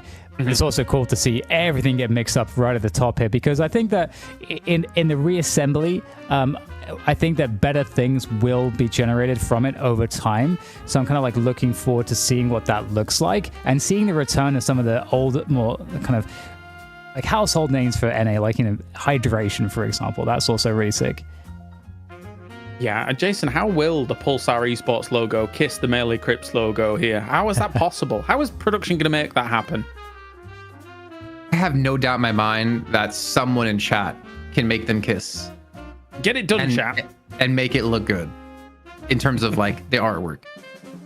That would be lovely. I'd like that very, very I don't know where to go. much. That's a really weird way to throw it to me, but I'm just gonna move on along here. Jason, you know all about these kinds of things. Anyway, all right, we are done and dusted for EU. We've got North America coming up on the other side of this. Any final words, Jason, before we let things do? I'm excited for NA, but there's one more thing I'm excited for, because obviously, you know, you see us three here on camera. Jake's in Paris. Mitch isn't here. True. So who possibly could be our fourth caster to be alongside ZP? It's a good question. What do you think, Dan? Any mysteries? I'm excited. A lot of good mystery. All right, well, we're going to go to a break Let's then. get us out of here, please. And when we return, we've got Like, mysteries abound. North America's on the way. We'll just see you in a bit.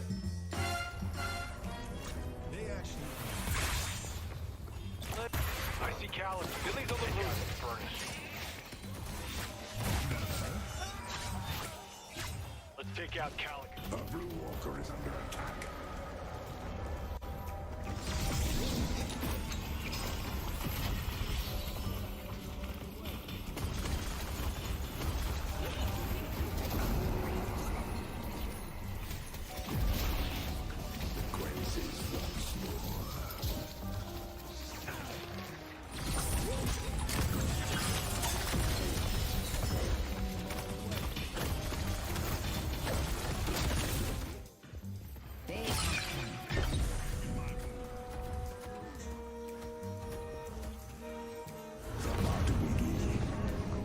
And I answer.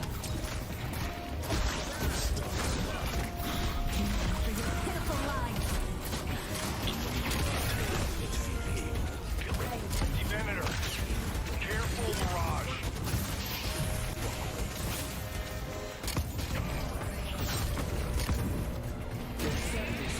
Defend Greenwich.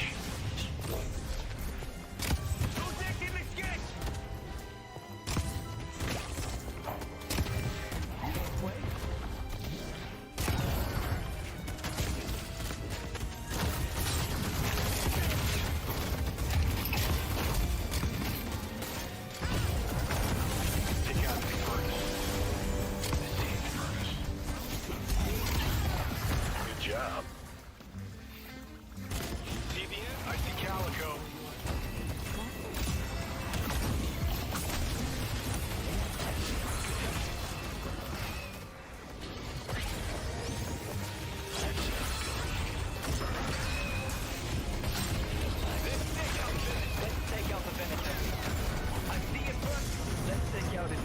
Out the drifter. I see the furnace. Drifter.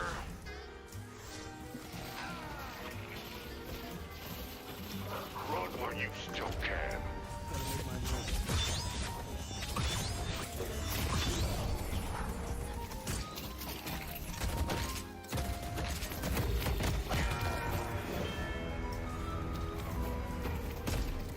I see Calico. I see Venator. I see Calico. I see Venator. Let's take out Venator.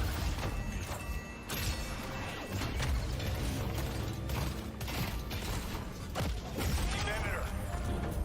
Let's take out the Drifter.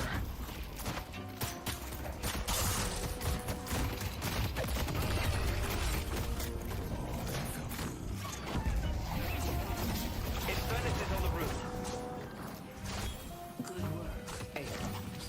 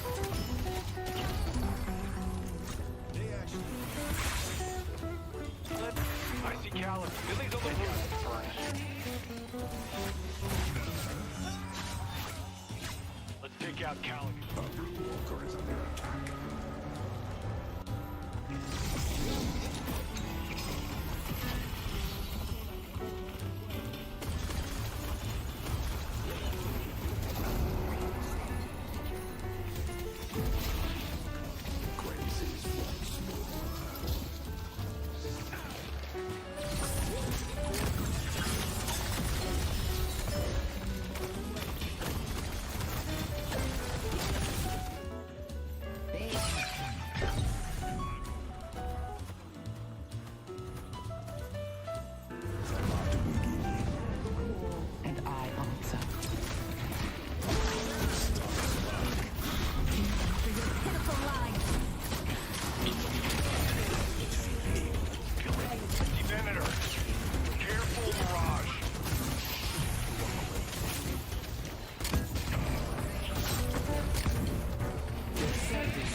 Defend Greenwich.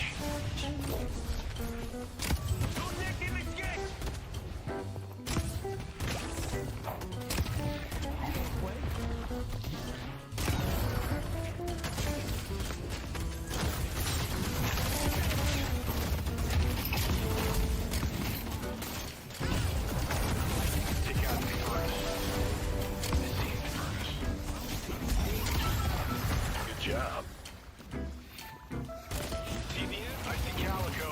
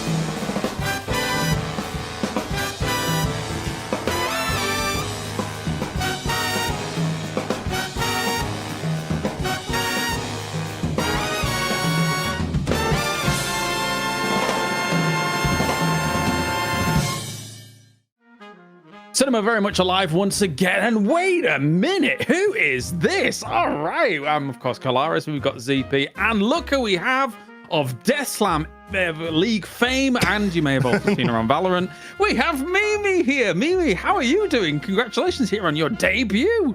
Yeah, thanks. I'm so excited to be here. I think especially with the first big roster shakeup in a while in North America coming in, melee creep is exploding, but still being back to nearly win the title last week as well.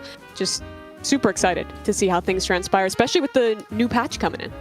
Yeah, the new patch already. We may or may not have seen a little bit of that ZP in EU, and a certain item looking really good. Yeah, as it turns out, Resto Locket is back on the everyone buy this, and in Resto Locket fashion, we had a bunch of ridiculous escapes. Hoot probably topping the charts. Take a look at what he was able to do on his Mirage, and yeah, I mean, for people hoping for the death of the top 4 heroes from some of the changes, a few of them got hit, but a lot of them staying the same on the top. Probably the most doubts about Mirage, who quickly dispelled the doubts as EU went on. Yeah, definitely looking pretty darn crazy. But let's take a look at the bracket and see what we've got already that's happened, as well as what is to come, as we will have 2 series coming up as well. It's just a best of 1 into that best of 3, as we've already seen Buff Enjoyers look fantastic. Did you manage to catch some of this, Mimi? Obviously, Buff Enjoyers looked really good in a lot of these recoveries and fantastic in that last game. Yeah, I was super impressed with them. The game 1 recovery as well. In that one, some of the late game team fights that they were coming on top of was really impressive. And in the second game, the fact that it was, I think 30 to 8 kills by 15 minutes into the game was just ridiculous. Super aggressive as a squad and pushed that advantage all the way through for a pretty awesome match to take the title. Yeah, ZP, did you also feel like you'd blacked out slightly during that last game? Because I was there almost. It was just a bloodbath constantly. Yeah, the interesting thing about that game is that it was still at points like, despite how bad the early to mid game was for Abrahams in that game, I mean, I think if they could have rewound time a little bit and just managed to kill Vrake in that one key moment, I think there's actually a time where they could have flipped it, but Vrake ended up getting the biggest heals of all time, leaves into a 4-man team wipe, and there's no way back. But, you know, looking to NA here, look, I gotta say it officially, it's a new sponsored team in North America, and it's one that we've seen in other esports. Pulsar picking up a team, and, you know, I'll wait till I get the roster here, Caleres, but there's a lot of known names. Yeah, definitely. As we'll take a look at that to start things off. Pulsar Esports, of course, there are, as you say, names that everybody's going to be familiar with here, Mimi, to get things rolling. And this team as a whole technically was in the APAC Deadlock scene for a little while. They didn't quite have as much flourishing compared to like Night Shift supporting NA and EU as a whole. But it's good to see these names on the board. We see a lot of them stream from time to time, and Hydration's back as well. Yeah, it's pretty sick to see Hydration, who was one of those names who was around a ton in the early days of Night Shift, putting on the different Hydration rosters throughout. But now returning alongside Scout, who had such success with Melee Creeps. I know you guys were talking a lot last week about how Melee Creeps breaking up is going to kind of give opportunities for more of these teams in North America to come up and maybe look to compete now that you've spread that talent out a little bit more. And I think you're already starting to see that with those two very experienced players coming into the roster, and then some guys who maybe haven't even played a Night Shift before, but have been super impressive throughout their time on Ranked when you look at people like Crayon, like Parzelian, to come into this roster as well, ZP. Yeah, also, here's the thing that I want everyone to really reflect on the state of NA. How have we hit the point in North America where Crayon is the guy that's playing in top-level competition and Ido is the one doing the watch party? Please, sit back and reflect on this. And yeah, honestly, funny games, Ido's going to be back to comp soon. But for this week in particular, the roles have reversed. Yeah, he's paradox swapped the whole situation. It is wild stuff coming in. But yeah, I'm wondering if Jason obviously already posed the question, will we see Aiden on that Vindictor? Maybe that would be some good fun. And let's check on the other side of this match, as well as, of course, we have Melee Creeps, or is it? Considering our previous week of maneuvers here, ZP, I was asking you exactly which one is the evil Melee Creeps. A little bit of here, I think. Yeah, well, they embraced it. We had Goober coming in as evil Melee Creeps Goober, and, you know, obviously some of this comes with some of the memes of, you know, how the breakup went down. You know, some people may be more demanding than others where it goes. You know, some people get some nicknames. We're not going to go into it, but the community knows the story. But the interesting thing here is that for Melee Creeps, look, all the praise on the Snakes for filling in last minute as a sub last week for Melee Creeps, but they got Brayden back, and probably without internet issues here. And Brayden back in the Challenger match last week also looked really good. Also of note, of course, is that OCs, if you weren't watching last week, has pulled a DMOV and has gone from EU to NA, and he's going to be here for at least the next few weeks, lest he be locked out, and we'll see how that goes. But, you know, I think you have to give it to Melee Creeps for being able to just actually assemble a roster short notice with all the talent that they lost. I mean, losing Ido, Do, Fishcake all in one go, that is difficult to actually come back and be like, yeah, we got a roster that can compete. And they looked really good, particularly the fact that I would say they've gotten almost better at early to mid-game aggression, but actually adapting when they're behind. And, you know, some of the things that more veteran teams you know, tend to excel at is something where they've actually taken a step back. But it's promising because you can build on this. Yeah. Yeah. Go on, Mimi. No, I was just going to say, like, I was so impressed with the new guys coming into this roster as well, especially for Goober, getting to watch him on this team. He's always been such an impressive mechanical player in the past, but I felt like he fitted in so well in this roster, playing the Silver last week, especially when they were pushing that early mid-game tempo. He was taking over a lot of those games. And despite the fact that this was a pretty much complete rebuild with only that core 2 coming back in, they looked very cohesive in their decision making. I think that when you look back at that game and what really led to them losing the money match was just one mid-boss call in the middle of game 2 that didn't quite go their way, where that contest comes through, that falls apart, and then it slips into this third game loss as well. But the fact that they came in with presumably not a huge amount of practice time, with just kind of having cobbled this roster together in time for Night Shift last week and bringing it that close against an established team, was really impressive. They maybe disappeared game 3, a little bit like CP right now. No. Fine. I figured out what happened. So I was helping out with observing earlier today. Okay. And to do that, I changed my OBS from 1440p down to 1080p. And as a result, it was ultra zooming me in. Now I've changed it back to normal resolution. So hopefully on doing this, like we're back to normal and not, ultra zoomed in. Like, because that was the only thing that changed. And no, Prada. No, keep going. Oh, never mind. All right. Well, No. You're gonna see every pore. No. we don't need that. Like, I try and get on top of skincare, but it's still not great. Like, we don't need to see that level of detail. We're good. My wife makes me do the whole moisturizing routine every morning, man. Like, you gotta keep on it. Like, we're getting old now. You know what I mean? I think though, Mimi, you hit the nail on the head when it came to Goober looking great. Because even in the match that they lost at the very end, he looked fantastic on holiday as well, right? So I want to see more of that Goober here for the melee creeps. Yeah, the other guy who was kind of a big question mark for me was Birdie, who obviously doesn't have a huge amount of competitive experience. But I thought he slotted in really nicely. They had to make this kind of shift with Saya playing more of the frontliner, laning a little less with John, breaking up some of the old classics for melee creeps that we've known for a long time. But he looked great when he was playing on the Viscous, had a lot of key saves, especially game 1 when he was playing the Ivy as well, and just looked comfortable on the team. And I think that's like the biggest thing you can say about them. They were a new team, they had huge changes, but they looked comfortable, they looked cohesive, they could have won last week, and now they've had another week of practice to come into this night shift. Also, this may not be entirely accurate. I just got to add on for Saya. I feel like Saya is just going through the cycle of I'll do it myself repeatedly over different roles, where you look at Saya's role changes over time. And I think what people have to be looking at here is that, like, Saya's now more of his frontliner era over the last month or two. Just wait until, maybe there's going to be a rift. Maybe, John and Saya split someday, which is probably unlikely because they're best friends. But if they did split, if such a relationship breakup ever happened, then we get the Saya M1 arc. I'm just saying it could happen. Yeah, technically could, with where he's been flexing too and seeing where he's.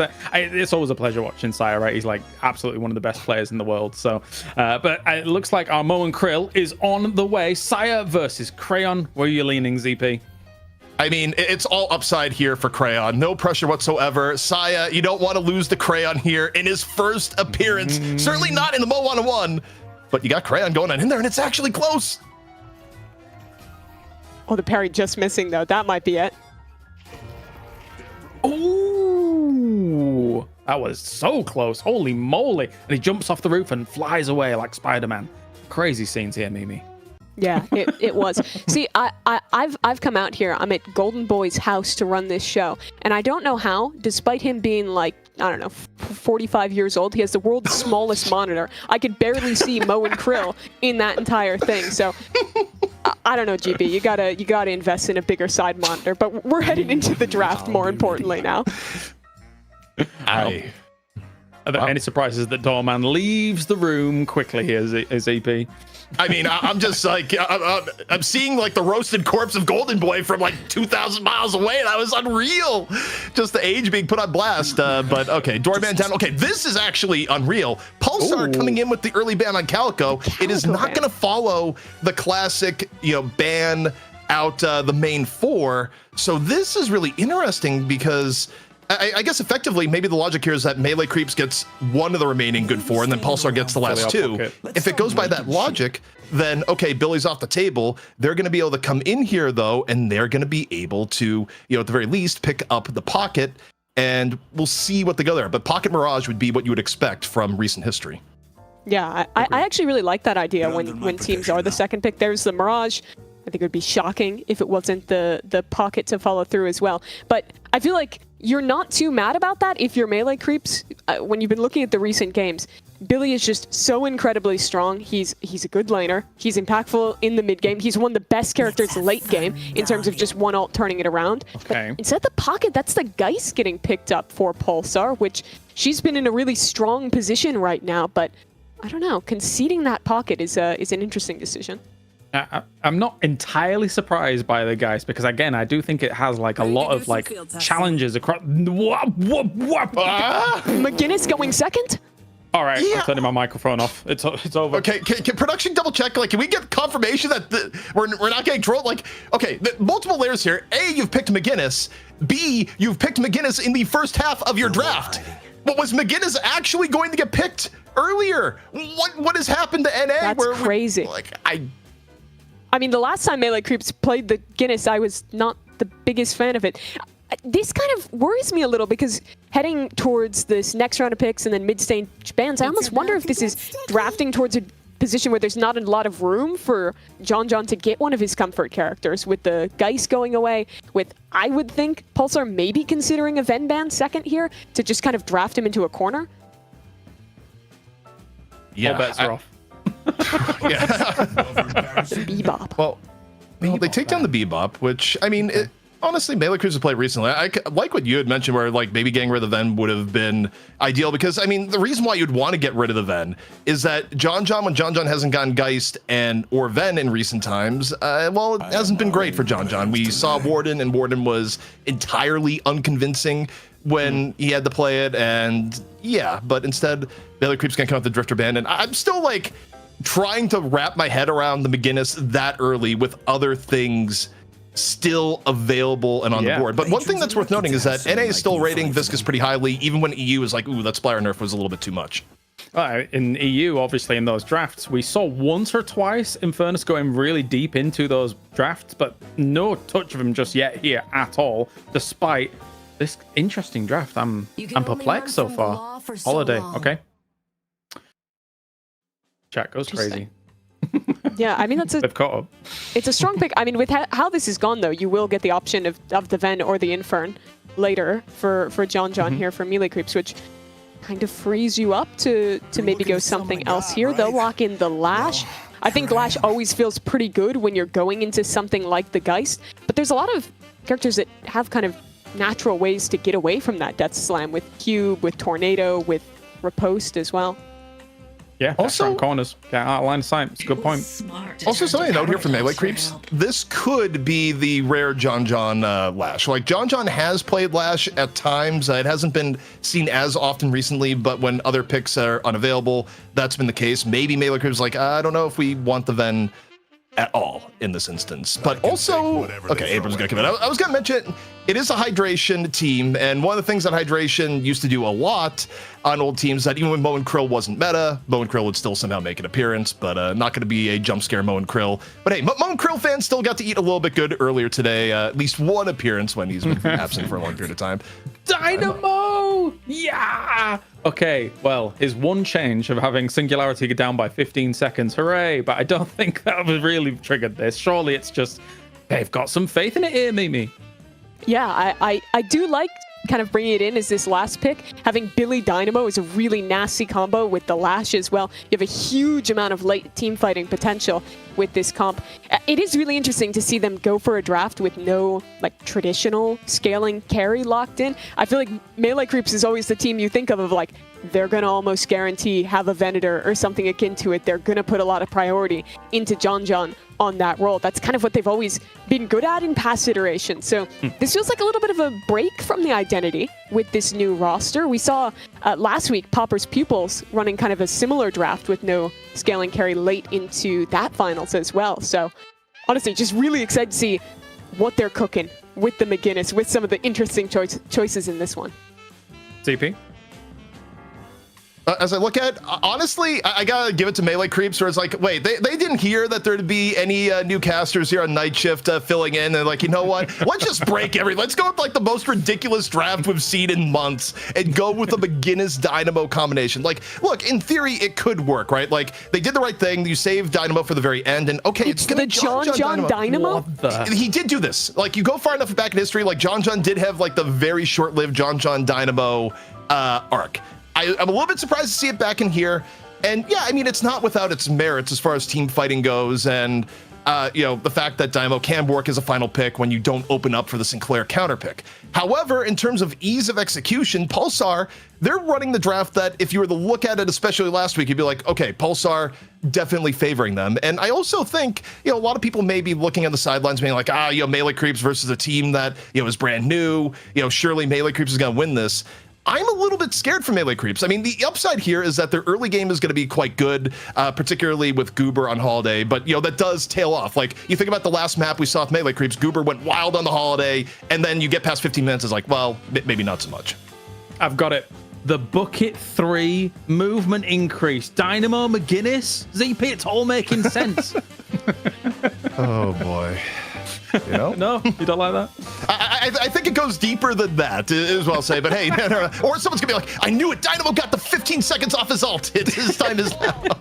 All right, let's get to it. Best of 1 here. Melee creeps against Pulsar Esports here for the night shift. I see Mirage.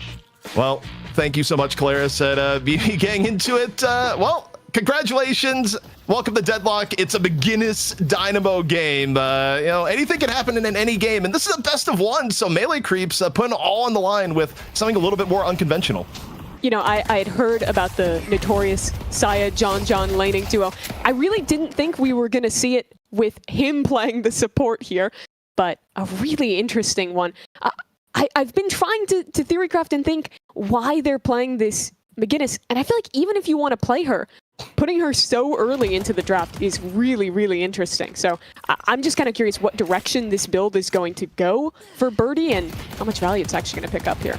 Well, I think when McGinnis gets value right now, like McGinnis can do well by virtue of the fact that you get Guardians down pretty quickly. Like the last time melee creeps played the McGinnis, you had Saya on the McGinnis, and like Saya basically they were able to get their Guardian down super quick, I think around like 5 minutes, and then they just rotated around the map as like, all right, Saya's like, now I'm gonna go mid lane, now I'm gonna go to the far lane, and Saya was just knocking down Guardians. And you get a bit of a tempo edge on it, but the rest of the game, McGinnis was also just kind of getting dove on and struggling to actually get value. So I guess it remains to be seen if that was an issue last time of just not capitalizing on the advantage or, you know, other factors. But, you know, honestly, excited to see if it can work. Yeah, but when you're talking about that game that you brought up as well, I felt like when I was watching it, it was like maybe one team fight where the ult had impact, and other than that, it kind of felt like Guinness disappeared after those first 15 or so minutes of the game. So to see what it brings out here. Also, Birdie being on, where Birdie generally is like a support, but first kill, gonna go over towards Goober. Not a lot of surprise there. I mean, you think back to last time we saw Goober on Holiday. I mean, Goober made this hero ban-worthy when Holiday was never being picked. So the fact that Holiday got better in recent times just means that the first 15 minutes of the game where Holiday is strongest, Goober not only can often win lane off of this, but, you know, is pretty active on roaming, which probably goes hand in hand with some of the early McGinnis lane pressure that, you know, melee creeps is going to try and leverage. For sure. They have a lot of tools to try and snowball this game pretty quickly. But it's become almost the Goober patch where he was getting the bans on Holiday, he was catching bans on his Viscous as well. Now both those heroes have kind of gotten into better spots. Maybe a little less so with Viscous if you were watching EU, where he didn't really get touched in any of the drafts whatsoever, but NA still having faith as Connor picks that one up.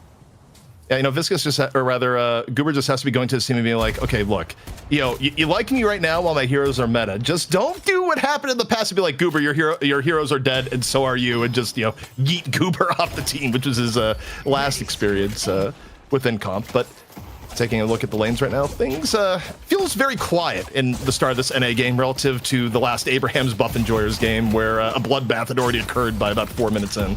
Yeah, I'm pretty sure we had like 10 kills by this point in the game back in that match.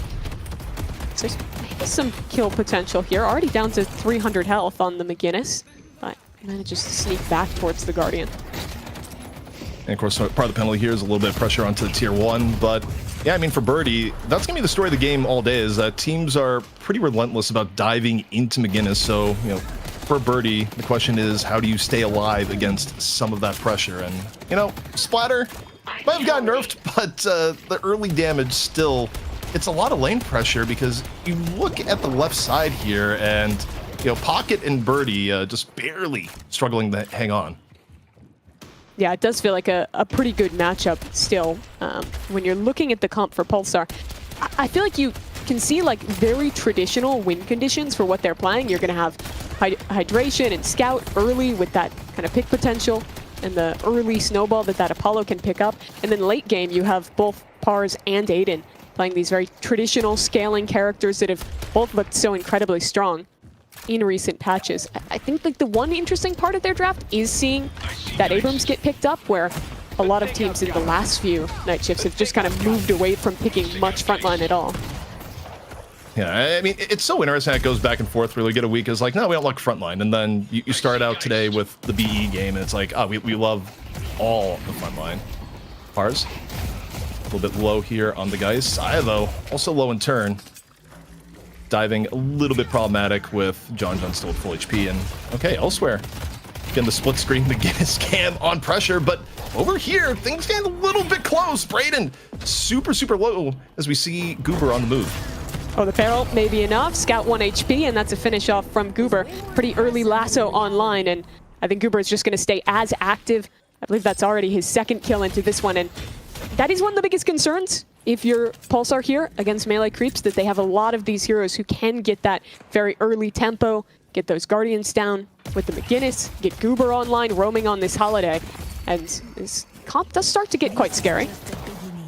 Yeah, and also one thing, people are kind of wondering at times when you look at something like the melee creeps comp, like, who's position 1?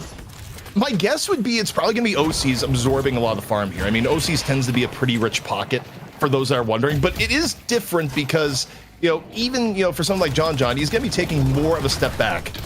But taking a look at the Guardian, again, McGinnis trying to go for the early Guardian hit, but pressure coming in the other side. Abrams in off the seismic slam, and Birdie now in some real danger.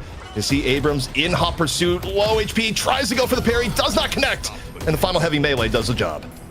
Yeah, really nice follow-up there, and that's going to keep this Guardian alive just for a little bit longer. OC's already low. Is going to try and fight into this one with the Affliction, but getting battered back. This might be a bit of a commit. He's got his opponent down to 100 HP. OC's couldn't quite get that finish despite the Affliction. That's a pretty big cooldown gone for not a lot back for the melee creeps. I imagine somewhere there's a defender being like, OCs wins that on ping, but also Birdie actually able to get the final shot onto Crayon, so Crayon not actually leaving with his life after all. But one thing of note here is that we're 7 minutes in. If the plan on this McGinnis was get a super early Guardian down and then move on, they're going to get the Guardian here, but I think they would have liked to have got a little bit earlier. But, from here on out, you got to look at the rotation for Birdie. All signs would point to Birdie getting out of left and moving to one of the other lanes at this point. Yeah, trying to funnel some of that farm onto OCs as well, but what chance for a swap there, just narrowly missed out onto the lash. Over towards the mid lane here as Goober has stayed active. I think that barrel just coming into dunk with a headshot on top of it onto Aiden. And the lash ult just going to expire onto nothing. Yeah, the ground death slam just a little bit off the mark, but okay, to no one's surprise, this is the cornerstone of the McGinnis strategy, where, we called it from the beginning. Birdie, once you get one Guardian down, you're going to rotate over, and it's 3-man for melee creeps here, just looking for the Guardian. You drop the wall, you get heavy pressure, and the mid Guardian's going to go down with rapid speed off this rotation for melee creeps. I mean, you called out that they were going slow on claiming the Guardians, and within a minute, 2 more are down, and the Wrecking Crew, I think, with eyes set on that final one over towards the right just shortly here. Now, the question is, looking at the overall game state, is that does this put you in a spot where, Pulsar isn't going to be able to team fight effectively, or, you're going to see Pars like super behind? Because I think when I look at late game status here, the fact is for Pulsar, if they keep things even, Geist, Mirage, and also, I mean, frankly, backed up by Paul through the mid game, it's the melee creeps team fighting gets a little bit awkward here. But similar to the idea that, like, when you have a B-buff, it just gets caught out. What's going on? But with a Dynamo, you always have the chance of, hey, just get a singularity and win. Yeah, it is always that massive win condition to come through. I think that with what you're saying, just the power of these ultimates means that despite not having that traditional scaling carry, there's always going to be a way back into the game for melee creeps. They have pick potential with Goober. You could rely on a lasso. You could rely on a big team fight. Like, they do have a ton of win conditions in this comp. I think the issue is just that those are always going to be a lot more difficult to execute, as I don't think there's a chance to get the swap off. That will be Pars going down on the Geist, and I think pretty shortly this final Guardian follows as they'll chase down for one more kill, pick that up, and now for melee creeps, basically goal accomplished, all of these tier 1 Guardians off the map. Okay, action still continuing over into the middle. Thinking like Scout just on the quick retreat. Aiden unable to get away as this goes down, and melee creeps, the focus on the early game really starting to shine now, nearly 10k up on the aggregate. And again, when you're running a comp with Holiday, this is oftentimes what you expect. It's when she's at her best, and you've like kind of added on here with the McGinnis. So, I think any analysis on late game scaling here is almost to the wins here, where Melee Creeps, they're looking to get, 20k up by around 20 minutes into the game with how they're playing it here. And, for Pulsar, they kind of have to take a step back and, hope for a favorable Rift fight now post 10 minutes. Both buffs going the way of Melee Creeps. Yeah, with a pretty significant deficit, though. I think they'll be in a okay position to try and get that Rift online, as it's going to be a pop on that Affliction. Gets a connection, but you have to chase pretty damn far to actually try and get any kill onto Crayon here. I think the shoulder shard should be enough to get him out, and now Osis has to turn the other way and back off this space. Yeah, I mean, what happens there, you make a little bit of space, you have Urn control. That's Aaron. Okay, Connor gets caught in rotation. So 2 down again for Pulsar. And, I mean, Melee Creeps continuing to just kind of get what they want done here. And, oh my goodness, Crayon getting chased here. Low HP Abrams as Goober just lands a Sky Barrel. And, I mean, early game, it's looking troublesome for Pulsar, to say the least. Yeah, I mean, this is just the nightmare playing against Goober on the Holiday. You saw the read there onto exactly where Crayon was positioned down in the Veil, sees the health bar off of that barrel. Is now on a 5-kill streak. Is another kind of difficult spot. Connor trying to defend the doubles. Dynamo ult, bit of a whiff. But they do hold on to the souls picked up from those double centers. Yeah, Dynamo Whiff always feels bad. I mean, a little bit less cooldown from the casting buff. CP, but, it's 15 seconds left. Surely it's fine. Yeah. Okay, we're laughing here, but watch this turn into a mid-boss later on. It's like, it's up just in time. The buff. Yoshi's vision complete. But the Rift is up, and Pulsar looking to try and bring things back a bit, and gonna get a few extra Rift troopers for their trouble that Melee Creeps are gonna be there to immediately clean up with a few stomps. And lasso from long range. In onto Connor, no escape. That's so nice. To Goober getting the chase onto at least one there. I think you could see Saya looking to see if there was a chance to get the chains and get a little more out of that fight, but they're happy just to eat up their opponent's jungle here, stay ahead still by 10k even after losing that Rift. They've done a really good job of keeping the tempo up, basically living in Pulsar's jungle at this point. I'd love to see the total kills for Goober at this point. I think it's starting to get pretty out of hand here for Melee Creeps.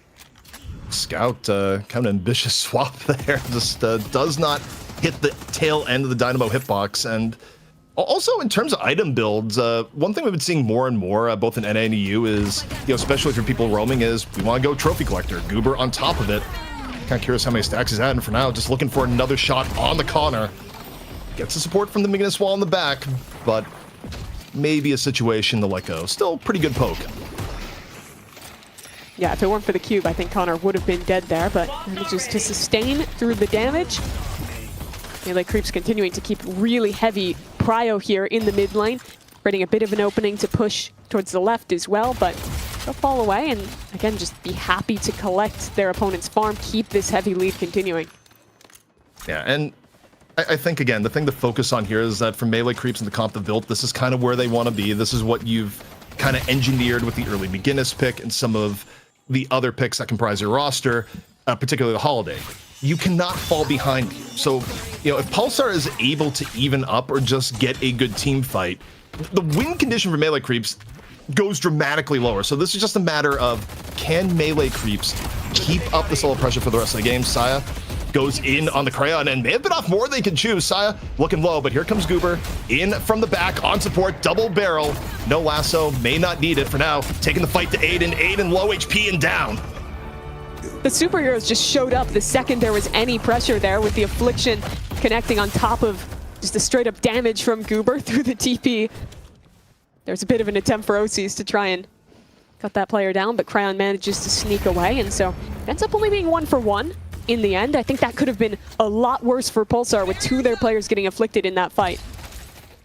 Yeah, I mean, I think for Pulsar, you're happy to get out with just that much, but Sai again out for blood this time. Going for Scout, former teammate from a long time ago. Scout gonna try and take refuge into the underground, low HP. And Scout might have been able to make enough clearance there, but over and over again, it's Melee Creeps continuing to look for fights, press every bit of the advantage that they currently have. Yeah, I don't think that Pulsar have been free to ever exist inside of their own jungle, to have their own space in this game. That's another lasso. Good night to Connor. That's like the 3rd time this game he's eaten one of those lassos from Goober. It's been a total takeover from this Holiday. Complete momentum here with Melee Creeps as despite the comeback mechanics, they stayed a pretty steady 8 to 10k up.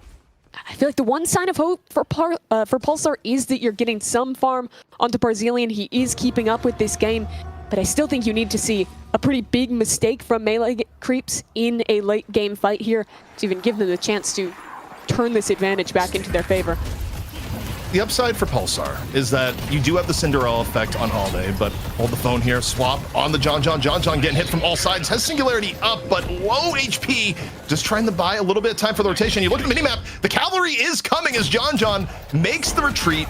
The commit isn't there, but now we got Goober rotating in, barrel once more onto Scout. Gonna eat the swap and the stun, and Goober bit off more they could chew there.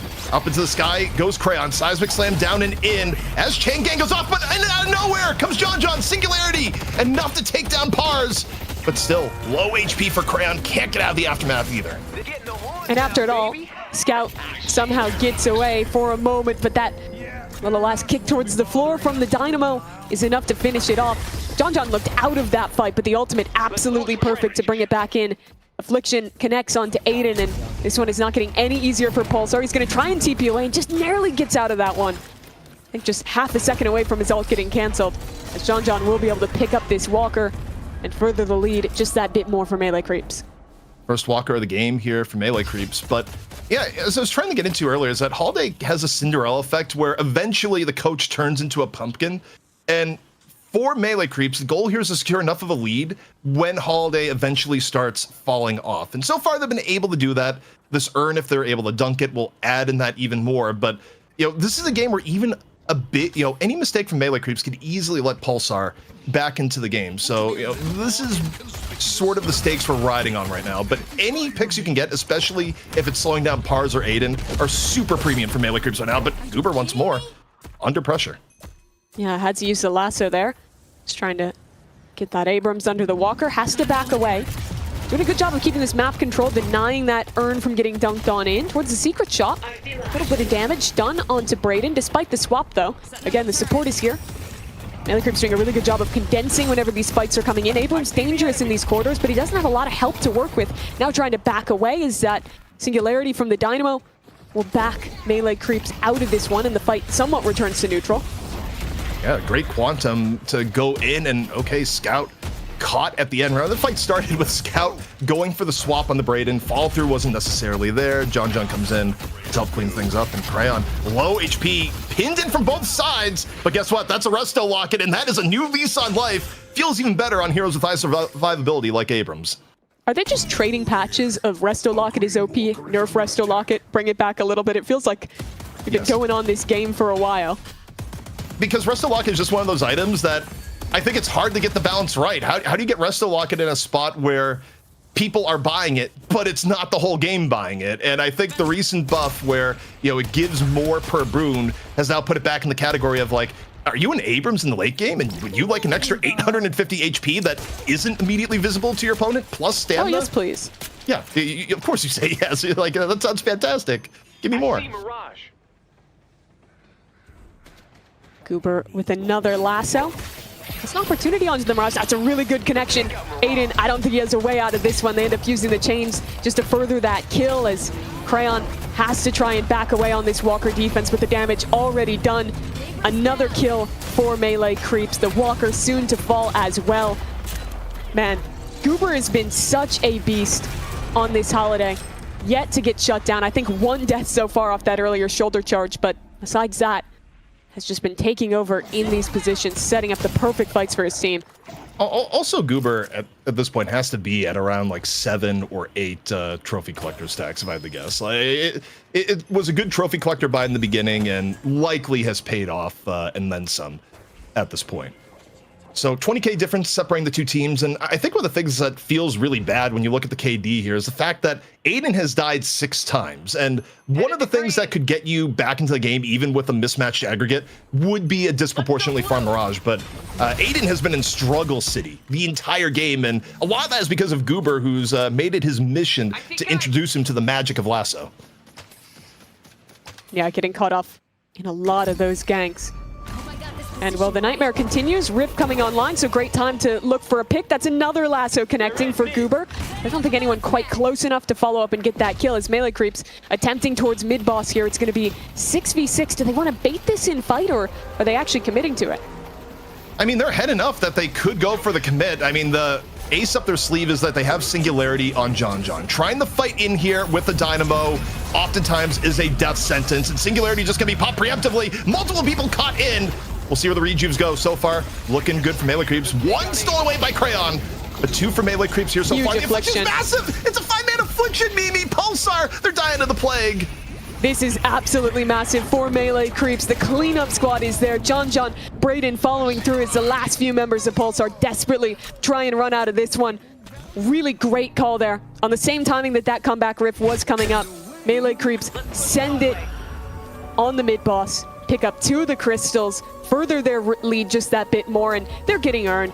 They're getting the Rift. They have absolutely everything they could want in this game. Yeah, and again, their game plan from the start was get ahead, stay ahead, and they are doing just that. They pick up 2 out of 3 rejuve crystals, they get the Rift, and we're gonna get a replay here of just how everyone got slapped with the frogs. Waits, over, in, everyone's grouped up. Easy conversion for OCs. Yeah, I love the patience from OCs, not rushing into using that ultimate.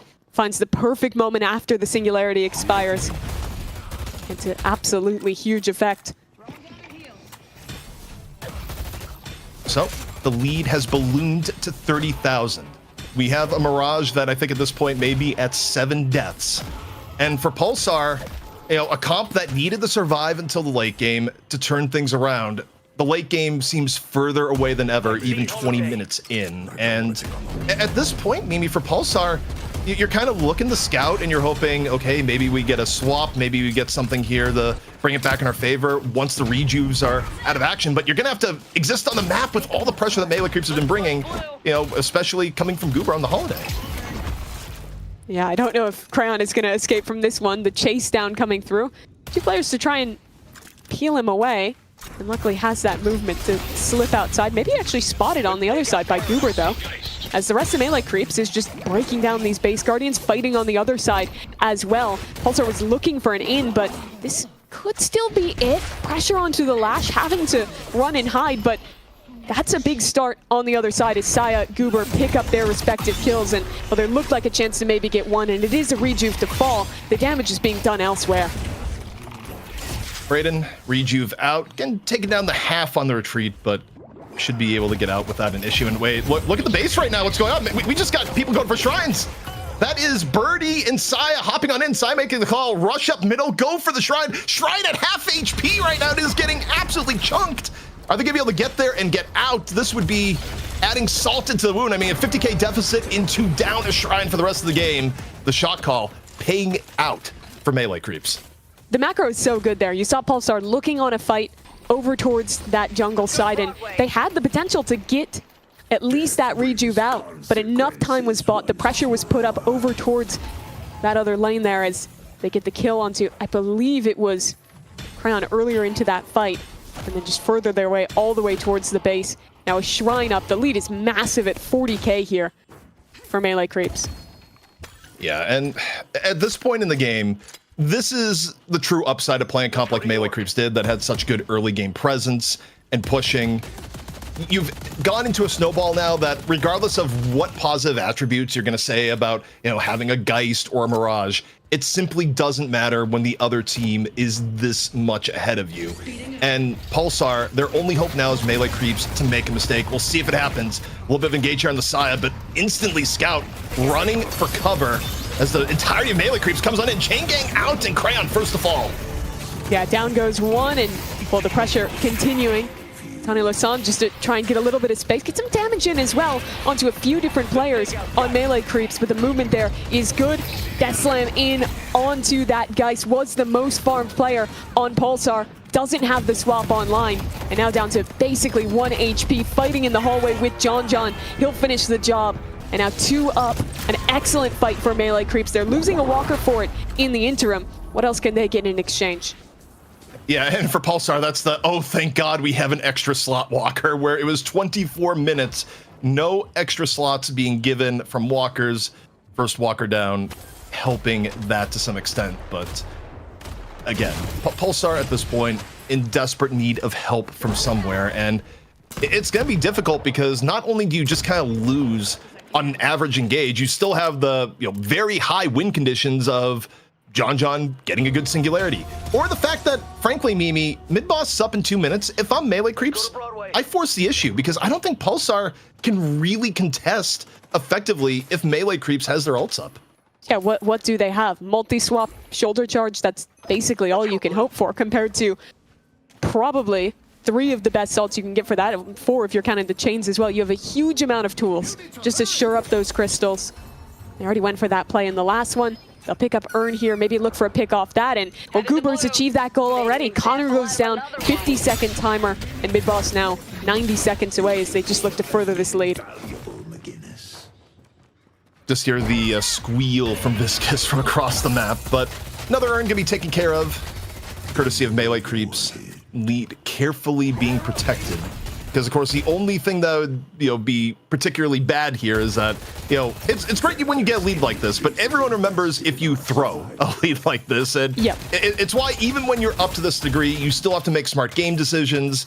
You cannot take it for granted because a simple stop turns into best comeback ever relatively easily. So for melee creeps, I don't think they're going to take too much in the way of risk here, especially not with mid-boss up in 44 seconds. But this is dangerous for Pars, though. Look at the setup. 3 players just hiding on the high ground as John shows forward in lane, just egging them on to try and go for that pick. They're kind of not buying into that bluff whatsoever. No one wants to test up against Goober, who's been so active on this holiday. All right. 50K separating the 2 teams. Next Rift is going to come up. In theory, when you're a bit behind, you like the Rift fight as a team that's behind, but all the comeback mechanics in the world don't necessarily make it great. And also there's the element here too, where sometimes teams will go like, okay, just cap the Rift and we'll jump on you after. But yeah, but it's also right now, if you show on Rift, surely melee creeps is just going to go mid-boss. And they will. They don't even need to see you on the Rift. They have the ults. They know they'll win this fight. They're going to run it back. Yeah, so, I mean, the comp melee creeps has, it is very much strong on mid-boss. And, for Pulsar, you have to contest. And in fact, it's just going to be a fake out into the jump outside and look for a rumble. Melee creeps, full disengage, lasso onto Crayon once more, into the wall, into just dead, the wall entirely superfluous in the moment. And as a result, melee creeps, they just get to go back in onto the mid-boss and still have a singularity, death slam, chain gang, all in reserve for the eventual contest. We'll see if Pulsar can do a miracle. A tiny Lasan from afar. See how it goes.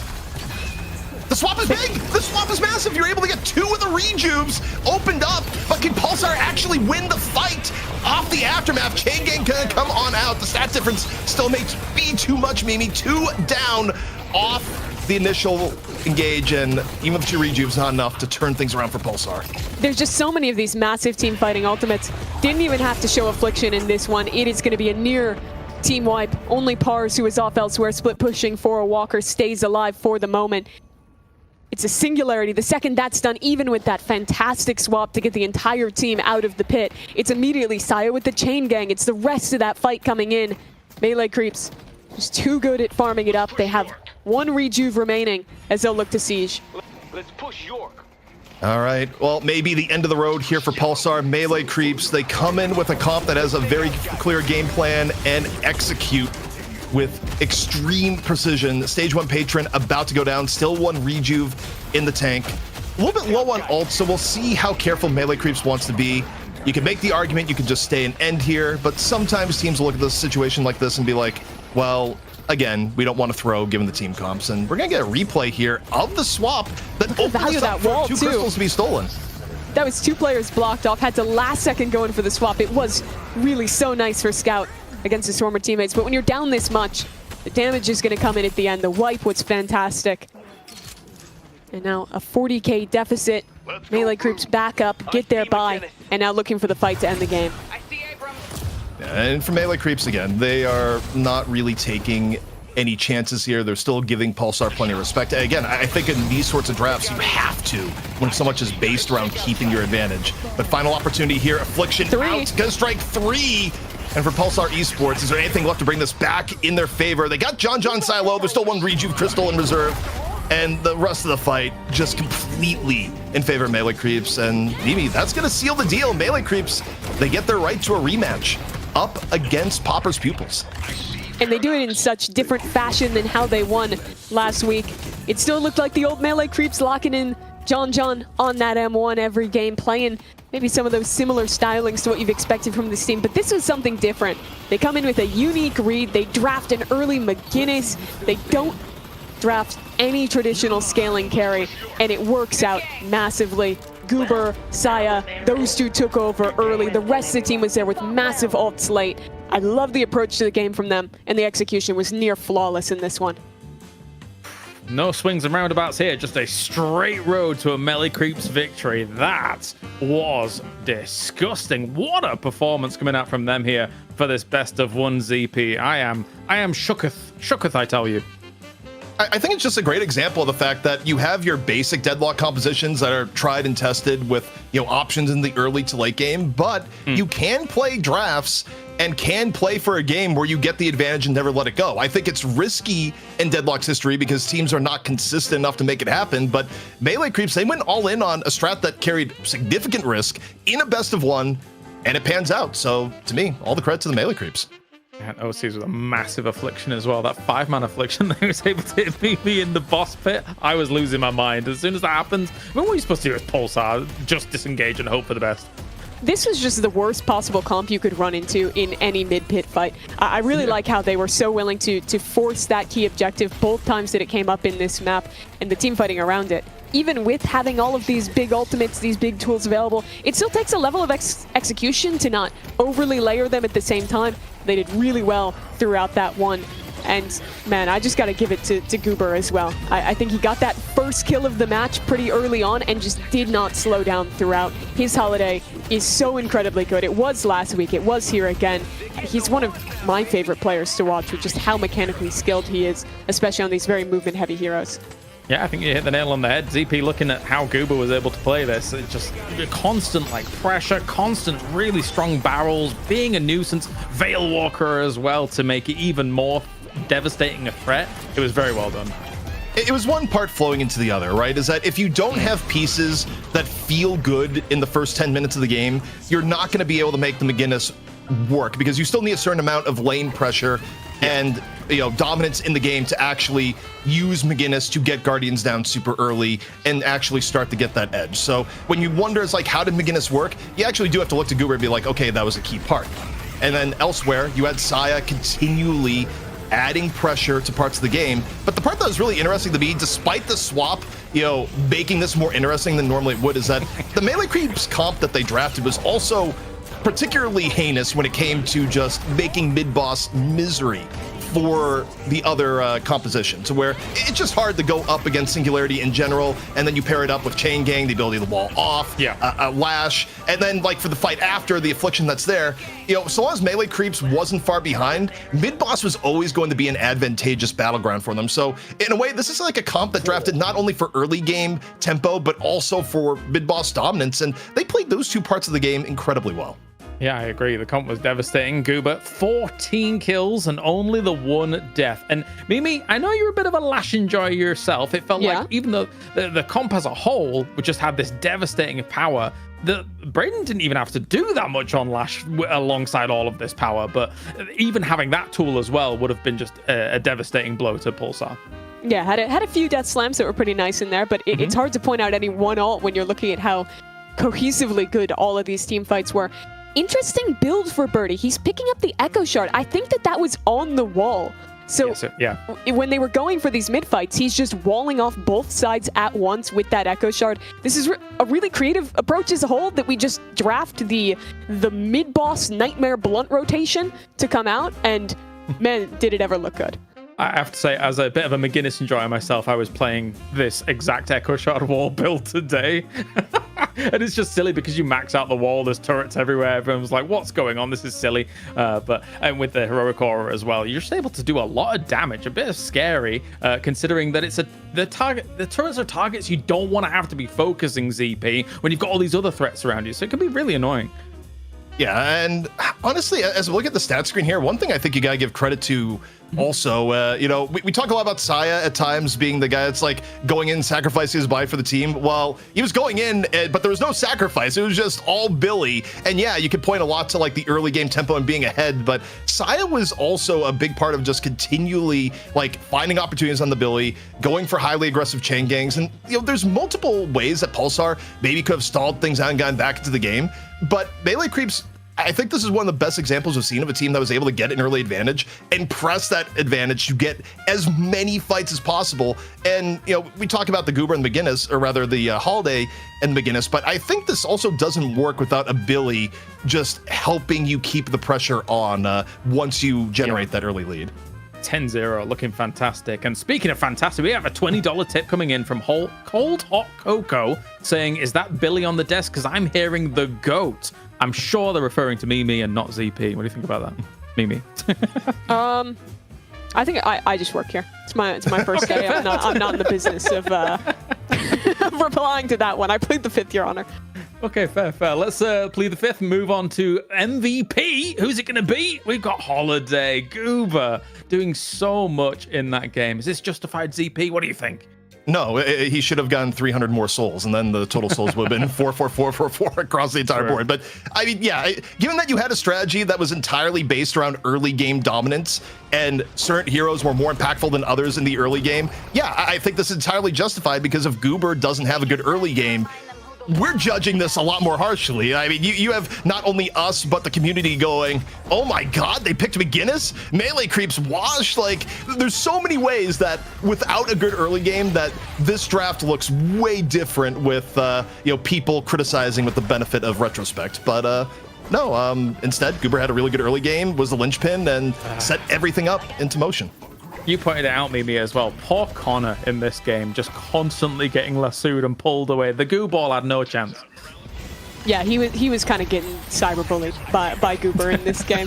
Goober was out of control, though. I think in particular we talked a lot about the lassos, but his precision with the barrels and how quickly he's chaining that in with the rest of his mobility on this character, just so incredibly comfortable in his hands. I think Holiday is one of the most fun heroes to watch a great player on, and I mean, damn, is Goober a great player on that hero? I really hope that we get to watch a little bit more in the money match of his Holiday. Yeah, I'd like to see it. Love to see it. I don't know whether or not we'll see. Well, I mean, maybe we'll see McGinnis against Popper's Pupils here, ZP, but it does seem. I don't know. I have no clue anymore, considering what we just saw in that draft. What do you think? Well, okay. The one thing I'll say is, you know, lights just go dark over on the other camera. GB heard my joke earlier. He's cut the power on me. I don't know what's going on. Yeah, exactly. It's gone. But no, the one thing I'll still question is that unless there was some really strange things going on in the NA scrim meta, where, you know, again, we don't always know all the scrim bucks. I still question why you need to get the McGinnis that early in the draft. Like, is this this well known? They're like, guys, we got to get rid of the McGinnis. Like, they're going to run the strategy. It actually might have been, but that's the thing I look at. Is like, okay, great, you made the McGinnis work, but maybe draft it a little bit later. I guess the only thing I'd say is that if you're doing Dynamo, you have to reserve a later spot for the Dynamo anyways, because you will get countered by Sinclairs. So even if you're doing a low tier pick, your low tier pick still has to go higher than the Dynamo because of the inherent counter pick potential of a Sinclair.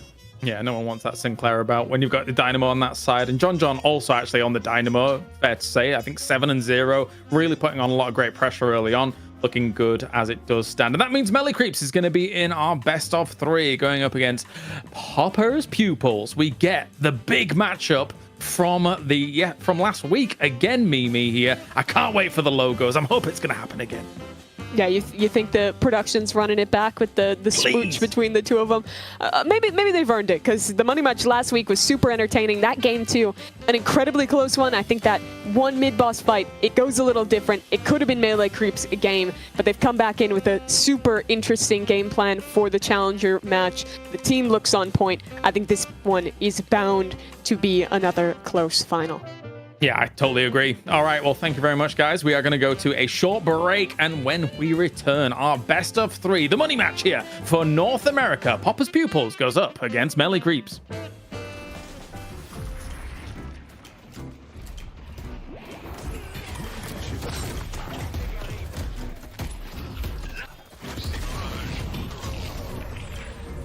I didn't come this far just to die now.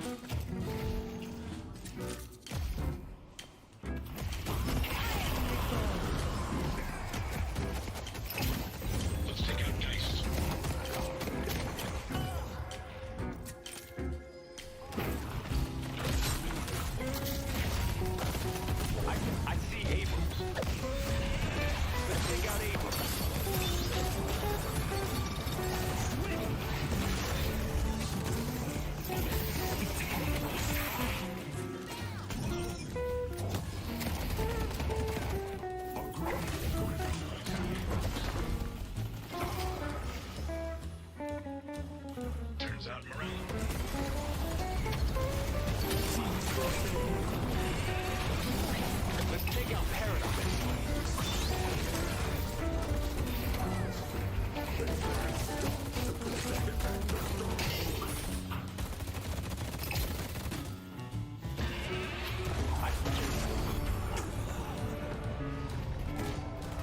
The rejuvenator is descending.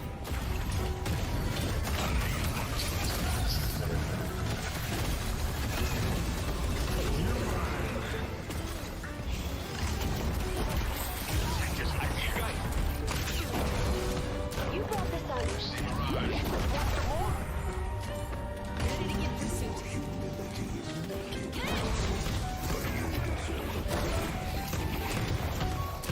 Good job. Let's push York. Good game. Well, that was memorable. Good game. Well done, everyone.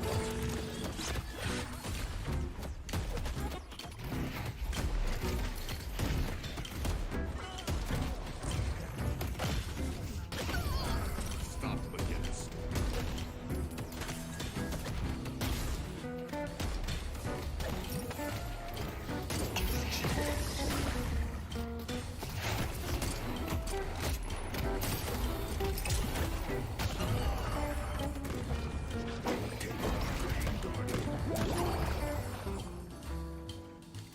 Think it's time to remind them who the law is around here. They've taken our yellow guardian. Setting up a bounce pad.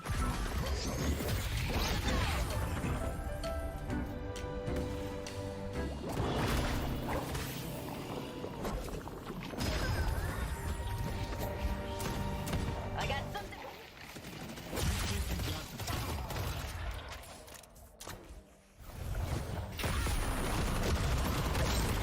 Throwing it out.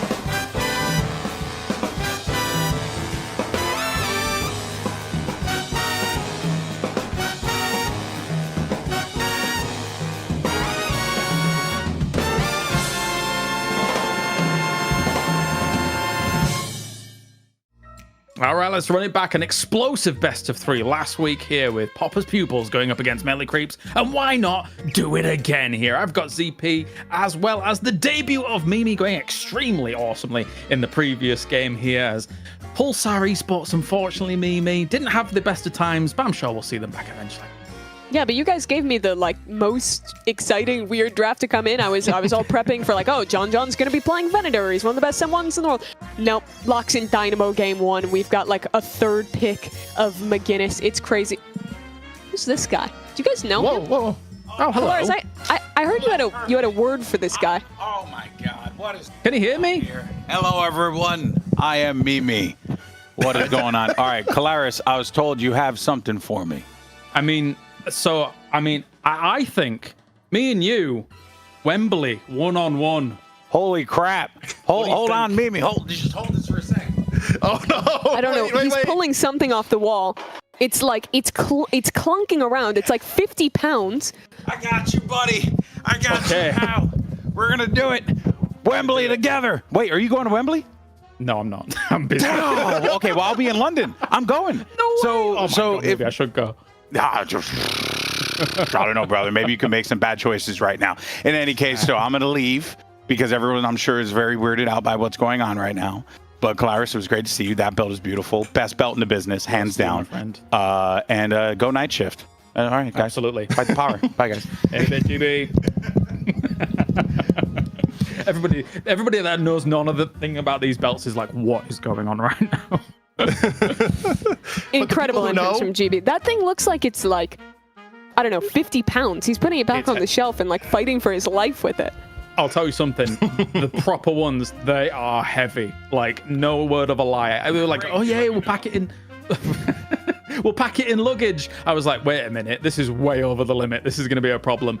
But yes, awesome. Great to see GB here, and a big thank you to him for letting you kind of do it from his house here, Mimi. I broke into his house to cast night shift because I was staying at a hotel in LA. So thanks, GB, for not kicking me out. Fantastic. That's wild.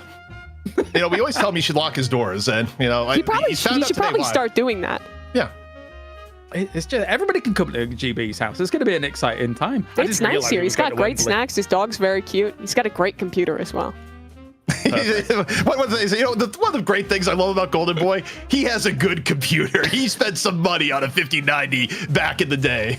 That's my favorite thing about GB. All right, well, let's take a look at the brackets and see what's gone on so far. We've got one more match remaining here. Again, the salty run back, Popper's Pupils, going up against Melee Creeps in a best of 3. It really was kind of down to the wire previously here, ZP. What do you make of it coming on into this?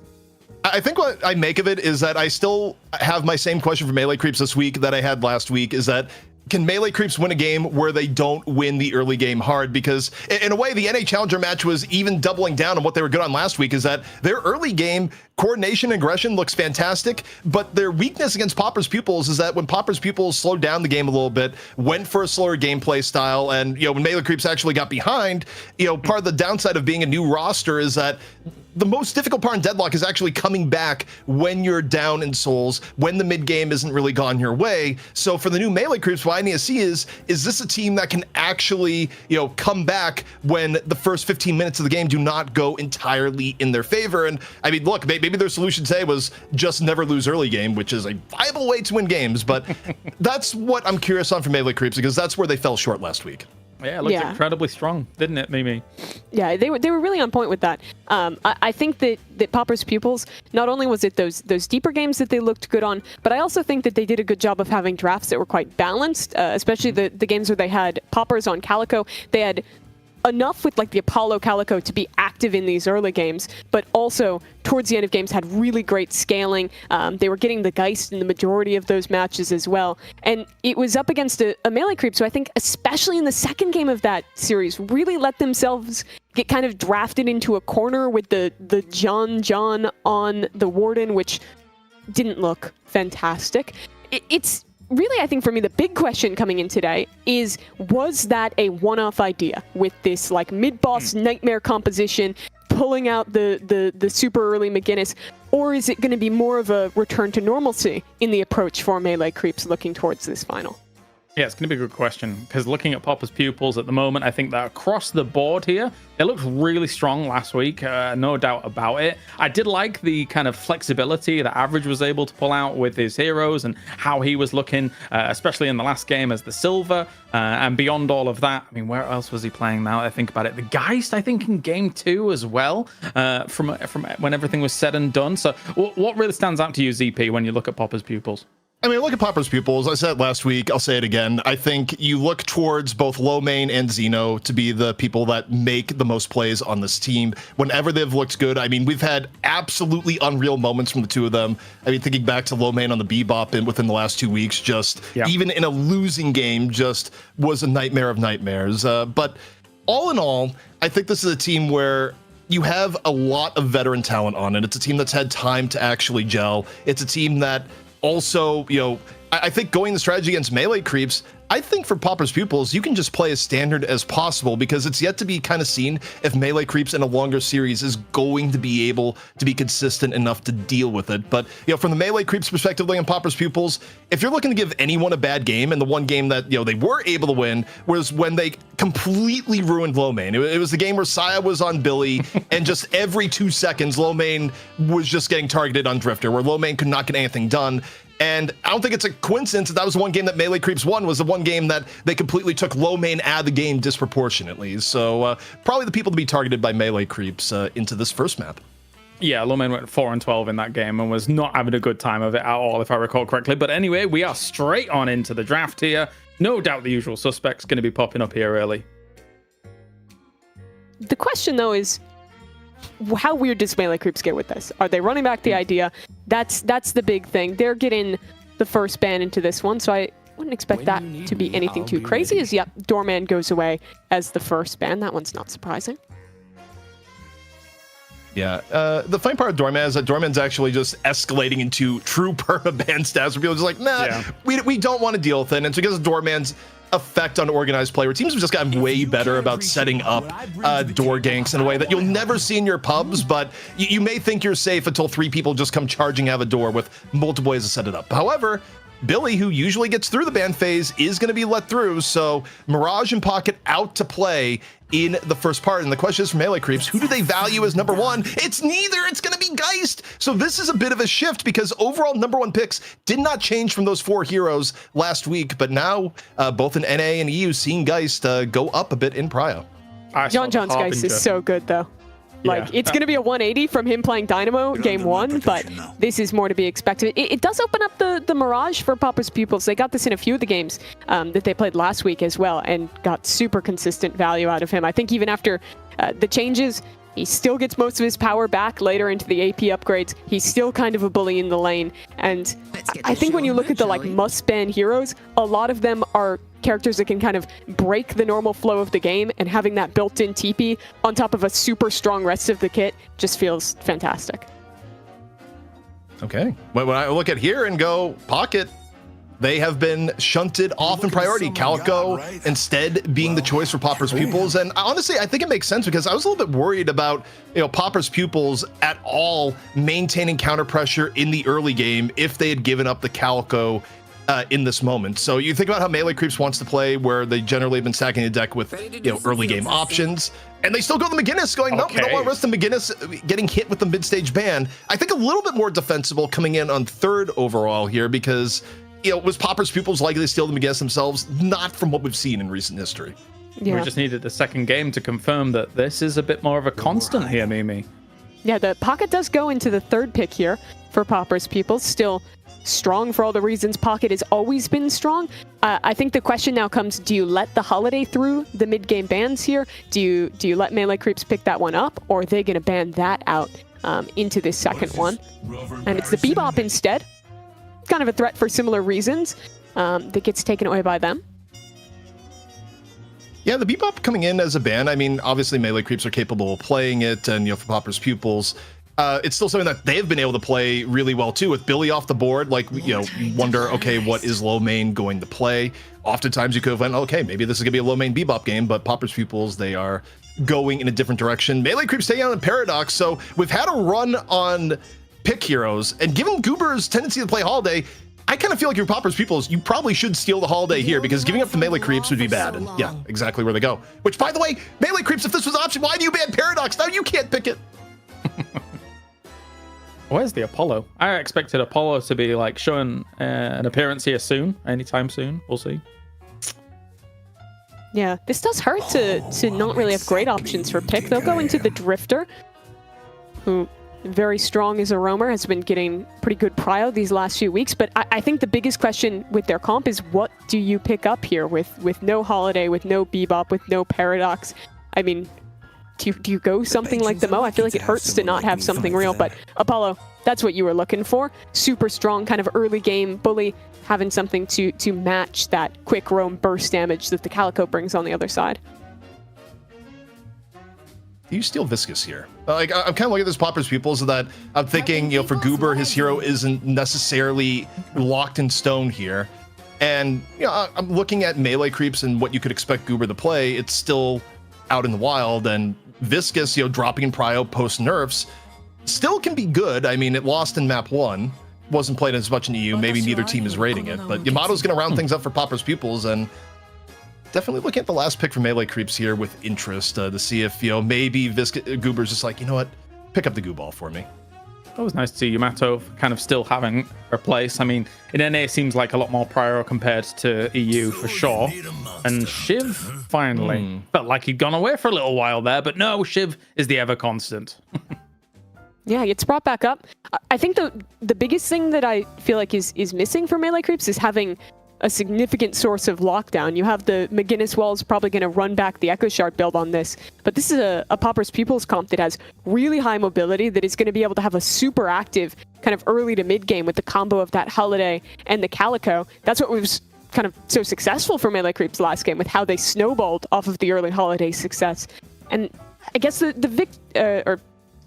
Drifter kind of fills into that role a little bit more on their team. But I feel like overall, Poppers Pupils have great ideas for the early game. They have solid late game scaling with Mirage coming in, a big ultimate for those late game team fights as well with the Pocket. True. I feel like they're in a really comfortable position here. Yeah, they've got opportunities to go for kind of picks here and there as well. I think that with having Drifter Eternal Knight to try and counteract some of that potential pick and maybe cause some chaos in that disruption zone, their ZP might be what melee creeps might be thinking, but of course he can also be doing the same. He can be doing stuff like that as Goober looks to be locking it in.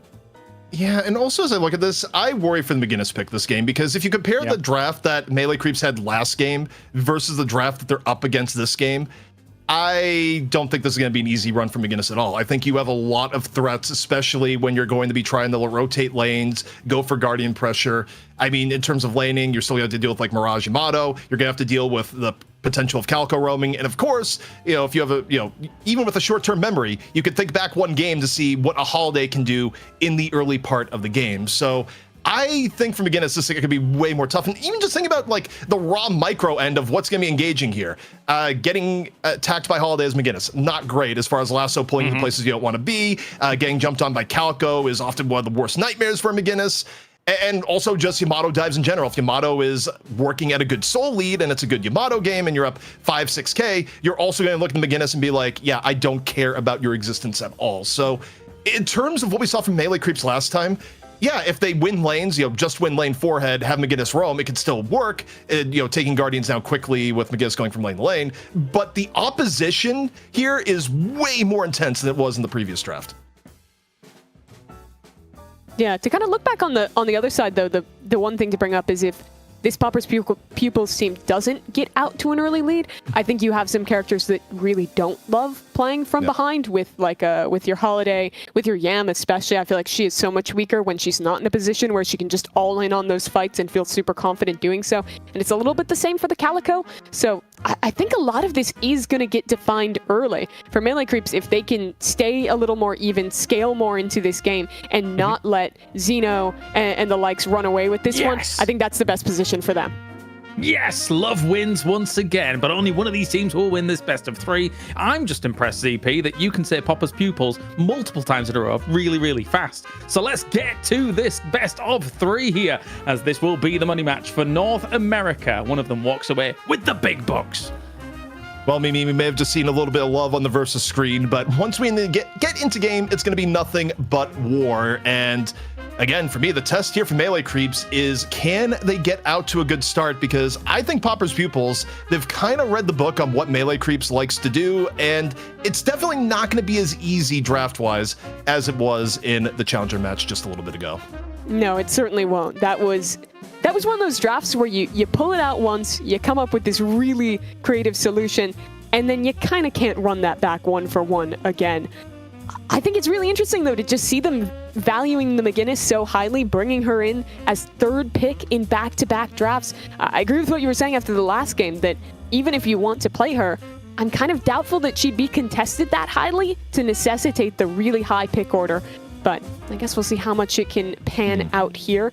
The double wall had its impact moments in the last one. So I'm going to put some players on blast here. We don't know who was responsible, but one of the players on either Melee Creeps or Pupils Pupils decided it'd be a good, fun joke to switch the server to Italy right before we started, because players can just do that. You cannot lock the player out from changing server settings right before start. It's just not how Deadlock works. So thank you, player who swapped us to Italy and delayed the start of the match by 3 minutes. Beautiful work. Maybe they just wanted a little vacation. Get the first LAN. Everyone in Italy, but just playing from North America. I mean, the first LAN's gonna be wild when the internet issues just stop broadcast of the grand finals, and people just have to hear about the updates through social media. That's all I know. But we gotta get into the actual brass tacks of the game, and taking a look at the lanes here, it is going to be John the Lash. We weren't really talking about who was going to be playing on what, but yeah, John having to go a little bit out of his comfort zone here today, starting the day on Dynamo and going to Lash, where we've seen it a lot before, but is a very different role in the team where, Melee Creeps, you talk about Geist. We thought maybe it'd be John the Geist, but OCs has taken the role as the M1, it seems. Yeah, it's such a departure. The story for Melee Creeps was always surrounding John. How incredible he was on that role. They built all of their comps very specifically for him, playing on those M1, those scaling heroes. As it's a lot of damage taken by Birdie early on, having to play a little bit more passive now over in this left lane. Also, the mid lane looks absolutely miserable to be against for Melee Creeps. The old Holiday Mirage lane, where about 1,000,001 things can go wrong. And yeah, I mean, they've put the Apollo in there, unless I'm reading the minimap atrociously wrong, but even with Apollo in there, that's one of the lane steps you could be against where you are not at all guaranteed a win. And I don't think it gets much better across the board. Ivy Yamato also particularly dangerous, especially if anything does happen, you get a life lead. Yamato's still best in class at chasing down an advantage, and when you're up against him again, it's actually quite useful. Yeah, especially early. She's just so slow, trying to take those fights. Seeing again Saya, John laning together yet again, but on very different heroes now, with Saya playing on that Shiv. What have you made of the Shiv? Because he made a bit of an appearance earlier in EU. There was talk of Shiv being dead after this patch. Seemingly there's often talk of Shiv being dead, but this hero seems to never actually disappear.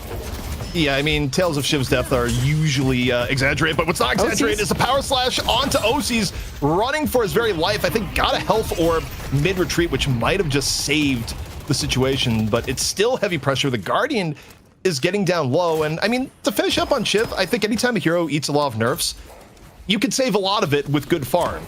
But is Saya going to be the player to get good farm? Would Saya even be the player I would look at as like, this guy knows historical good Shiv movement? Not necessarily. I mean, I would have guessed Goober on the Shiv, so Saya can prove you wrong, of course, and I'm happy to see it, but it's not something I normally expect to see in Saya's hero pool. That Slash just missed out. OC still kind of right in the edge of his health bar here, but keeping stable over towards that lane. His last couple games, at least very early on, have felt calm compared to what we experienced earlier in EU with the bloodbath that some of those matches were in the finals. Yeah, I mean, normally it's NA. If any region is like the region for the early bloodbath and burgers being thrown everywhere, it's usually NA, and EU just decided to let loose the limiters in that final game. Which didn't go to 3, by the way. If you're wondering, it's like, wow, NA is already on the first map of the finals. Like, yeah, believe it or not, you didn't go to 3 maps for the first time in a month. They said it couldn't be done. It couldn't end 2-0. Somehow actually happens here. Over on the right lane, I'm kind of continuing to just think about how Saya wants to play this one, of getting not only out of that lane in a good position, but also if he can actually get a little more farm. As John is going to get taken down there, was just trying to get away, but over the top of the Guardian, still eats enough damage to fall. As Saya, I don't think he's going to really have much recourse here, getting pressured back himself. Yeah, and look at the lane situation on left too. You pick McGinnis in part because you want to get her lane down quickly and rotate the others. Well, how are you going to rotate the other lanes when you're not handling business in your own? The Ivy Amato lane has completely had its way with the left, and just one more wave push is going to be enough to push it over the top. And the other lanes aren't necessarily looking good either. I mean, the Holiday Mirage lane has had dominance in mid, and on the right side, we just saw John die. I mean, the lane phase for melee creeps that they've drafted here is almost an opposition to the idea of like picking McGinnis in general. So I think if you're a melee creeps fan looking at the way this game is starting, you are already in fear. Yeah, I do wonder though if some of the value that they're seeing in that McGinnis is more so what she is bringing later in the game with the lockdown from those walls, with playing that much more kind of supportive role. Obviously, she is good at getting those turrets off the board pretty early into this game, but I still kind of feel like we're in a position where if melee creeps can at least get out of this mid-game even and not let that snowball start for players like Xeno and Lomane, that's kind of a win condition. But John, or rather OC's on that. Guy's getting real pressured back here. He's super low on health. The wall was pretty good peel, but they're going to keep going on this dive. I think OC's might be out of this one. 1 HP as the Ivy goes in for more. He's still somehow eluding this one as OC's gets out over the top, but the chase is here. Good tracking onto the Ivy. As I don't know how OC's has lived through this one. He's gotten a hell of a lot of distance away. Also, you have the rotation in from Goober. The make the continued dive a bad idea. Lomane falls. And yeah, OC's was just barely able to get out with his life, so a good disengage and even better rotation. Melee creeps able to stem a little bit of the bleeding, but elsewhere, the dive on the Saya ends up falling. And the interesting thing here between two teams, both of the teams, they both want momentum early. Lasso, though, in onto Goober. Goober getting a taste of his own mess and dragged off into the tower, and down he goes. Really nice reply with that lasso. Gonna keep this lead up for Popper's Pupils as this lane now under a lot of pressure. I think that this second Guardian just about to fall, as this is kind of exactly the start that you are looking here for Popper. Xeno getting lassos early, getting online as those ults continue to cycle up, and still this Mirage a bit of a nightmare as there's been some rotates over towards this right lane. Affliction gonna come out. It's a one-man Affliction. Doesn't save Poppers, but Goober likely about to go down in the trade. No HP left. Affliction still on, and cleanup from League looking to be absolutely easy on the Saya, where I gotta say, this is a little bit too many deaths for Saya. That's either death number 3 or death number 4 for Saya. I'm pretty sure if we could get a look at the death counter here, because again, both teams are running pseudo frontliners. Okay, it's number 2 actually. But both teams are running pseudo frontliners where both Lomane and Saya need farm to actually be scary in the game. And if you have repeated deaths, if you're constantly like getting thrown into some of these bad fights, it's going to be difficult to get the mid game that you actually want. Yeah, it certainly is. I think that 2 is not quite cataclysmic yet, but if he's not able to get that farm online, and I think what really calls into question as well is just with his play style, when you're in a draft like this, I think you do want to see Saya putting himself in a position where he's maybe team fighting a little bit less early on, spending a bit more time getting farmed up, trying to keep himself in a position where he's able to actually full commit and threaten. So that's something I'm going to be tracking as this game kind of continues to go down. Is see the Ivy already getting super active here for Average, flying that Calico over towards this right lane. Yeah, we didn't really touch on that, but Average on Ivy, I think it's happened once or twice. It's not as common. Average usually, more on frontline things or things like Apollo, but hey, someone had to take one for the team in this case. But, Average, no slouch on Ivy either. Just someone who has turned into more of a flex player at times for Popper's Pupils, when it's like, okay, we have an off hero, it's kind of out of a bunch of people's pools. Average is kind of like, yeah, I can play that hero. I mean, just in the last 2 weeks, he's had to play like Infernus, Geist, Silver, Apollo. He was playing Grey Talon even in one game. Like, he's kind of the do-it-all guy for this Pupils Pupils squad. Yeah, he's turned into New Age Hydration. That's kind of what Hydration, you know, in the last era of, you know, things like Hydration and, you know, subsequent teams, Hydration ended up being the ultimate flex player of, hey, okay, someone needs to play this role. I guess I'll be the one to play it. But one thing that's really worth noting, and again, I'll go back to, you know, the sense behind, okay, you're going to go for McGinnis, is that you pick McGinnis with the idea of you're going to, you know, win some of your lanes, you're going to get Guardian down after Guardian down. We're at nearly 10 minutes in, and every single Guardian is still up for Pupils Pupils. Yeah, certainly not the start that you would have wanted on this hero, and, well, still not a lot of opportunity to recover because the pressure is just so heavy here. That Holiday rotating in, the lasso from behind pulls this poor McGinnis straight into the blender. 3 players there to follow up. They're chasing down yet another kill. If Saya can get away, that would be massive, and looks like he'll hold on to his life for now as they disengage with that flight. Maybe that was the National Geographic Channel Deadlock edition, where, you know, normally it's like, it's looking at poor defenseless deer before the line comes on in. Yeah, the deer was McGinnis in this case, and the pain continuing as the chase down on the OCs off on the left. And yeah, I mean, the lead continuing to balloon in favor of Pupils Pupils here. And yeah, some of this pressure here, I mean, this is what I was worried about when we saw the draft in the first place. Oh, Saya in a lot of trouble here. He's already getting chepped down. That's another death on the board for the Shiv. And it's right as that Urn is coming online. Rotate's already over with that in the control of Pupils Pupils. So they're trying to get that extra little full infusion into their already growing lead. And of course, as far as Urn runs go, doesn't get too much better than having a Holiday be the one to bring the Urn around. And Zeno still being careful about the turn-in. You know, the only worse thing than not getting an easy dunk is to just give the Urn away. In this case, you wait a little bit, have Average come in for the assist, and Melee Creeps just getting squeezed out of farm at every point of the map. Maybe they're about to get mid-Guardian down here, and, you know, past 10 minutes, it's hard to keep the Guardians up. It'll even the gap a little bit, but, you know, for the game plan they had here, Mimi, I don't think a lot has gone the way they intended. Yeah, the concern for me as well is that even though there is this deficit, right, they're down 9k now, the thing that's more concerning is that they've already slowed down the farm on OCs. They had that one pick off onto him earlier. No one is really in a position where they're starting to get out of control for Melee Creeps. Normally you watch one of their games, and even if they're not coming out great from laning phase, you're like, it's fine. John is at 10k at 12 minutes. We're doing okay. But I don't feel like they have one of those like easy fallbacks early on that you can look at. And talk of John, he might just be dead here already. The pressure is in from that Calico ult combined with the Shadow form, and he is out of the server very quickly in mid. Yeah, on top of that, in terms of things that they don't normally have, is that they also don't have a stereotypical pick hero here, where you think about the way that the draft went down. Melee Creeps banned Paradox right before Holiday got picked up when Bebop was already off the board.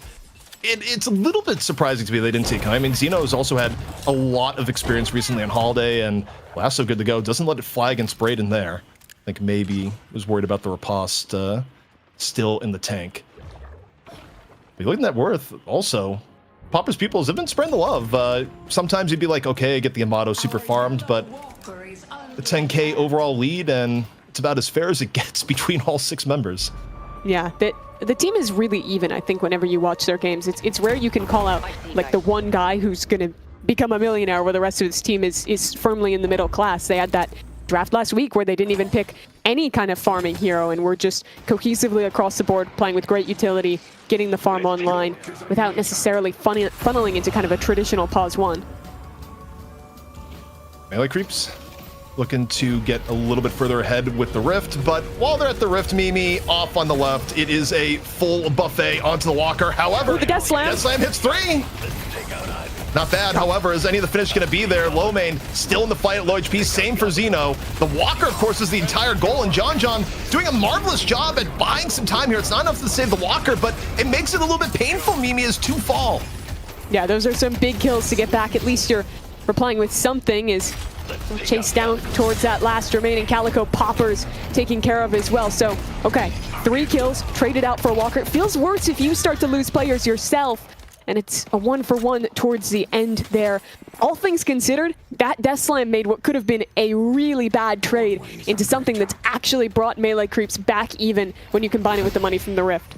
Yeah, also, Rift Troopers finally going to be dealt with, but not before they go through a Walker. So Walker for Walker and for melee creeps where they were significantly behind, things have been evened up entirely off of this. And again, a lot of credit has to go for John and maybe a little bit of blame on the Popper's Pupils for underestimating just what a single John could do. But the Soul Graph tells the tale.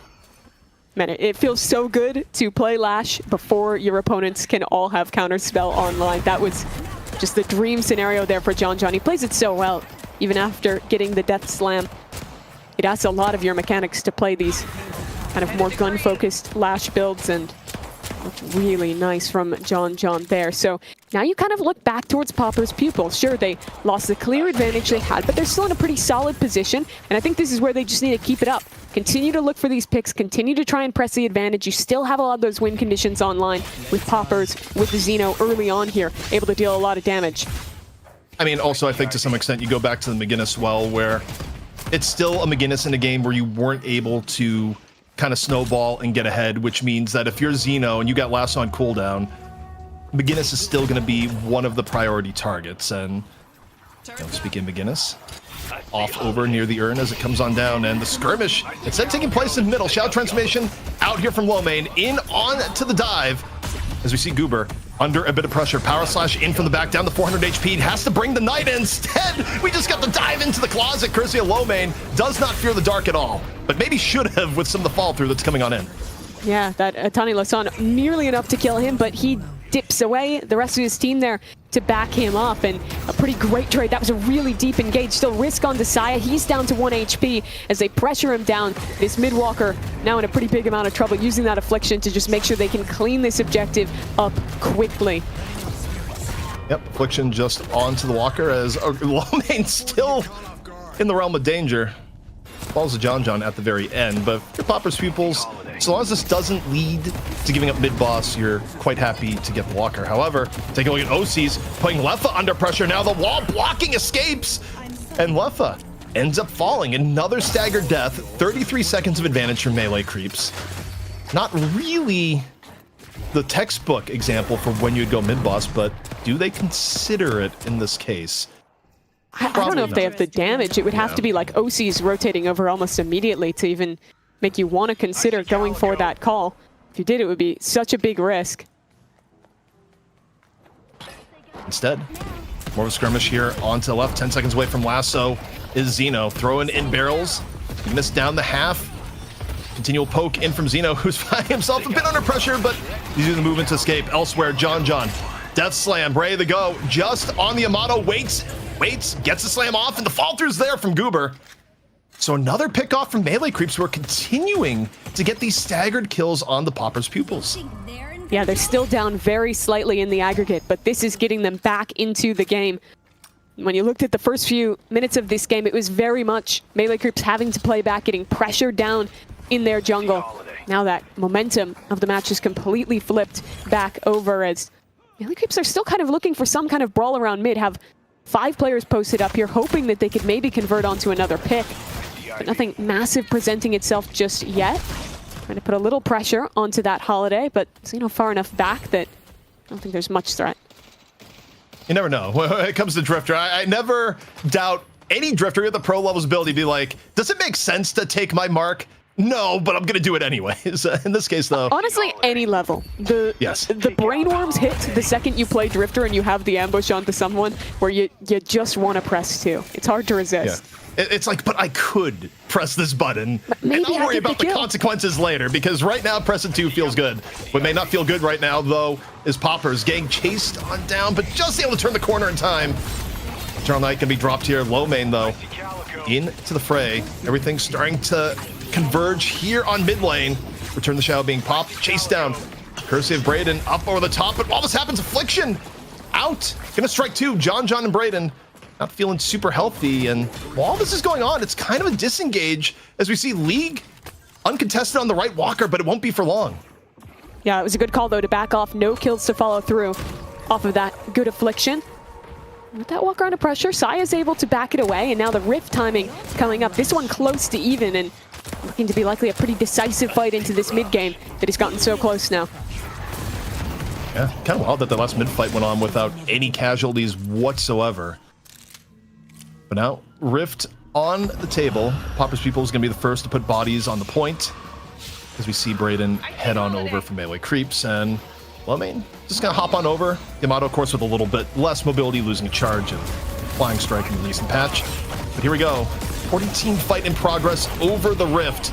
Guy's going to force swap super early into the process. Lasso still on board for Zeo, but the Death Slam picks up 2. Going to immediately force out Stone Form and Shadow Transformation. And the Rift gets secured courtesy of Pupils Pupils in the melee, and John going to be running for his life.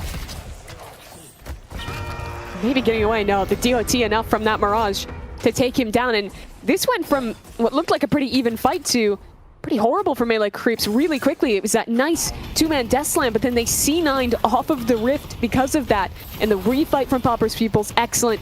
They're going to go for mid-boss off of this. A contest seems pretty difficult to go for. Only 3 players up. No big ultimates to make this happen. Rejuve Crystal is coming on down. Saya in the pit already. The contest. McGinn is one of the best at contesting, but the Dust Devil in Stone Form comes out. First Rejuve. Pupils Pupils. Hitting away is average. All 3 to Pupils Pupils before it's all said and done. All 3 charges remain. Poppers may be a little bit low, so they lose 1, but the rest of the fight is going terribly so far for melee creeps. Yeah, a bit of a takeover there. Xeno picking up a couple kills into this fight, and they're just going to continue to move on forward. Is Brayden? Good riposte there to get a little bit of distance, but the Dust Devils lock him down. All the guns shooting. And now only these last 2 players, OC's not able to make his mark in that fight as he has to back away. John as well. Soon to be under pressure here. Maybe doesn't know how bad it could get, how quickly. There is a lasso on Xeno available. If he could hit that, that would be a dead John all but guaranteed. It looks like he'll be able to get just enough distance to stay alive here. You know, maybe we just had a name checks out moment on one of the donations to the prize pool, as inflation has brought our prize pool to $2,070 off a $50 dono. Thank you, inflation. The username, not the concept. I think everyone's tired of the concept, but you know.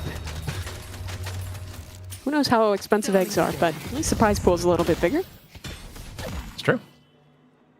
Always appreciate to give a little bit more back to the players week in and week out for those who add to the prize pool. But yeah. Mimi, we got to talk about the state of the game, and after that mid-boss, things have gone wildly against melee creeps, and now 25k soul difference separating the teams, and the path back when you're not running, you know, you have a Geist, but otherwise, you know, a little bit light on traditional late game carry heroes, and you have a McGinnis.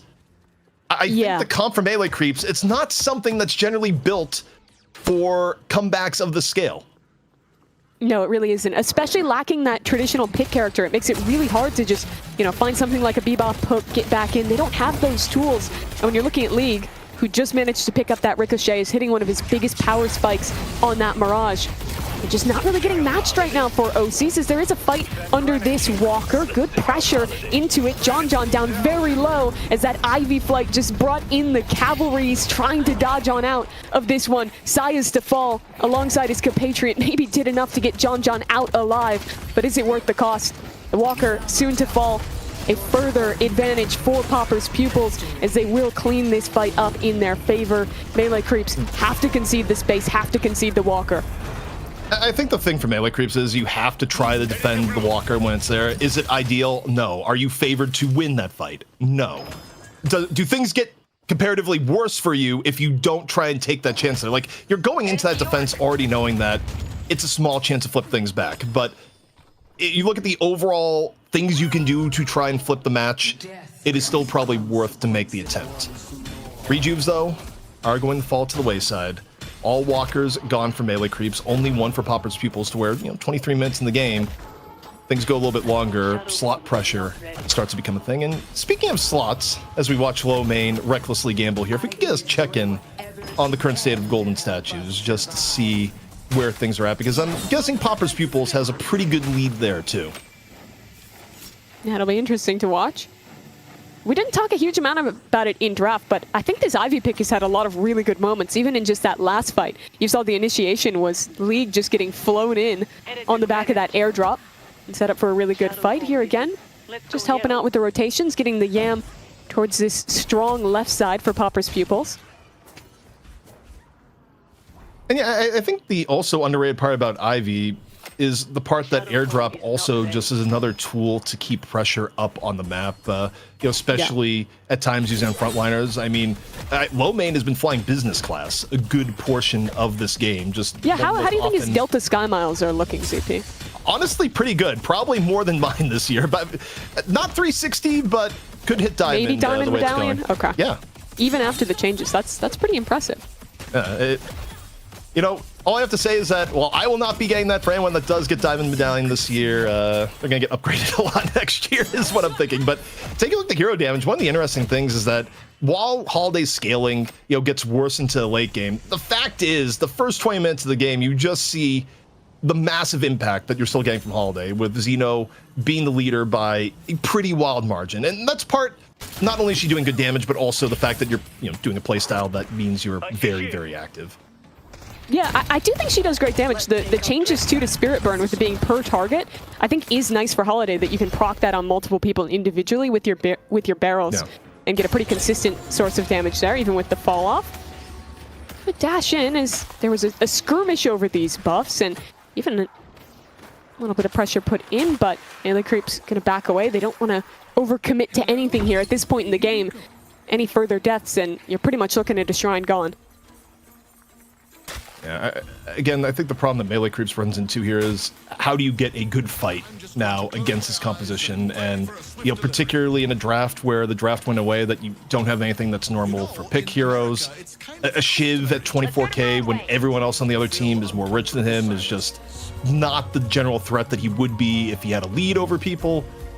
And once more, we're in the situation where it's up to Popper's Pupils to make a mistake and Melee Creeps to capitalize. But even if it was even, things like a late game McGinnis stuff, I don't think would be super rosy for Melee Creeps at this point. No, I think that they are really lacking a lot of those kind of obvious win conditions. I feel like you're kind of relying on Popper's Pupils to mess something up here in a fight, but that's certainly not the case here. OC's just absolutely locked down. There'll be a further chase as that lasso is available to try and get a pick. Good damage, though, coming back in. The healing tempo from the Ivy, though, is going to completely reset anything that went wrong. Ambush taken, though. That's really risky. Could this be Goober getting the better of himself? Could not resist pressing 2, and he'll die for it.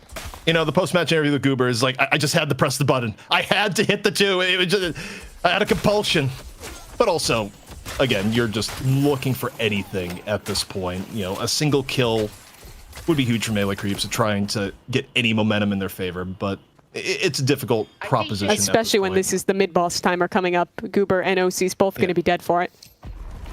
For Melee Creeps, you probably have to contest. You cannot give up 3 clean rejuves, but is your contest likely to be good here? The answer to that is no. But Popper's Pupils, they're just going to full send damage now onto the mid-boss. Rejuve dropping on down. Here comes Melee Creeps to contest. Can they pull the miracle? We have to see Death Slam in from John into the wall. Vision obscured. Low main and average. They're able to pick the first 2 up. Dust Devil going back and forth. 1 Rejuve Crystal is stolen, but Melee Creeps not looking at all healthy for the attempt. Not whatsoever. Sure, players are coming off spawn, but everyone here in the mid pit is dying. Only Brayden left to stand, and quickly, enough CC there to lock him down as well. 2 Rejuve Crystals stay in the hands of Popper's Pupils. A clean fight in the mid pit, and that might just be it for them. In a great position here to look to siege and at least get some shrines down. All right, Rift coming on up. Popper's Pupils in firm control of the game, in control of the Rift, and Melee Creeps continuing to try and answer the question of, we are in a gigantic hole, all we have is a shovel, and yet, how do we get out? Because when we dig, all we do is just go down. Just keeps getting deeper and deeper for them. So that's a pretty good collection of Rift Troopers heading their way up alongside their friends, and, well, these players are coming down off of cooldown pretty shortly, but Popper's Pupils getting buys in, going to be massively ahead now with over a 50k advantage. just looking for that one pick, that one opportunity that will open them up into the base. And again, respect being shown towards melee creeps, where even when you have this level of edge, even when maybe the comp isn't fearsome on the other side, you still don't make mistakes. It's kind of the difference that separates your top teams in Deadlock from maybe some of your up-and-coming teams, where they're more willing to be like, oh yeah, I'm fine, and you ego something, and you give up a pick, which gives up another pick, which suddenly you've given up mid-boss, and you wonder, where is my game gone? Oh, they're just flying straight on in. Oh my, airdrop in with the Yam, and that's a little bit of trouble for Brayden. Takes a lot of damage there. I think we'll manage to slink back to the fountain and stay alive, but they're straight up just taking this 6v6 in the base. And why not? You still got 2 rejuves left for the next 50 seconds. You got a big stat advantage, and you got 2 shrines just aching for the release of death. Guardians gonna go down. First shrine off the board here against melee creeps. Popper's Pupils looking to pick up the second. And again, for melee creeps, the power just isn't really there to deal with Popper's Pupils at this point. They are praying for a mistake, and yet none so far has been made. And if they had something like a pick character, maybe you could hope that you could pull someone in for an advantageous fight, but they just don't really have the tools. Maybe looking for a death slam off John John as another airdrop dives in on this Yamato. The squad showing up. John John is dead. The death slam will not find value in this fight as Popper's Pupils press the advantage, shove the melee creeps back towards their base. Now looking for the drop as Saya falls as well. This is an absolute snowball from Popper's Pupils. Only 3 defenders left to stand as they stake their claim of the Hidden King base, get the drop, and soon the game to follow. Truthfully, they could stay here. You're still gonna have 3. You got a 30-second timer. You're up 50k. Yeah. I think you just you're up 80k. I think you just end here. Yes, please just stay and end the map. There's being safe, and then there's being so safe that's like, do you have any fun in your life? And Popper's Pupils wisely, they look at the game stand and be like, yeah, I think we can end this here. Melee creeps, final chance to try and defend, but it is long odds indeed. Popper's Pupils gonna finish off the patron and take map 1 in our NA money match. That was fun. Do you have any fun in your life? A crazy call out coming from ZP. Awesome to see Popper's Pupils looking so good here in this game. What a performance by them for that one. And it was like every component here, Mimi, to get things rolling. It was just a masterclass coming out from Popper's Pupils.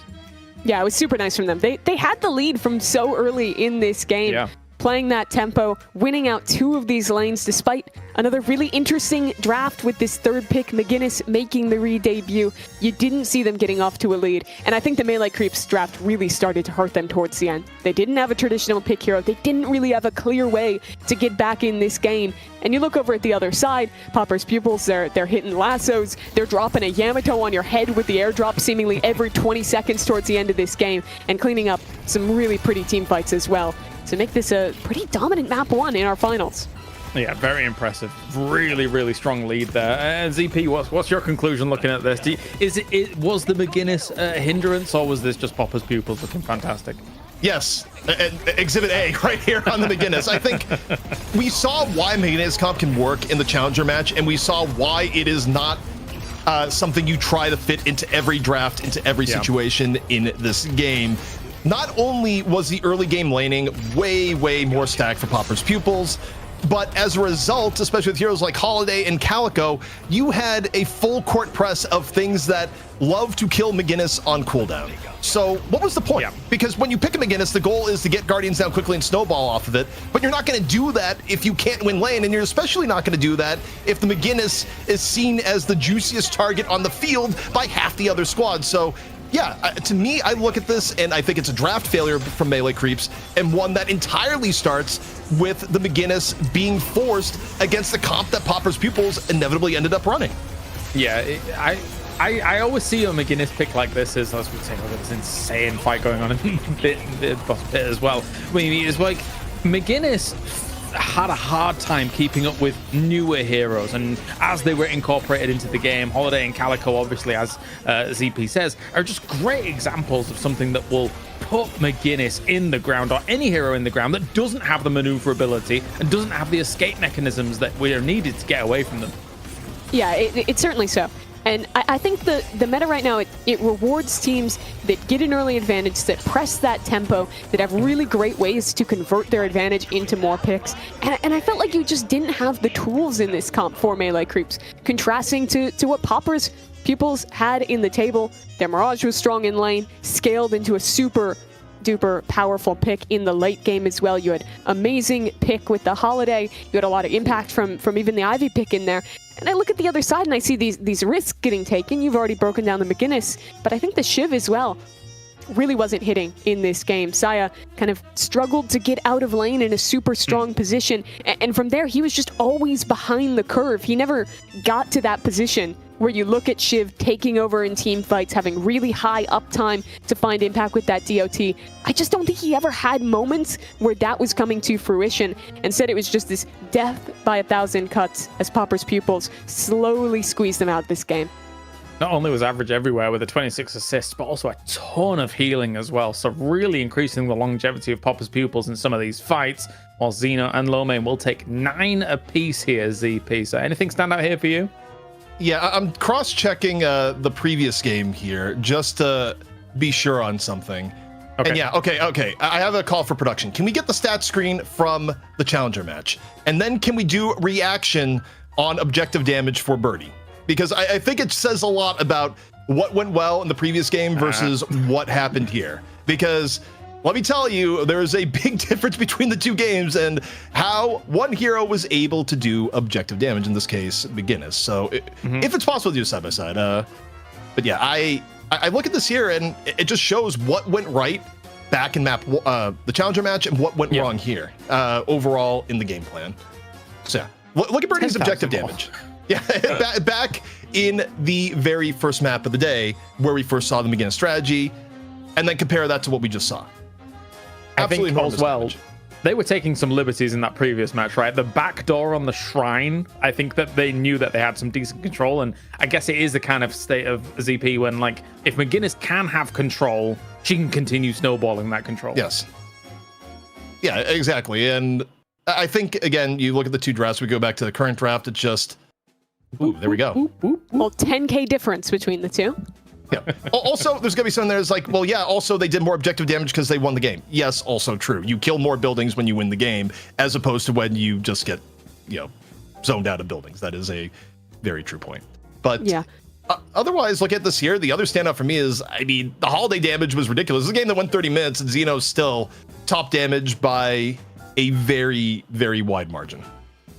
Yeah, that Holiday hero, pretty damn good in terms of running away with the game. We've seen it back-to-back maps now, and it was the same last week with the impact that she had in the server. I think if we're continuing to talk about the draft, though, the other thing is that in Game 1, I felt like they had a lot of synergy with the McGinnis, especially when they were going for those mid-pit fights for melee creeps. They were adding in really big teamfight ults with ideas like the Dynamo in play in Map 1, with the Billy. They did not have those same tools here. I felt like the rest of this draft did not really fit into a similar idea to what they had in Game 1. I feel like the McGinnis as a third pick could have had some much better options out here. But look at this one's a BO3. Yes, they will have another shot to be able to come back here. You did mention the inflation donation that came in earlier with that $50. You didn't mention the readout, though, so I'm going to do it. I didn't see it. We've got word to my Deadlockers, word to Froggy, word to Yuri Hayes, word to the Pro Cozzy, who was apparently watching somewhere, word to the players, word to the other shift players, because I can't play him anymore somehow. And then we just had a $10 donation as well. Melee Creeps will win the match. They were just testing the waters. Ooh. Might be difficult if another game looks like that here, ZP. But I mean, again, there's probably going to be a shift in draft, seeing how things may go there going into that next game, right?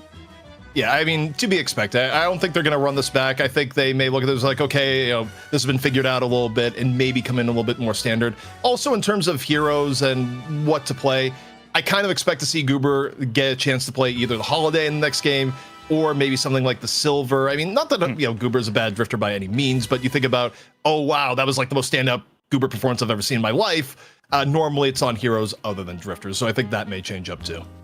Final thoughts, Mimi, before we go to a break? Change the comp. Let's run this 3 maps. All right, let's do it. All right, it's time for a break. When we return, we have got match number 2 here between Poplar's Pupils and Melee Creeps.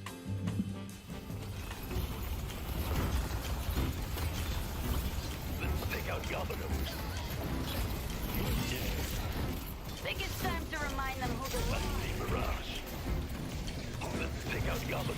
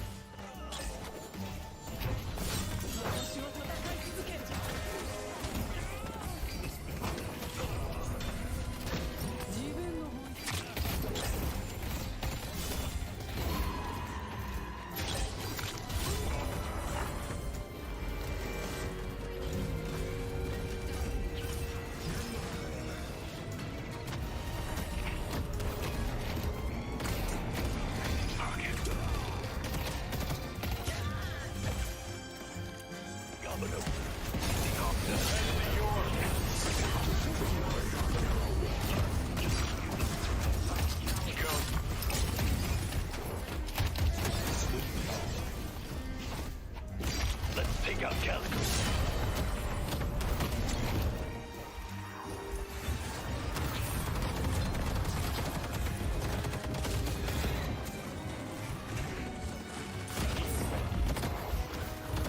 Let's take out Drifter.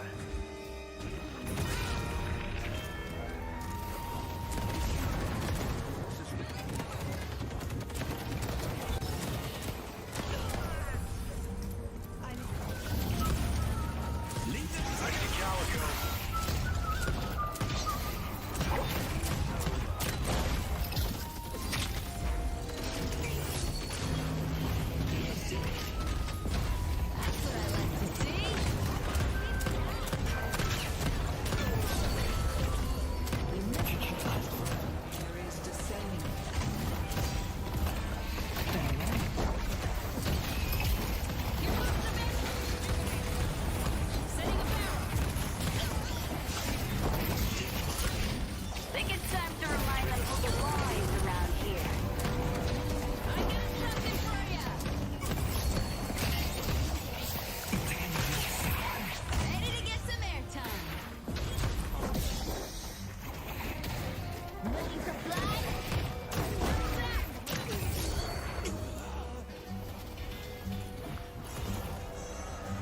Let's take out Calico. Let's take out Calico.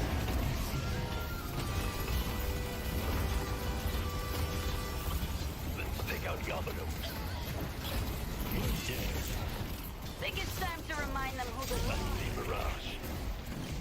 Let's take out Yamato.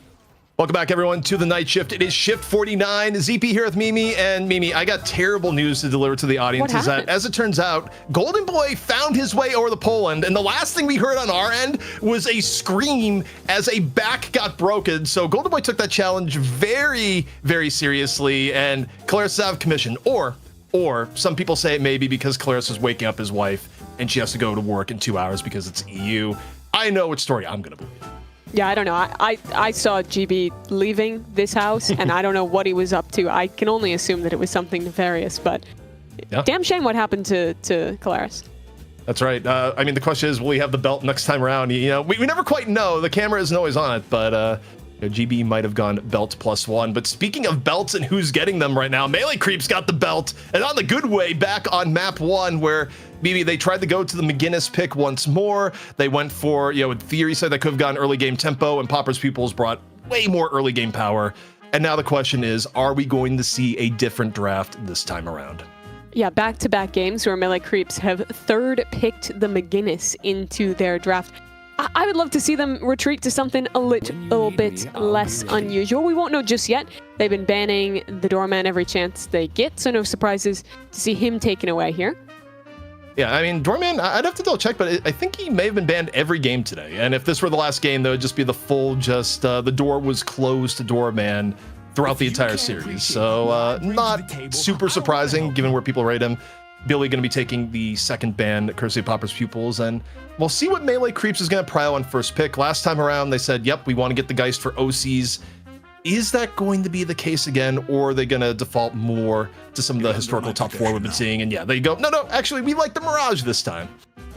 And I think that's reasonable. Mirage was, I think, one of the big problems for them early last game, losing out that lane to Mirage. He's just so powerful with that heal off of the Scarab, with the sustain that he has in the laning phase, and then he just continues to be strong throughout. First pick on the Calico, they'll have 2 options here, but I've liked how much Popper's Pupils have valued the Calico. They've been playing her a lot, both this week and last, and I think they just look super great at playing her at that high tempo, constantly having really good information with that Callie running around on Ava, and the perfect duo getting matched up there with the Holiday picked in their first round. I thought this could be a possibility. I didn't know if they'd go for it in terms of getting the Holiday or the Pocket, because this effectively completely removes the possibility of melee creeps to put together early mid-game setup that's going to be strong enough to go into things like the McGinnis. However, in terms of, okay, picking early to avoid mid-stage bans or, a pick to block, the Bebop comes in extremely early for melee creeps. So this was, of course, the targeted mid-stage ban last time around for Popper's Pupils. So both teams making some adjustments, but I do like Popper's Pupils just instinctively knowing the holiday may be more contested. Xeno put out 1 million damage in the last game, so we're going to rate it higher to prevent melee creeps from grabbing. I think super, super smart. It's interesting, though, seeing the Lash get picked up here. It does make me wonder if it's going to be a consistent John off of the M1, playing the Lash, flexing around to different heroes here, because that is what he was playing in that last game. You'd assume that Mirage is going to go into the hands of OCs, one of his iconic heroes. Is not a huge surprise to see Popper's Pupils getting the pocket, going in 6th pick in this draft, pretty late for a hero that's really been definitive in the meta for a long time. Yeah, and I mean, Pocket stock, even in EU, dropping a little bit in some of the drafts, but also he did get hit a little bit nerf-wise, and, I think people have felt a little bit of the feast and famine that Pocket has had. I think you can definitely make the case that, from recent history, if you have to choose between a Billy and a Pocket first pick, the Billy's usually had more consistent results. Interesting thing for melee creeps is that with their hero pool flexibility, you could put someone like Brayden on the Lash instead, and something like a Venator is still on the docket for melee creeps. Personally, I think facing elimination, you might want to go to the tried and true. Unfortunately, they're not going to be able to do it with the Geist, as Popper's Pupils lock that one up. Or also, in terms of Geist, this is the latest we've seen Geist go in a lot of these drafts. So some of the priorities shifting, but that's the price you pay if you want to lock in the early Bebop. Yeah, I think that, as well as when you're looking at the other side, ensuring that you get that early holiday on the table as well. Victor getting picked. That is an interesting one. I don't think he's in the strongest position right now. I think someone played him last week and it didn't look incredible. What do you make of that one, ZP? I think for Victor, interestingly enough, Lightbringer was talking about this in some of the scrims where even though Buff Enjoyers, weren't making it a mainstay, he genuinely thinks Victor is pretty good and being underplayed. So I will say, I don't know about the Victor McGinnis combo, because even though I think Victor is like early game lacking, maybe a little bit overstated if you run some of the builds that say Lightbringer was talking about. Do I love it with the McGinnis? Not as much, but you could also run the McGinnis Bebop lane. So some upsides there. Also, for Popper's Pupils, they're just going to grab the Viscous and say, yeah, it might have been nerfed, but we still want to play it.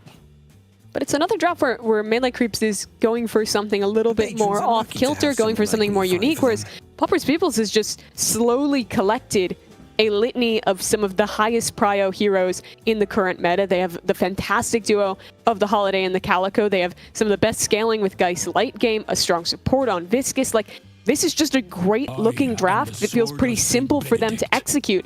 Whereas for Melee Creeps, they're locking in Victor, Ven, and Mirage, which you'd assume then John's going on that Venator. Mirage is probably getting played by OCs. So this is likely going to be kind of a lower farm Victor coming in for Melee Creeps. Yeah, and I'm glad you bring that up, because the problem here, now you can have the too many mouths to feed problem, where Victor definitely wants farm, even though, again, there's been some permutations where he doesn't have to be as rich, but, you still would rather him have farm than not. Venator, of course, needs farm. Mirage needs farm. Is everyone going to get it? Not necessarily. Also, in terms of early game power, I mean, good lord, you look at Popper's Pupils, you're going to have to deal with Holiday in the lane. You're going to have to deal with Calico roams. You're going to have to deal with Apollo and Viscous. The Popper's Pupils early in the mid game should terrify melee creeps, and their way out of it here is you kind of have to have Bebop go wild. Like, maybe you run something like the Bebop McGinnis lane, you get some hooks, things go your way, you have another like half decent lane with the Mirage. But as I'm looking at this and thinking about the first 15 minutes of the game, it almost feels like objective survive for melee creeps in my mind. Yeah, it really does. Saya is going to be the man piloting the Victor in this composition. He's flexed around a lot since Melee Creeps had their explosion and they changed into this new roster, playing a lot of the front line last week, and now locking in that Victor as well. I'm super interested to see kind of what he's pursuing in terms of that build and how he's going to find value in a comp that, like you're mentioning, is super hungry here. When you're looking at the lanes, though, The Mirage is strong. The Bebop is strong to bring out in early. I think a lot of this just has to be how you can protect players like John, like Saya, from getting ganked early on. Because in that last game, both of them really had their farm slowed down from some very early roams on the Holiday that had a lot of impact for Pupils Pupils. Yeah, and I mean, upsets or melee creeps in terms of hero familiarity. Saya actually had a pretty long streak of playing just full wall breaker Victor when Victor was, of course, in a stronger state meta-wise. So it's not an unknown hero to Saya. You get the comfort pick of John onto the Venator. Brayden actually has a lot of career games on Lash. So, and OC's on Mirage. I mean, it may be OC's most played hero. So from a comfort perspective, melee creeps is actually looking pretty good from a do they survive the first half of the game perspective. Not as much. I mean, I think, again, yes, Viscus's power got toned down a little bit, but a Viscus lane is still horrifying on top of the Apollo, on top of what Xeno was able to do last game of the Holiday. I mean, Xeno's Holiday was ridiculous, and Pupils Pupils, they elevated Holiday in draft priority to just ensure that they got it on top of the early Calico. So, I look at melee creeps and wonder, is Birdie going to survive? Is Birdie going to have 5 deaths by 20 minutes into the game? The only way that some of these things don't happen is if Goober goes wild. And to Goober's credit, Goober has taken over many a game on Bebop, where, yeah, if you're in a coma, John's not the Bebop guy anymore in most situations, but it's fine. They got Goober, and Goober is also very good at the hero. The recent games for Goober, when he has been on that Bebop, have looked super nice, though. I think that you always, if you're melee creeps in this iteration, pretty much want to put him on a character that is super mechanical, that is super proactive, that is going to put him in a position to lead the team in these fights towards getting picks. And I think prioing that Bebop is going to put him directly in that direction. Overall, though, I think that this is a draft that I feel better about for melee creeps. I think you have a lot more comfort in terms of who's piloting these respective heroes. You do have some sustain early on with, your Bebop, with your Mirage, with those heroes kind of being strong early on, but it's still going to be very reliant on stopping the Holiday snowball. It's been a nightmare all night. It's time to shut it down. All right, Pupils Pupils up 1-0 against melee creeps. Melee creeps fighting for survival, and to stave off would be our second 2-0 of the night. Of course, here on the night shift, things have been going to 3 for over a month, but Mimi, tonight may be the night of 2-0s if Pupils Pupils has anything to say about it. And we'll see if melee creeps can defy the odds here of this draft and extend things to a third map. Both teams on pausing, and we'll get a look at the lanes. You already breaking that streak of going all the way. See if it's any different here. In mid, looks like it's going to be that Bebop Ven lane together. That one, a little scary to play against. You get hooked into a gut shot, and there's really high kill potential there. But lining up against a Viscus, as you were mentioning, ZP, always a very scary hero early on here. Yeah, a little bit interesting. I mean, actually, Bebop Ven is very good too. I thought maybe there's a world of, do Bebop McGinnis, but either one is absolutely fine. Also, Ven McGinnis is another strong lane of itself also, so a lot of good combinations here for at least one lane, and yeah, a little bit of swapping for a more ideal setup. I'll knock 'em back. Yeah, it does seem a little hard for those hooks to actually land into Apollo and Holiday, two really high mobility heroes, but if there's someone you were to trust to hit it, it would be Goober, and it means that John is just that little bit safer getting to play in the side lane instead.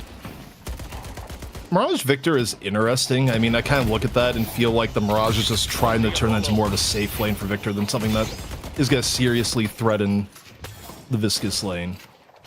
And then looking off to the right, you got Calco Pocket, where deceptively lethal lane if someone gets low for whatever reason. The ability to actually burst down the remainder is kind of scary. It's where if you let your health get low for any reason, it can actually turn against. But quick hook here onto Apollo, into Riposte, and an even quicker escape. Yeah, when you're talking about that right lane as well, though, with McGinnis having some of that Spirit Resist early on, if anyone can kind of tank into that really burst heavy lane, it does feel okay for her. But still, I think this is another one where, like, even if they can stay steady in this lane, it doesn't feel like they have super high kill potential. And as we've really been setting up, it's a lot more of objective, hold on till the mid game, don't let a snowball happen against you, as already that's a bit of a risk. The Lash will go down, Brayden dead really early, and a second kill to follow as Birdie is gone. And it's Popper's Pupils ZP yet again, starting with some really fast first bloods. Yeah, I mean, that's the burst we were talking about a moment ago, just flooding into the lane. And once more, you got to bring up the this game plan. When your goal is get your own lane down quickly, go to others, we may be looking at another game where the McGinnis lane just loses early on. Not a great start at all for the McGinnis game plan. And often mid too. One of the interesting things is that melee creeps, they've changed up how they apportion their characters, where normally for the longest time, John you would always see in middle, and the goal would be, you know, after mid, leave John to farm the lane. And, you know, instead, John gets thrown off into the side lane in this instance. You know, maybe part of the synergy of Bebop or just NA changing a little bit about where they want to farm their carries. But, you know, some of the old NA mainstays have kind of changed a bit. Well, they did start him in mid, but that was that kind of early lane swap. So maybe something a little bit more to deal with not loving the matchup for him instead is back over in his newfound home. That's some really good damage onto average, but I don't think there's too much. Oh, actually, the follow-up came in there. I'm not sure how John got that. Maybe either a deep nade or just spamming away as he tried to get around that corner. So at least one kill back here for the melee creeps. It might have been the hero nade because, of course, you know, we're pre-ult. There's no Iradomini that's in him. The nade's on cooldown, so I will at least imagine that it was a hero nade. And two, nice gut shot harass on to Xeno. So for, honestly, an early game laning phase that could have already been more ugly, you know, based on the draft, melee creeps is hanging in for now. Yeah, they're holding on to this one. Xeno not getting out of control, definitely that priority. Over towards this left lane is gonna Popper's Pupils here. Under a lot of pressure. I mean, this Mirage is just so unfun to play against in the laning phase, especially when he can get up onto one of those off angles, consistently land Scarabs.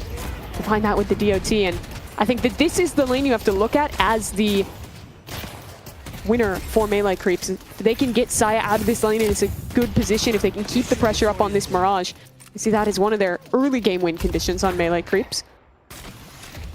About to be 5 minutes, positioning out for buffs. Melee creeps, actually Nice any wall. team in NA holds in the highest regard, but elsewhere in lane, we're seeing Calico get super low. Poppers ends up falling, courtesy of the wall set by Birdie. However, over at the buffs, Brayden and Saya both going to fall, so Popper's Pupils probably getting the better end of the trades in the moment. Ooh, a hook landed there onto average, but has enough health to be able to dip away and not take too much down. And that is the trouble of this matchup, that with both these super high mobility heroes, even if you get a nice combo with the hook into the gut shot, well, you can just riposte, dash away, and reset pretty quickly out of that threat. Yeah, and I think, you know, the sooner they can get Guardian down, the better, because I don't think that problem gets any better as the game goes on, as, you know, people start mixing in things like Counterspell and other ways of dealing with it. You know, when we've seen Goober's Bebop be at its best, it's, okay, you get the lane down early, and then Goober just gets the full-on roam. Guardian's going to go down to about half here. I don't think they're going to be able to get yet, and things are about to get spicy, because in just a moment, Xeno's going to get Lasso, and Xeno not really known for keeping Lasso on cooldown, so I would take a look at Xeno here and expect an attempt sooner rather than later. Yeah, and to contrast to some heroes that are really good at getting away from a Bebop hook, there's not a huge amount of mobility on that other side. If he lands a hook onto someone like John, it could just be deadly. Hook comes on in. Goober taking the fight there. Answered with the lasso. It's a gut shot out of lasso is the play there. John jump scaring Xeno. Good fall through and protection. And now the chase down, courtesy of Average, who does not have a Tiny Losan yet. So there's no punish with the Tiny Losan that otherwise could have killed John there. The Hyper Beam comes on out from Goober. More damage on to the Guardian, but with no one else in lane, Average is about to get ult as a result. I really like the timing that they take that fight. I think he's just trying to push forward here, see if he can get the ult online. Hook in. Could this go the other way? Parry onto the tower. A little bit of protection. The Iradomini trying to get a shot. John is still alive on very low health. Connects it just at the very end. And still living a little bit longer. Both players low. But the finish is there from Average coming back into this fight. And Pupils Pupils somehow keep their Guardian online, stay even out of that exchange. You know, this isn't actually how it went down, but I can imagine that can of average going like, hey, Zeno, just feed it a little bit. Let me get ahead. Hook, though, just went on the average. Like, it's off camera. I just saw the hook icon averages HP go down by half. Looks like he was able to riposte out. Elsewhere, though, on the main camera, Death Slam in onto Calico. Poppers running for his life. McGinnis going to come out, and finally McGinnis cleared for a little bit of objective pressure. They're about to get 2 of the Guardians online here. This is a better start for Melee Creeps. Despite those early deaths, they traded back with some really good picks of their own. They're going to get a very slight soul lead here as in mid, a good fight onto the Mirage. Osis is going to get taken down as those puddle punches just dribbled him back into the line of fire and lead to his death. I like the dribble phrasing there. Just like a basketball Viscous. And it's just like everything about Viscous is it kind of looks like he's just playing basketball, whether he's the ball or he's the one playing it. Well, the great part about that skin, hold the phone. McGinnis not feeling particularly healthy, trying to take refuge in the healing station. Parry attempts, neither going to connect, but reasonable try nonetheless. Still, no way out for Birdie, but my punchline to the Viscous basketball is the great thing about that skin is that you are the ball. Get to do it yourself. Melee Creeps will end up losing their own Guardian over here, but I think this is where we start to see some of your favorite things with this McGinnis being able to get in a position where she can start to roam, put that pressure towards mid. Right now, just a Bebop looking for a hook. The Hyper Beam, that might do instead, but the riposte is there immediately to cancel out the ult. Apollo, sometimes not the most fun to play against, as the Victor is putting that pressure on. That ultimate is online. Saya will have to pop it, and, well, with the damage coming in both ways, this might now be Melee Creeps having to look at a way to turn away from this fight as further reinforcements are starting to arrive. And now Saya, he's the man in trouble, getting put down. A nice parry to keep him up for a moment. Everyone's parrying every which way, and that might be the end. The Cube buys a little bit more time, trying to bounce away. Is the movement good enough here? The Goo Ball dribbling his way out of here. New Philadelphia 76er LeBron James survives the fight. Oh man, that just gave trauma to someone in chat for sure. Bring up recent sporting news, but she's a Philly sports fan, by the way. Just so you know where that is coming from. I just had to get in a little bit of celebration out there. Yep. One thing you share in common with Super, believe it or not, mostly because Super's dad was all about that. But also, Geist at Death's Door goes back and around, and no. I thought that was a kill for a second, but no, absolutely not. Venator still plenty of HP, but it buys enough time for John to now be stuck in a very precarious situation. How much longer can John survive? Apparently pretty long. He's alive? Buys enough time for 30 HP on the escape. Itani Lo-san trying to fish for the last bit here onto Goober, and that's going to be another death against, wait, no, never mind. Zeno came in. Zeno got the cleanup off camera. ZP, there's no way that John is alive. I cannot believe he gets out of that. The peel from Saya was just incredible in that fight. Gets him out on literally probably 100 HP. This has been a lot more high tempo than the last game. Very back and forth on these early fights, but now a bit of an influx point as the urn picked up and that rotation going on towards the right lane. Yeah, I mean, it's been a pretty good job by Melee Creeps. Honestly, I didn't really expect this on the draft, especially with things like the Victor, but Saya's been making it work so far. Hook over and in, low main, again in danger. Again, trying puddle punch movement away on all sides, but there's limits to this thing. Goober able to get the last kill elsewhere on the map, swapping over to League in the middle of the battle, and something that's going a lot better for Popper's Pupils as this Guardian should be soon to fall. That it will. Average elsewhere. Pretty much 1 HP gonna get taken down in the end there by Goober. That was a Hyper Beam popped up to finalize. Leffa, very low HP too, and he'll get taken out of this one. Rift should be coming up pretty soon here as Melee Creeps continuing to build a pretty slim lead as they've kept what looked bad very early on with those few picks going at the start of the laning phase into a pretty even position now. Oh, teleporter being engaged, but League had just enough time to leave nothing that, oh, well, okay, guess what? You leapt from the frying pan into the fire that is Goober, waiting there on exit, and no escape for League as Melee Creeps try to add on to their lead. And also, I think a good part of why it's been successful, Goober landing really key hooks over the last few minutes and that intercept that we just saw. Yeah, Goober, when you put him on one of these tempo pick characters, he can be that difference maker, the playmaker, single-handedly for your team early on. It was the Holiday game in the Challenger match, now showing up on the Bebop here as well, as things will start to calm down for a moment. And from a game where we went into and we were talking about melee creeps, the job is to survive the early game, stay even. I think they've not only done that through these first near 15 minutes, but they've also managed to eke out a slight lead, get Goober into a really good position with the farm. They've gotten John starting to run things up as well. This is where they want to be, but a rift fight that goes wrong, that could be the thing to change things and either extend that slight lead for melee creeps or bring Popper's Pupils back into control.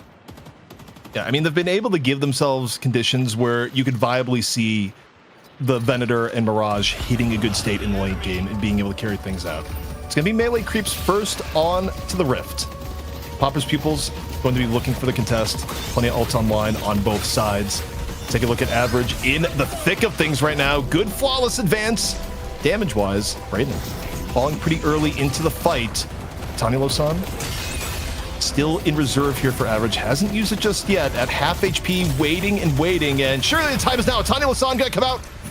Takes down McGinnis with the aid of Poppers. And Popper's Pupils just slowly grinding down melee creeps on this fight.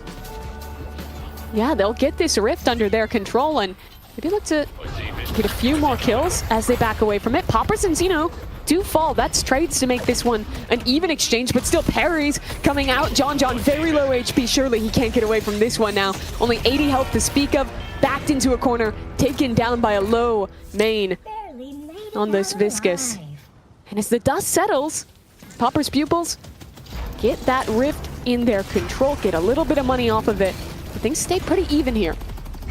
I mean, shout out to Average there as far as someone staying alive, drawing a lot of the aggro, opening things up for the rest of Popper's Pupils to, stay ahead HP-wise in the poke battle and eventually just get the rift over melee creeps, bring lead back in favor of Popper's Pupils. Both teams, though, still very much in it here so far. And, one of the things we were talking about on the draft is the idea of soul economy from melee creeps, and it's being kept relatively even so far. Small extra edge here, the John. See Goober looking for a hook. Nothing but creep in this case. But you see how they're setting it up here. In that last rift fight, it was John, the guy not showing up for it, as that more kind of traditional pause one would do, rotating over towards that right lane. Now instead, he's getting a little active off of that spike in mid. I think they're doing a good job of kind of juggling the positioning. Get both Osies and John into good positions at the right times. Well, getting them both farmed up as well. Because now John will retreat back to his sideline as the urn is going to get picked up here by Average, and a little bit of support behind him as he rotates over towards the left. And for Average, we'll see how contested this is. One thing in Pro Deadlock is that I feel like, the urn contest rate is at most at 15 or 20%. Generally speaking, the biggest contest for the urn is who is going to pick it up first. And sure, you look at the map, and I don't think this is going to be the time that changes. It's a clear shot for Average on the turn-in. Yeah, it's just not worth dying for these days when the reward is so small. But Average will still be happy to get that one uncontested. We're going to put some pressure onto John. He has to back all the way here under his walker. That's a stomp connecting. Well, maybe if there was a gut shot a little bit quicker, there could have been something cooking there, but instead just stays neutral. More players arriving, even a death slam used into this one. They're investing a lot into this fight in the end. A Tani-Lo-san, that could get 2 kills. John's down to it. Braided on basically 0 HP, finally chipped away up top. As now Lepa will just get those stacks up onto the walker, and very quickly an advantage generated as this walker should be soon to fall. Only one coming in to defend. Enough of pressure there to at least get a kill on this pocket before he can retreat. Without too much help there for Saya, he doesn't want to overcommit into it, and they get away with their lives. Yeah, I mean, Saya rolling into that many people at a walker at half HP is kind of like, oh, great, it's Victor and he has ult. Well, we're just going to ignore him and take down the walker. It was, obviously you still want someone to come over there to grab farm, and, Saya doesn't give up his life, but it wasn't going to be something that was going to save the walker. No. By that point. And 10k advantage out for Popper's Pupils. First walker for them. And the advantage. Now we go to mid. This is a little bit wild from Melee Creeps, deciding now's the time. And it's not a fake out. The Rejuve Crystal's coming on down as Popper's People's been caught off guard. We'll see how the contest goes. All Melee Creeps swarming around, and it is all Rejuves the Melee Creeps. An incredible shot call from Melee Creeps. That's so nice. I mean, you look at the ult economy, and what did Popper's Pupils have to contest that? Their comp to begin with doesn't have that many tools to fight in that mid pit, and with Affliction down and positioning showing over towards that right lane, they took their chance to do it. Might have a kill on Poppers as well. He has to back away. Another hook here could be the end of him. Asaya arrives behind. Now too much pressure, even for a Slippery Cat to get away from this one. Return to Shadows. It's really just this desperate attempt. The Puddle Punch, though, that's nice. And I think that's going to be just enough clearance for him to escape on 200 health. Really great support from Lomain. This is a very interesting setup as far as a Rejuve push. Normally, Rejuve feels very suffocating because a team that has Rejuve is also 10 to 20k above you. It is very difficult to get a Rejuve while behind. And yet, maybe as we're looking at here, this is one of those rare instances that the team that has Rejuve is behind in stats, so this can create some less than expected outcomes, but it's not going to be enough to prevent Melee Creeps trying to push two walkers at the same time. They basically have to pick which one they want to commit to defending here. Victor with ult alongside John. That's going to do so much damage. There's really no hope of stopping this walker from getting taken. It's just a question of if you can get these Rejuves gone, if you can get kills off of it. Gooball coming in. That'll knock Saya into a corner. He's yet again getting juggled back and forth in this position. Pretty low on health with ult, but there's still another problem that's a little more prescient than just getting these kills for Popper's Pupils. Their other walker is getting pressured on the other side, and now they have to put a focus onto this defense as there's still Rejuves remaining here for Melee Creeps, EP. Luckily, last walker, Harris won the takedown. However, Zeno gets caught. Ends up giving his life for it, does Brayden, but one Rejuve still left here for Melee Creeps. Popper's Pupils bleeding out a lot of their edge. They started up 10k. Now it is down to even. Average puts Brayden down for the second time, the one you're not coming back from. And now all evened up, one Rejuve left on the board. But you talk about the impact of the mid-boss call from Melee Creeps is that they went for a team that I think was down as much as 12k to getting an extra walker on the map for map presence and evening up the actual soul count of the game. Also, there's a final Guardian in the game going now. I thought that was already dead. That was 20 minutes of the game. The world's longest lived Guardian. Yeah, it is such a pivotal moment for them because I don't think that's one off of souls or anything like that. As well, that final Rejuve is going to get popped here for Saya. Good hook to get him out of dodge. But to my point, I think that it's just the macro there that gets him out ahead, is they will get this pick onto Zeno in mid, being able to not only make the call, the risk there to get the mid boss, but then their approach to taking these walkers, putting pressure on both sides at once, forcing Popper's Pupils to make a tough decision as they're already reeling from this kind of jab up the middle that happened just before that. Oh, the parry, just the instant in from Average. There's no shocking reanimations. Osiah maybe caught a little bit with his pants down, trying to stay alive, but not enough gas. Wait. They thought the Eternal Sun was gonna kill it. Sure, now it's a late re-engage from Average. I think if we got the point of view there, Average must have turned away thinking like he's dead. And he was not dead. Instead, Average might die for the mistake because he re-engages and now has to play hide and seek in the doubles. Remember, he got no jump pad for the easy out. What a wild sequence of events. But while this is going on, OCs gets caught. And things getting a little bit more brawly, but one brawl that Melee Creeps are absolutely fine to take. This game has been non-stop since that mid-boss call came in. But the kills, again, coming out on top for Melee Creeps, picking 2 up. John will be able to claim this urn as well. And it's crazy to say that despite, I think, how well they've played the macro, how well they've been playing these fights, it is still a nearly even game. In fact, Melee Creeps still just slightly behind looking at the aggregate. Yeah, from the draft, wouldn't have expected this. And again, I look at win conditions kind of piling up for Melee Creeps now, is that you got John 24k. It's not over farmed, but it's above most in the game. You got OCs at 20k.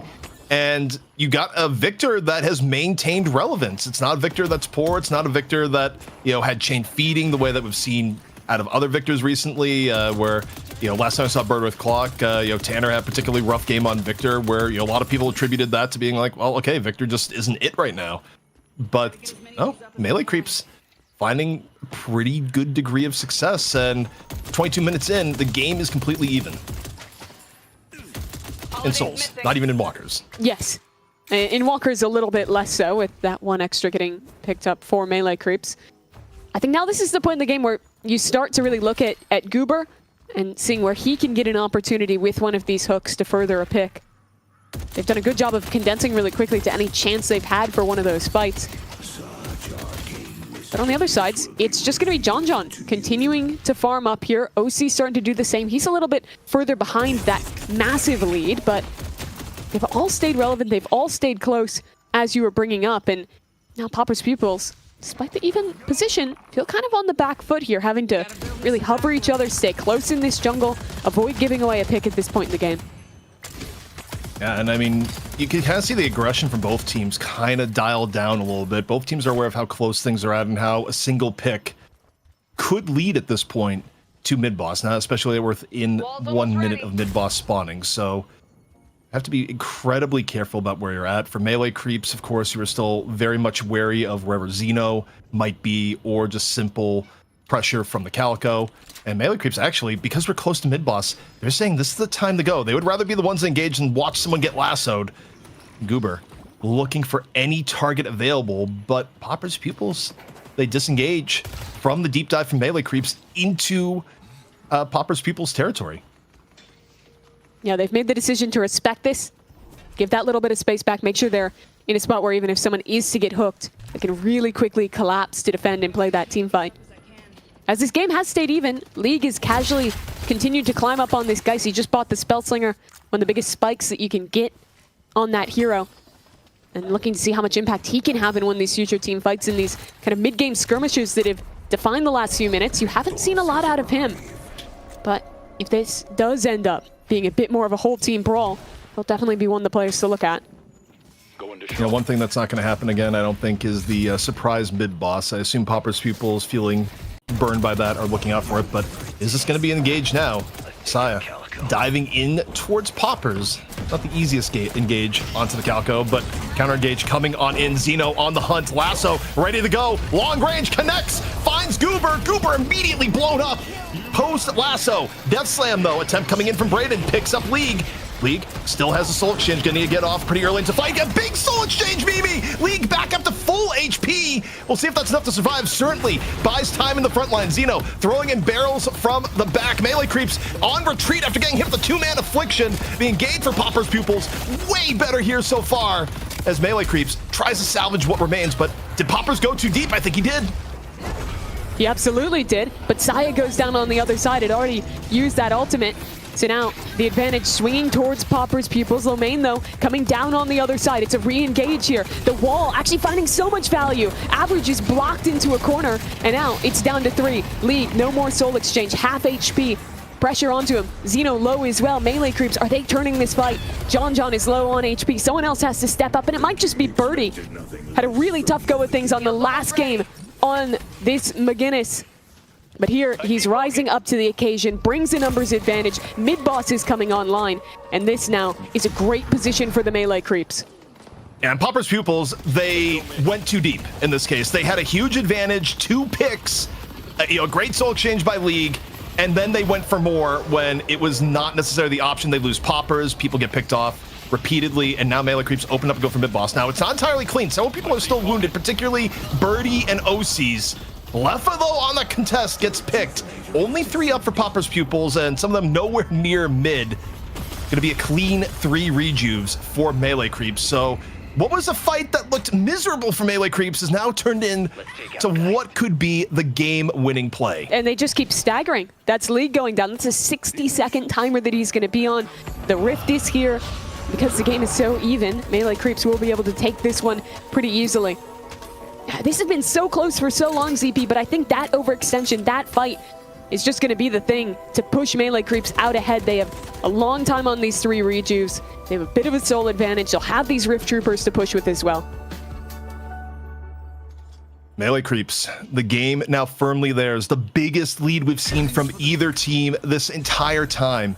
We get a look at the soul graph to kind of illustrate that. It was back and forth, but now not so much. Rift Troopers coming on in and all sorts of damage. Going to go down to take down the final walker remaining for Popper's Pupils, where, by the way, Mimi, at 27 minutes into the game, we still got 2 walkers remaining for melee creeps, so we're starting to get to the point where builds are going to get impacted for Popper's Pupils if they're unable to get one of the walkers down for the slot. Yeah, I think that especially for someone like League or Lefa, who are really high up in that economy, that slot lock is going to start hurting pretty soon here. As melee creeps, as they often do, they get their advantage. They play pretty conservatively with it. Get the Rift, get the Walker, get another Urn onto John. Continue to slowly build up this lead that was so hard-earned in this very close match. Also, you think about how that overextension happened. You know, generally pro players have good judgment, but I don't know if people's judgment against McGinnis Wall is as well honed, because it's a character that hasn't been as relevant in the pro meta and high-end play quite as much. And I just wonder if Popper's Pupils looking back and be like, oh yeah, we just disrespected the McGinnis too much in that moment. And I mean, you saw like the kill onto average in that fight was just him getting stuck in a corner because of the McGinnis wall, and his teammate was just on the other side desperately trying to help him. Nothing you could do though. It's one of those heroes that just kind of breaks down the way you normally think about the game. It's maybe in a smaller way than something like a doorman door is going to do, but still it means that if you're just team fighting, setting up how you normally do, any dive becomes way riskier. Shrine's now under siege for Popper's Pupils. 3 rejues left for melee creeps and 35 seconds left to get something done. Defending the situation incredibly perilous. You want to make it painful for melee creeps, but you don't want to stagger deaths in turn. All the while, keep an eye on Goober, looking for hooks. Oh, the lasso brought Sion to spawn, I believe, there. That's a pretty big kill early on, and they're going to get another rejuve here onto Brayden, who's pretty much 1 HP. Melee creeps has to run away from this one pretty quickly. Yeah, it's a quick disengage. Both sides is like, wait, what happened to side? Is like, yeah, that's just multiple deaths in the fountain, and they get the shrine, and they avoid this turning into a rout. But given that this could have been way worse for Popper's Pupils, the lasso from Xeno definitely saving what otherwise could have been a just miserable situation. Still 20k difference between the teams, and Popper's Pupils is going to have to work at the shrine disadvantage for the remainder of the match, or until they get a shrine of their own. But I think it's going to feel so good to have that 40 seconds of downtime on 2 players to actually be able to push up and eat your jungle that you've been shooed away from for basically the last 10 minutes of this game. Now maybe this is the chance for them to reopen an opportunity. If Xeno could get another pick as that lasso is coming back off cooldown, there's definitely still a world where they can get into this game. A 15k deficit, 30 minutes in, really not an outside chance. No, still very winnable for both sides, although I think you look at Popper's Pupils and this lane to the game, I mean, the problem is, their strength that we looked at and like, oh wow, the early mid game is strong, it's gonna make it hard for them against a snowball. Well, now you're behind 30 minutes into the game, and you have Apollo who starts falling off in late game, you have Holiday who starts falling off a bit late game, Calico who starts falling off a little bit late game, and arguably the same for Viscous. And now you're starting to have to deal with a really farmed Victor, a really farmed Ven and Mirage on the other side. And, how Popper's Pupils has to fight, turns into, can we find a lasso of opportunity? Can we get a really big affliction? These, nice to have things start to become necessities with how these comps match up. And Goober would just love to find a pick, always looking for the opportunity. He definitely is. John, though, after getting sent down to the doldrums of playing Lash, he's back on his comfort hero, having another great game here. And I think he's looking like probably the biggest threat in the server right now. But it's tough to call who is, because like you're saying, all of these M1 heroes, be it the Mirage, the Ven, or this interesting pickup with the Victor as well, playing, more of a spirit build than the gun for sure here. But all 3 of them have stayed extremely relevant, stayed extremely strong into this late game. Quick attempt from Goober, this time not going to bear any fruit. Is the urn still being held by League? And honestly, this is just may be a League that, rather an urn that is simply not turned in. We'll see. I actually think going for the turn in here is pretty scary. Like, there's a lot of ways it can go wrong, and yeah, in this case, it's just going to expire. I think holding off the smart decision for Popper's Pupils, you're more worried about how do you engage a good team fight. And right now, they might be seeing some weakness. They're looking to jump on the what looks like Saya. Take a look at Saya's low. Saya's real low, has ult up, but oh my goodness, 25 HP from getting that on cooldown. Saya just barely gets away. Feels really good to keep that ult at this point in the game. That could have been an opening for Popper's Pupils. Survive with 600 health. And slowly heal his way back up towards this game. Popper's Pupils still playing this neutral game, looking to see if they can find another in. Maybe hoping for a lasso from Xeno the other side, maybe hoping for a hook from the Bebop. As Melee Creeps, they're going to engage pretty deep here. They're wrapping all the way around the backside here, cutting the rotation from these Popper's Pupils players. That invisible Bebop running forward, trying to be the point of initiation. The ultimate going to really slow these players in. Stun connects onto the Geist and just chipped away immediately. League is out of this one. The pathing in this fight, excellent from Melee Creeps. And now it's just a matter of following up. Affliction coming in. It's pretty big. That's 3 players. 3-man Affliction coming on in, but it won't be enough to save. Losing the Soul Exchange early. OCs finishes off Poppers. The dance from Melee Creeps. Still really good. Affliction or no. Losing the Geist early. Incredibly painful. Average, though. Able to take Saya down for good.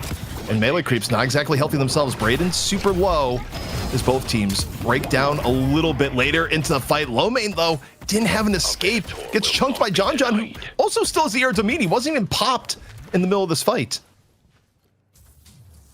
Where's Average? He was just hiding in a weird corner here. Now they finally discovered his position. And trying to get out is going to be so difficult. Already knocked down low on HP and taken out of this one.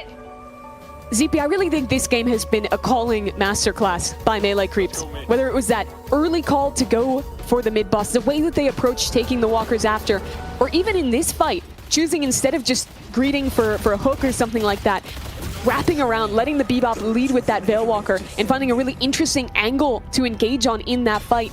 All of the little things make it hard to realize that this is a team who's only been playing in this form for now their 2nd week. Now, also, if we can get a replay of the Victor animation hang league, because, you know, it's one of those things where obviously Victor, you're kind of diving in hoping for things like that to happen, but League was maybe like a half second off from maybe getting control of his character back and getting a swap. But you think about how you got to that point to begin with. If Saya takes 25, just 25 more damage, Mimi, Saya doesn't have ult up in that fight. Like, maybe the fight doesn't take place because they don't look for it, but that situation, the way it went down, is avoided with just 25 more damage from Popper's Pupils when they nearly got Saya. So just evidence of how close things can get. But Shrine, the final Shrine for Popper's Pupils now under assault. Melee Creeps with 3 rejuves. They would love to be able to end things here. What a hook. What a hook! That's so sick. Good night to Xeno. Ripped out of the sky. No chance for recourse. And now on a 70-second timer, forced to watch as this base gets ripped to shreds by the Melee Creeps. Up a man, still with 3 rejuves to play. Both Shrines are down. Melee Creeps looking to bring the fight to stage 1. Patron, Popper's Pupils, again, riding the line on how much can they defend. Another hook coming out here, courtesy of Goober. Big Affliction. A bit danger, but yeah, the Affliction hits 2. But that's not going to be enough to deter John, having faith in the rejuve, firing at will with Ear Domini, finds Poppers towards the end. All 3 rejuve crystals are still up. So yeah, Braden goes down that tiny Lassad. I don't think Melee Creeps quite cares. First stage Patron is down, and the tide continues to swell against Popper's Pupils. Goober on low HP. That will be one of these rejuves gone, but how much fight is left in them? The Patron already dropped. Melee Creeps choosing to stay. Here comes the Death Slam. Counterspelled on one, the Q will protect on the other. Good peel away. League still alive, but very low on health. The Soul Exchange cannot come online. And now it's just 2 members left to stand. Melee Creeps in full control of this game. Xeno's gone, the Archmother to fall, and it's a bounce back from the Melee Creeps, tying this money match 1-1. Well, EU may have escaped the 2-1, but NA does not. Melee Creeps with a draft that looked a little bit questionable coming on in, able to make it work even without, you know, any form of early game snowball. And you think about some of the ways that they got back into this game. The thing that really stands out to me, maybe, where they were in danger of getting snowballed, the call in the beginning of the game where they go for the mid-boss early and it's completely uncontested when they were 10k down. It was actually close to the 15k. Probably the shot call that, in my mind, gave Melee Creeps the rope they needed to actually get back into this game, because it was looking tough before that point. It was such a sick call from them. You look at them and how often do you see a mid-boss get one down 15k? And how often do you see a mid-boss one down 15k where there's not even a contest on the other side? They outplayed in the macro here for sure. But I also think that they took the easy wins. You have one of the best M1 players in the world. Put him on the damn Venator. He locks it in. He looks great in this one. As well for OC's getting to lock in that comfort pick of Mirage. I think the biggest question was really Saya and what he could do playing on the Victor. And I think there's no doubt that that impact was felt. Late game, some of the ults coming up massive. He had a ton of presence on the map. It was a complete 180 from what was a pretty brutal Shiv game from him in game 1. Yeah, I think the Victor probably, like, look, I'm not saying that in theory Saya can't play the Shiv, but you think about what we've seen Saya play historically, a lot more game time on Victor, and for Saya, who oftentimes is absolutely fine just trading himself, for, trading his life for bigger objectives, I think his playstyle fits a little bit better with Victor too. Again, happy to eat my words when Saya goes like 30-0 on a Shiv in the future, but that's kind of how it's been overall. And taking a look at how this game developed, I mean, there are a few things that were on a knife's edge. Again, I think back to that near pick on the Saya at 25 HP, but also this moment here, Mimi, where Pupils Pupils had a great engage. They start off with 2 kills, and then they overdive. They underestimate what Birdie can do. They get absolutely bogged by McGinnis and end up losing mid-boss as a result. Like, the 2 fights, or the 2 moments that lost Pupils Pupils this game the most, the mid-boss that they didn't contest at all because melee creep surprised them, and the overextension that led to the next melee creeps mid-boss after that. Yeah, and I mean, credit to the kind of off-kilter McGinnis pick, but it was the difference maker in that fight of the overextension, blocking in average, not letting him get away. You saw in some of those late fights as well, the value of the wall. You can see some of the theory they're bringing out with this character, with putting some emphasis into that wall, with actually this time succeeding at the early game plan of getting those Guardians offline pretty early on. But taking a look at the stats, really impressive game from Saya overall for me. He had a huge amount of uptime. Yeah, he had 7 deaths, but I think those are almost always good deaths where he's just putting himself in positions where he's fighting deep with his team. He's giving these opportunities. It's the classic Saya playstyle stuff, and it channeled onto this Victor really well.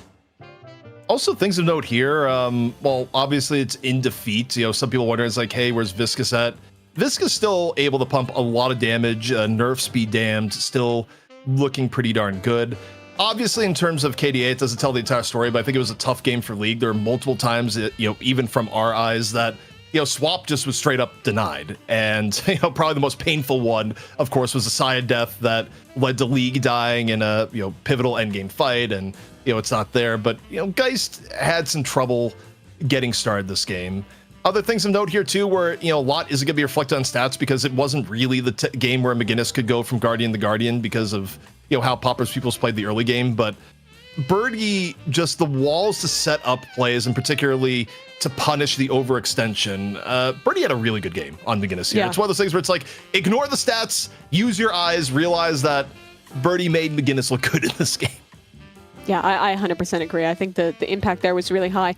Even like the late game fights always had a DB for John, was keeping him up. Even when there was some super big afflictions in those last 2 fights. I think it was back-to-back 4-mans that just couldn't really get converted on whatsoever. So really impressive approach here from melee creeps. I love the pivot in the draft going into this one. All right, well, things are tied up 1-1. NA saying, nah, we're still going to go to 3. This is Night Shift 49. When we come back, we will crown a champion.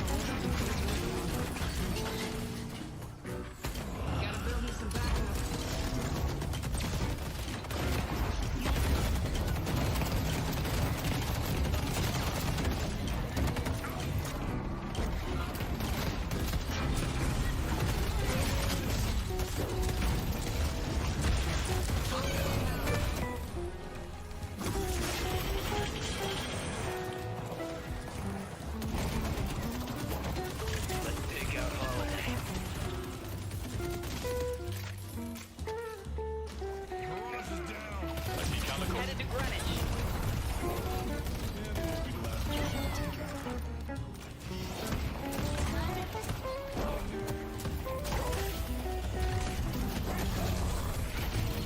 I'm not getting killed. I got something for ya. No one's a better shot.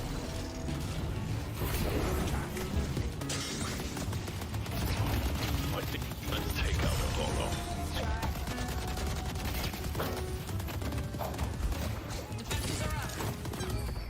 Good job.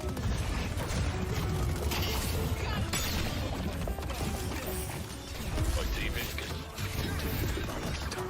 So that we may bring them low.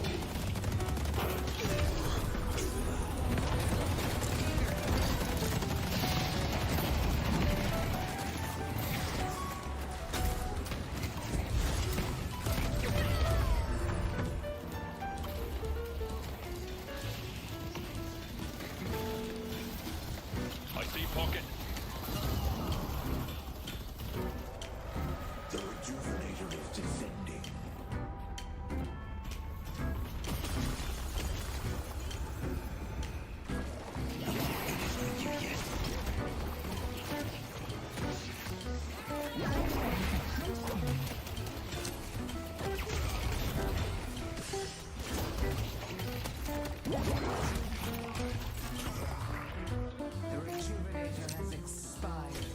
Headed to Greenwich.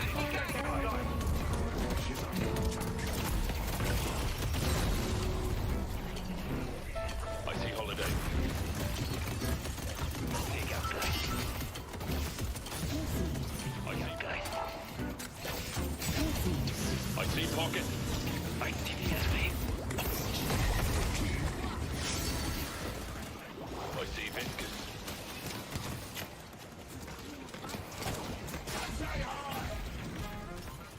Well, just like we saw that last Bebop hook reeling in Xeno, we're reeling you back into the finals here on the night shift. Shift 49, ZP here with Mimi, and Mimi, melee creeps, they fight through a few gutsy shot calls, a few bad calls by Popper's Pupils, and we got ourselves a map 3 for yet another week in a row here in North America. Yeah, credit to Saya and the gang on Melee Creeps. They came in today with a really creative idea of how they wanted to approach the draft. Didn't work out super well in game 1 of this money match, but the second one, it's that gutsy mid-boss call. It's some great conversion on the follow-up fights, and they managed to pull this one back in. I didn't think the Saya Victor would be the solution, but it honestly looked pretty great in that second game. No. So now my question is, going into a third map, do the Melee Creeps have anything else interesting for us in this draft? The weird thing about this draft is that while the draft order may change because it is going to be Popper's Pupils' choice, I still kind of think of your Popper's Pupils, do you even want to change much of the last draft? Like, you think about how that game was going, especially in the early mid game. Melee Creeps got a gimme where they make just the best shot call ever to get an uncontested mid boss while down 15k. How many games, if you run that matchup 10 times against these teams, in how many of those games is Melee Creeps going to get a shot call like that? I feel like the answer is like very few. So yeah, I'd wager not many. Yeah, so I wonder if like if your Popper's Pupils would be like, that was just execution based, we run it back.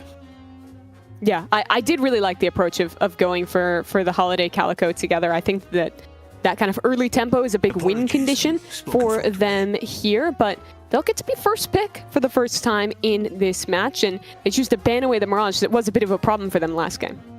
Yeah, Mirage, they're getting rid of an OC's comfort pick, and also they may be double targeting OC's here, where the pick in the beginning that we've been seeing a lot is actually if Billy is unavailable, you go. Doorman gets floated. That's the first time today, I think, that Doorman has been floated. They're gonna pick Doorman, surely. Unless you underestimate Doorman and you feel like Melee Creeps don't do it well, which there actually could be some arguments, but Xeno does love himself some Doorman play, and it also takes pressure off of Holiday, and yeah, so they don't have to worry about the Holiday pick. Xeno's gonna play Doorman, and it's the first showing of Doorman all day, I believe. Yeah, Xeno hasn't gotten to play it in a bit, but his Doorman is real good. The things that the Doorman does for your macro, no other hero really comes close. Being able to clown car out of a door together, having insane mid-boss contests. But maybe Melee Creeps take a look out of Popper's Pupils last draft. They're going to go for the Calico here. I wonder if it's just a Holiday to follow next. I feel like you don't have to holiday. I think you have to holiday before mid-stage bans. I think you can go something like Geist here and be fine. Maybe, or in this case, you just go Bebop, and in that case, like, they're not gonna care. Like, holiday could go unpick the rest of the draft, and it's fine. You can, you could in theory pick it for either team, but hero pool-wise, Xeno has been the holiday player, and now he's on Doorman, and I can't imagine Melee Creeps is gonna put Goober off the Bebop, though. Hey, we've seen Sai and John both play it. Pocket, though, gonna come in for Popper's Pupils, not gonna be left off the board for that much longer, and Geist still available. I feel like that's a go-to from everything we've seen recently.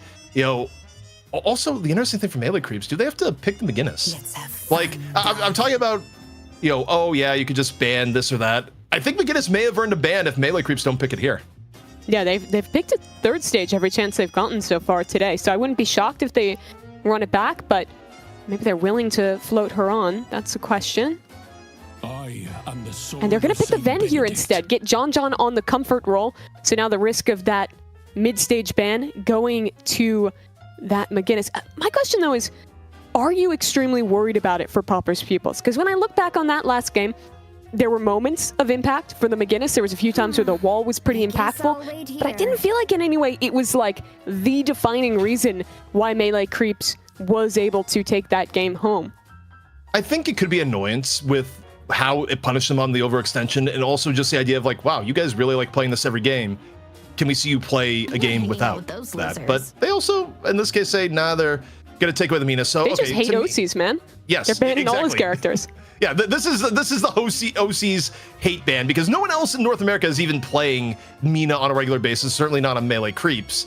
So you got rid of the Mirage, you got rid of the Mina, and you're putting OC's way deeper into his hero pool. And I mean, OC's hero pool is fine, but it makes me wonder, do you see something like a Wraith or something that you haven't seen in quite a while? Yeah, ZP, I think this might be Melee Creeps ignoring the McGinnis here, because if Viscous is getting picked up, I would assume that Birdie's going to be playing that role, and I don't think you'd want to double up with both of those heroes into it. On the other side, Apollo getting picked up, another one of those excellent tempo characters. If you can't get the Calico, you're going to feel pretty happy getting the Apollo.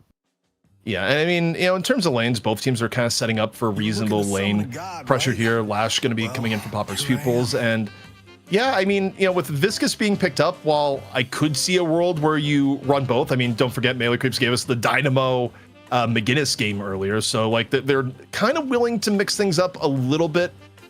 I would be a little surprised if they come in with McGinnis, but instead we got the Saya hero here, and even with Victor still being available, they go, nah, this time around, comp-wise, we're going to change things up. We're going to put Saya on the Abrams. Yeah, Abrams is a pretty easy one to execute. That shoulder charge, a really great tool to bring in. And also, if you're playing against Doorman, the Abrams-Doorman combo really sucks to go up against, and they deny that. Infernus goes really deep into the draft here. I think that's going to be just scrounge up what we can for OCs to play. He's played it before, but I'm not super familiar with him on the Infernus compared to the heroes that have already banned out of his grasp here.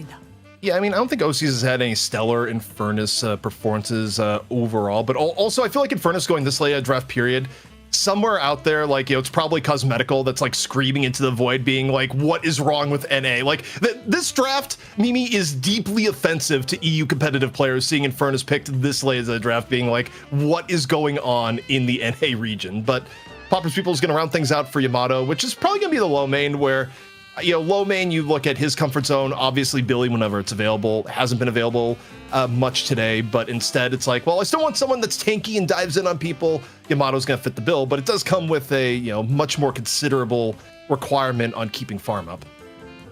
If you're just looking at the biggest picture of this draft, I feel like the thing to walk away with is that Popper's Pupils, they got the Doorman, they got Pocket, both of those heroes coming into your draft. It's got to feel really good. We haven't gotten to watch Doorman played all day, but he's still in an incredibly powerful spot, and Pocket as well is going to give you huge impact in those late game team fights.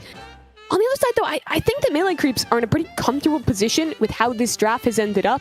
I think that they have heroes who are going to be really good for getting early tempo with the Viscous, with Bebop Calico is kind of a roaming duo, and then they're going to go back to having some strong later game scaling carries like they did in that previous match with the Ven, the Infernus. This kind of feels like it's just like a last week draft for Melee Creeps before we knew the whimsy of the third pick McGinnis every game. Yeah, I mean, if this is started the day with this, it would be like, oh yeah, this kind of makes sense. Maybe an overdraft on the Bebop before we saw Bebop continually getting banned. The part though that is kind of touching the stove and it's wondering is like, is this a good idea? Is you let through Doorman. Doorman has been banned all day. Doorman has been getting banned for good reason because teams have gotten very good at playing around Doorman, and Popper's Pupils is no exception. Xeno is undoubtedly one of the premier Doorman players in the game, even among the pro level.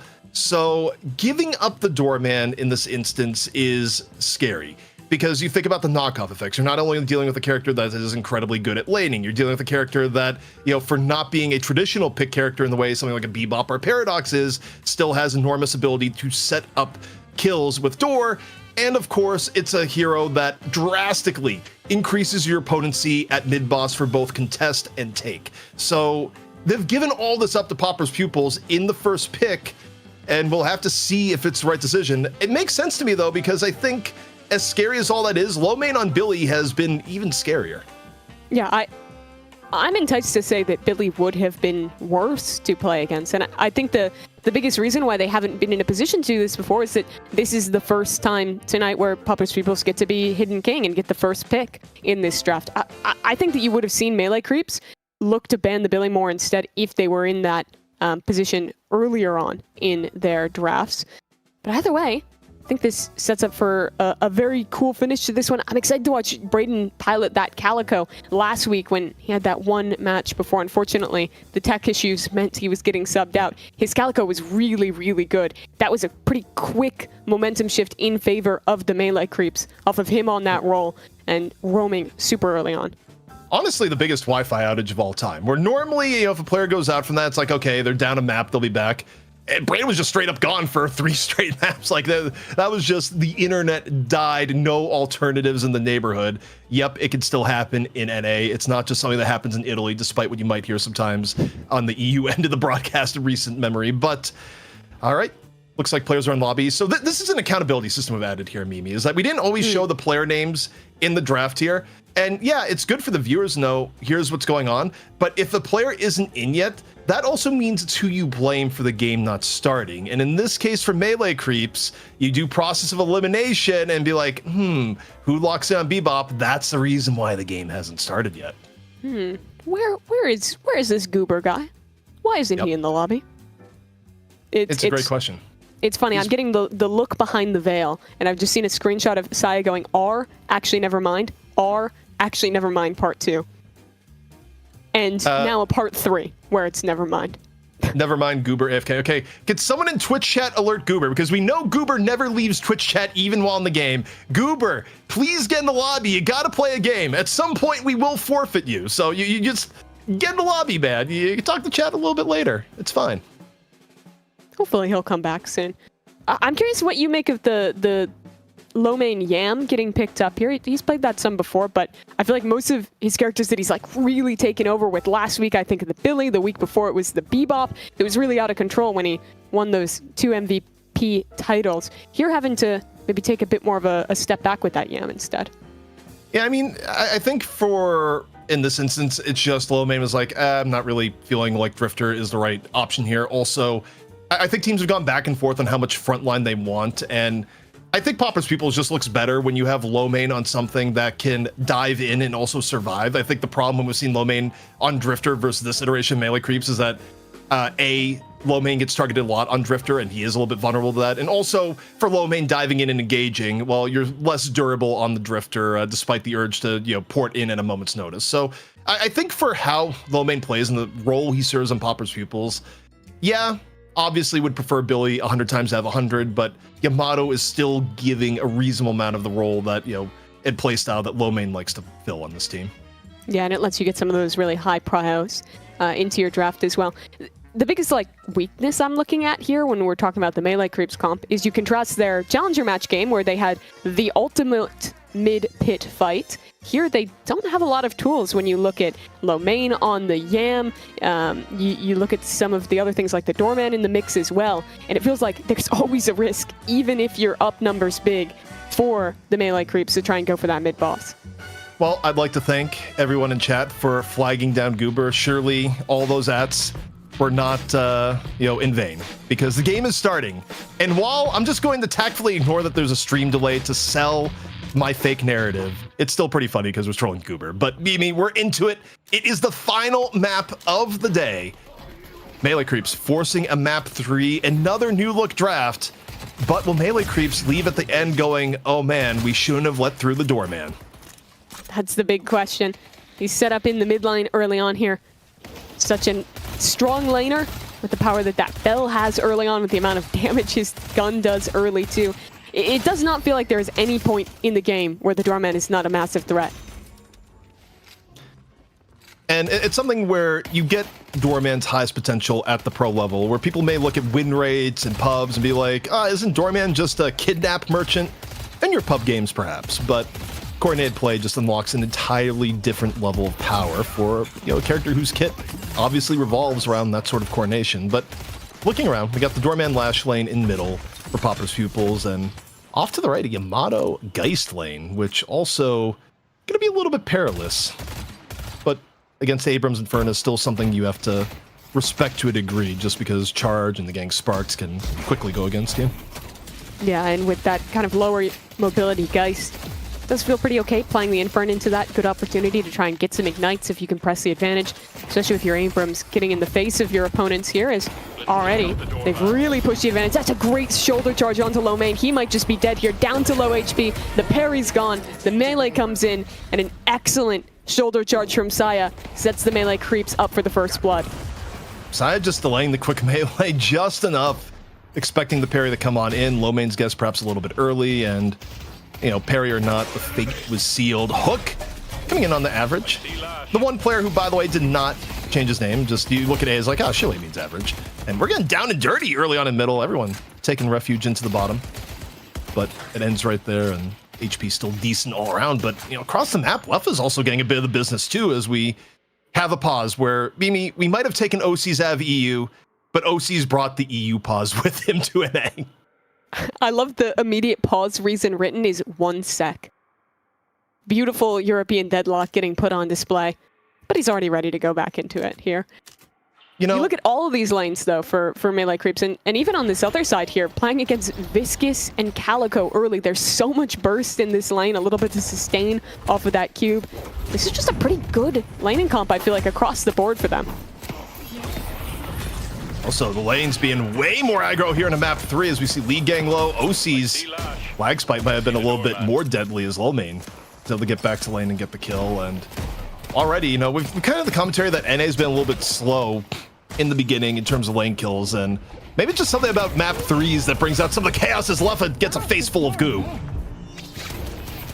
Yeah, we're back to business in North America with the big early fights in lane. Already quite a few kills going both directions here as you look back towards this Birdie Viscous. And, Birdie, I think, took a bit more of a backseat in the debut week that we got to see from Melee Creeps. They had the super dominant challenger match that they won there, where he just kind of sat back on the Ivy. But even looking at that final and his performance so far today, I think that he's already showed a lot of value in this edition. They've asked him to play these weird roles with slotting into the McGinnis all day today.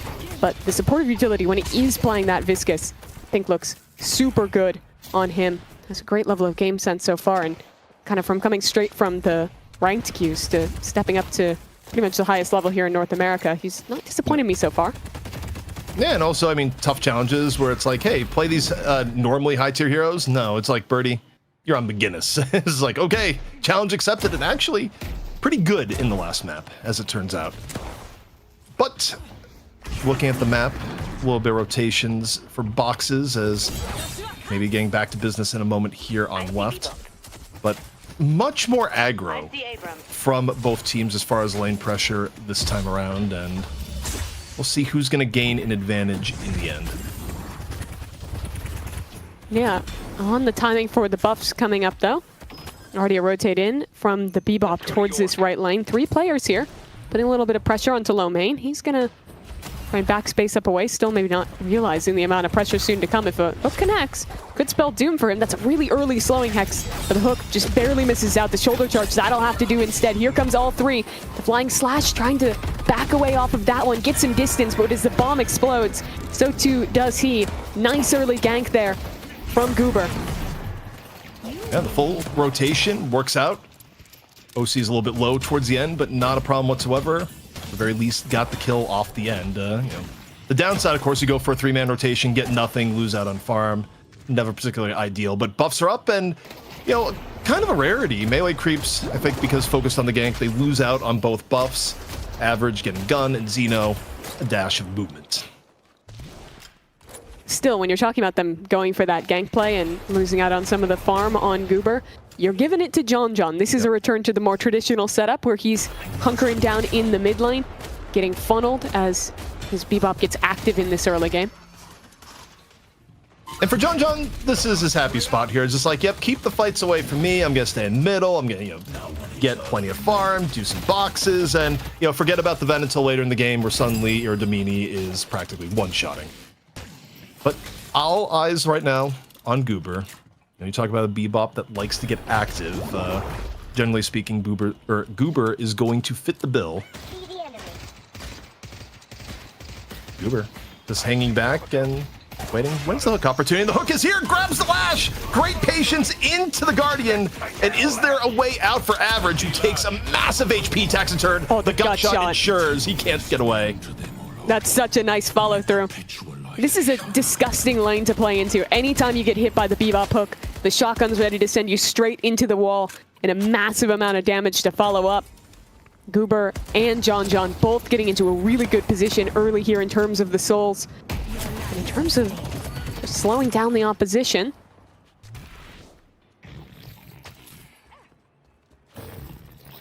Looking for OCs, but he's just sneaking his way out. I was like, I'm gonna do a little bit of a crab walk away. As Lash is like, no, there he is. However, Flame Dash might have created enough clearance. Yet all the while, okay, no, never mind. Average goes in, respects the walker. This is a 60 HP Infernus, but a little bit of help has arrived, courtesy of Goober. And this is gonna make Average think twice about this chase down. Average down at low HP. No more hooks left in reserve this early in the game. I felt like OCs was just playing a horror game there, CP. He was having to hide in the corner from the big monster around. The shoulder charge? Ooh, nearly wanted to go in on the engage there, but having the healthier League alongside makes Sai hesitate for a moment. We've had that plenty of times here on Night Shift where it's like, am I watching Deadlock or Dead by Daylight? And sometimes it can be hard to tell the difference, especially when you get players just hiding in the veils. Guys like, please don't see me. But on the left, it's Apollo that's hoping no one sees him. Flawless advance, trying to buy a little bit of space, and wait, not dead yet. Popper's just a little bit of counter aggression makes Brayden back off. Brayden low HP, getting chased down by Letha, and now a little bit of life leech off the melee lifesteal might have been enough to clear out the Calico here, as now Letha's the one in danger. Here Domini elsewhere on the map, pulled on out for a quick kill and another. It's fights on fights here. John though, the man coming up big. It's a solo kill on that second one, an assist on the first, and he is already just 600 away from getting 7K. This is exactly the start that you do not want to see from that star M1 player if you're a fan of Popper's Pupils, but fights are still going elsewhere. Lefa falls down, was already low on HP from the earlier engagement. And yet another fight going on. League engaged close with Saya, who's very low HP, trying to get away, is right here and now. It's the same exact situation for OCs, who has to concede just that bit of space under the pressure of two. Also, this is one of the dangerous things. They're half HP, there's Yamato. It's like, well, she can interdimensional travel on top of me, but League, low HP, exchange already used. Finish there, courtesy of Goober. Elsewhere, Xeno using the door for a bit of pressure here onto mid lane, where that's the one X factor in this game is what is the impact of Doorman going to be, especially now Doorman has mid Guardian down and is going to be freed up to be a bit more mobile. We haven't talked too much about Doorman because, John and Xeno have been relatively cordial with each other so far. Yeah, haven't been too aggressive other than just getting that poke down as we pass the 8 minutes, and well, John gonna look to farm up his sinners and rotate his way over to a nice retirement in a side lane to continue to build up this advantage. The biggest thing that I see lacking for Popper's Pupils is that compared to when you have the Holiday, the Paradox, or something like the Bebop, it's a little bit harder to go for that hard engage on a pick. Sure, you have the Doorman with a cart or with an ult. I think it's a bit less consistent as Lomain. Yeah, it doesn't have anything to do here, facing up against two. Scalico already very active on the map as three players are going to continue the pressure in this lane. That is a very dead pocket, and yet another pick here in this aggressive early game from Melee Creeps. Yeah, gonna easily be able to turn this into a Guardian, perhaps a little bit more. The chase down on the average, just pinned in on both sides. Yeah, the parry's not gonna save you there, and someone would be a fool to throw a quick melee in that situation anyways, so Guardian gonna go down. Melee Creeps gonna secure earn control off this, an extra Guardian, and about a 3k lead. So coming out of the laning stage here, Melee Creeps working with a bit more momentum, and the ominous threat building is going to be how much farm is John going to get while the rest of Melee Creeps look to stay active. Luckily, he's not massively ahead just yet, but still been slowly building up advantages, and we'll talk of that. This Urn should be able to come down pretty much uncontested as soon as they see the level of opposition holding on the other side, and that it will. So we had a few more souls added into the total here for Melee Creeps. Because they might want to look for a fight. The Bebop is here. If he could connect a hook onto the Geist, that would be massive. In comes the Bebop. Hook, that's excellent. The uppercut to push her back away into the open league. No health to play with, no chance to get the soul exchanges. It was still on cooldown, and that's going to be the final Guardian getting taken here by the Melee Creeps. Elsewhere on the map, Braden looking to be chased down. Lomane able to grab it, and that's actually a really important kill. I was about to bring up the part that Lomane's been broke, and a broke Yamato really changes how Lomane would otherwise be able to play, but that kill helps even things out, get Lomane back to where he needs to be. Leffa, though, in real danger right now, getting gunned down by OCs. Affliction may be on OCs, but OCs doesn't care. Far too much of a health advantage in that exchange. Rift up elsewhere on the map. Popper's Pupils gonna get the Rift, which again, help a little bit souls-wise, add a little bit of extra pressure. But the thing I was looking at before, and again, has been solved a little bit, not entirely, is can Lomane get higher up farm-wise in this game? Yeah, playing from behind on the never feels good. And Lomane, the player who was probably the most impactful individual when you look at these past weeks for Pupils Pupils, put up MVP performances in 2 recent night shifts. A little bit more quiet in this game so far. Has had to draft away from his Bebop, his Billy, that have looked so good in those recent matches. Take a look at the net worth, though. Some Melee Creeps coming out on top, but pretty even across their team. This isn't a John game where he's absolutely running away with the advantage, just slowly building up in that net worth alongside OCs. Saya's pretty deep right now. You got Goober coming the back on up, but this is where Saya, you're a farmed Abrams, you got a lot of room to work with. Hook, though, going to result in a quick trip to the Baroness. I don't know if there's going to be follow-through in this case. It just looks like, yeah, we're getting out of the situation. Goober, though, may want to get back in. Elsewhere, though, the pressure on the average just splatter all over the walls, courtesy of Birdie. More puddle punch pressure is on to the left. Melee Creeps looking for extra. Goober also low back in middle. Poppers chases that down as there's death all across the map. Yeah, this is a really active early to mid game already in map 3 of this money match. But still, it's just that slight lead for Melee Creeps. 5k up. They have a lot of presence on the map, though. They've been very active in their opponent's jungle. They've gotten some really good ganks off. I think quietly Birdie having a really good game on this Viscus as well, as that is a really long way to go on the flying strike from Lomane. Tries to chase in alongside the Lash. Is there enough for a kill here? Birdie's in close. Maybe a cube to save if needed. That might not even be necessary because the rest of the cavalry is starting to arrive, but that's an amazing parry onto Saya. Very low HP, chased down with another fly in, but now he has to think otherwise. Turn away. Lash ult from average, dropped in. Saya, he might just be too beefy to be taken down. They're chasing him with everything they got, straight into a hyper beam, dealing even more damage. Somehow, no one is dead in the midst of this fight, but that'll all change now. Lomane, the first to drop. Saya gets away on a smidgen of health, but his teammates still continuing to brawl into this one. Back and forth it goes as the door gives a chance out. The Atani Losan, not quite enough to get that kill. Xeno still alive on low HP. Saya somehow healed back up off of his sustain, but his teammates now continuing to fall. This is so back and forth, ZP. Yeah, I mean, this is the power of a 14K Abrams that just had so much HP. Time to go back to base and come back into the fight. That is how long this fight has been going on. But this is one of the rare benefits. When your Abrams gets ahead of the game, you invest all these resources. You're not actually able to take him out. He gets out by a sliver, but all those resources you use to take down Saya, they're not coming back. And things just get worse and worse for Popper's Pupils. Ends up being a significant win for Melee Creeps, adding on to the lead. And Saya has now become a real problem. Again, Doorman creates opportunities like right here, the big, a little bit of room here on to the buff, but actually John's still here. Nope, not able to connect, and actually overstays his welcome, gets punished going for the survival buff. On the other side, take a look at things as we got low main, long range grapple through the trees, and just there for the final pickup when really he did nothing on that kill. It was just cosmetic. This is going pretty bad, but the trades are quite good. Let's get back into things here. Concussive combustion in towards the walker, but just trying to get some damage onto that one is OC still very healthy, sustaining in this position. He'll be able to run his way straight on through, finish off that walker. And now look to keep the pressure up onto Lefa. About half HP on the pocket, pretty low on cooldowns. The spell has to get used to purge some of the flames behind him, but here comes Saya. He is the worst man to have to face in the server at this moment. So much presence on this Abrams as he's up to a 5-kill streak.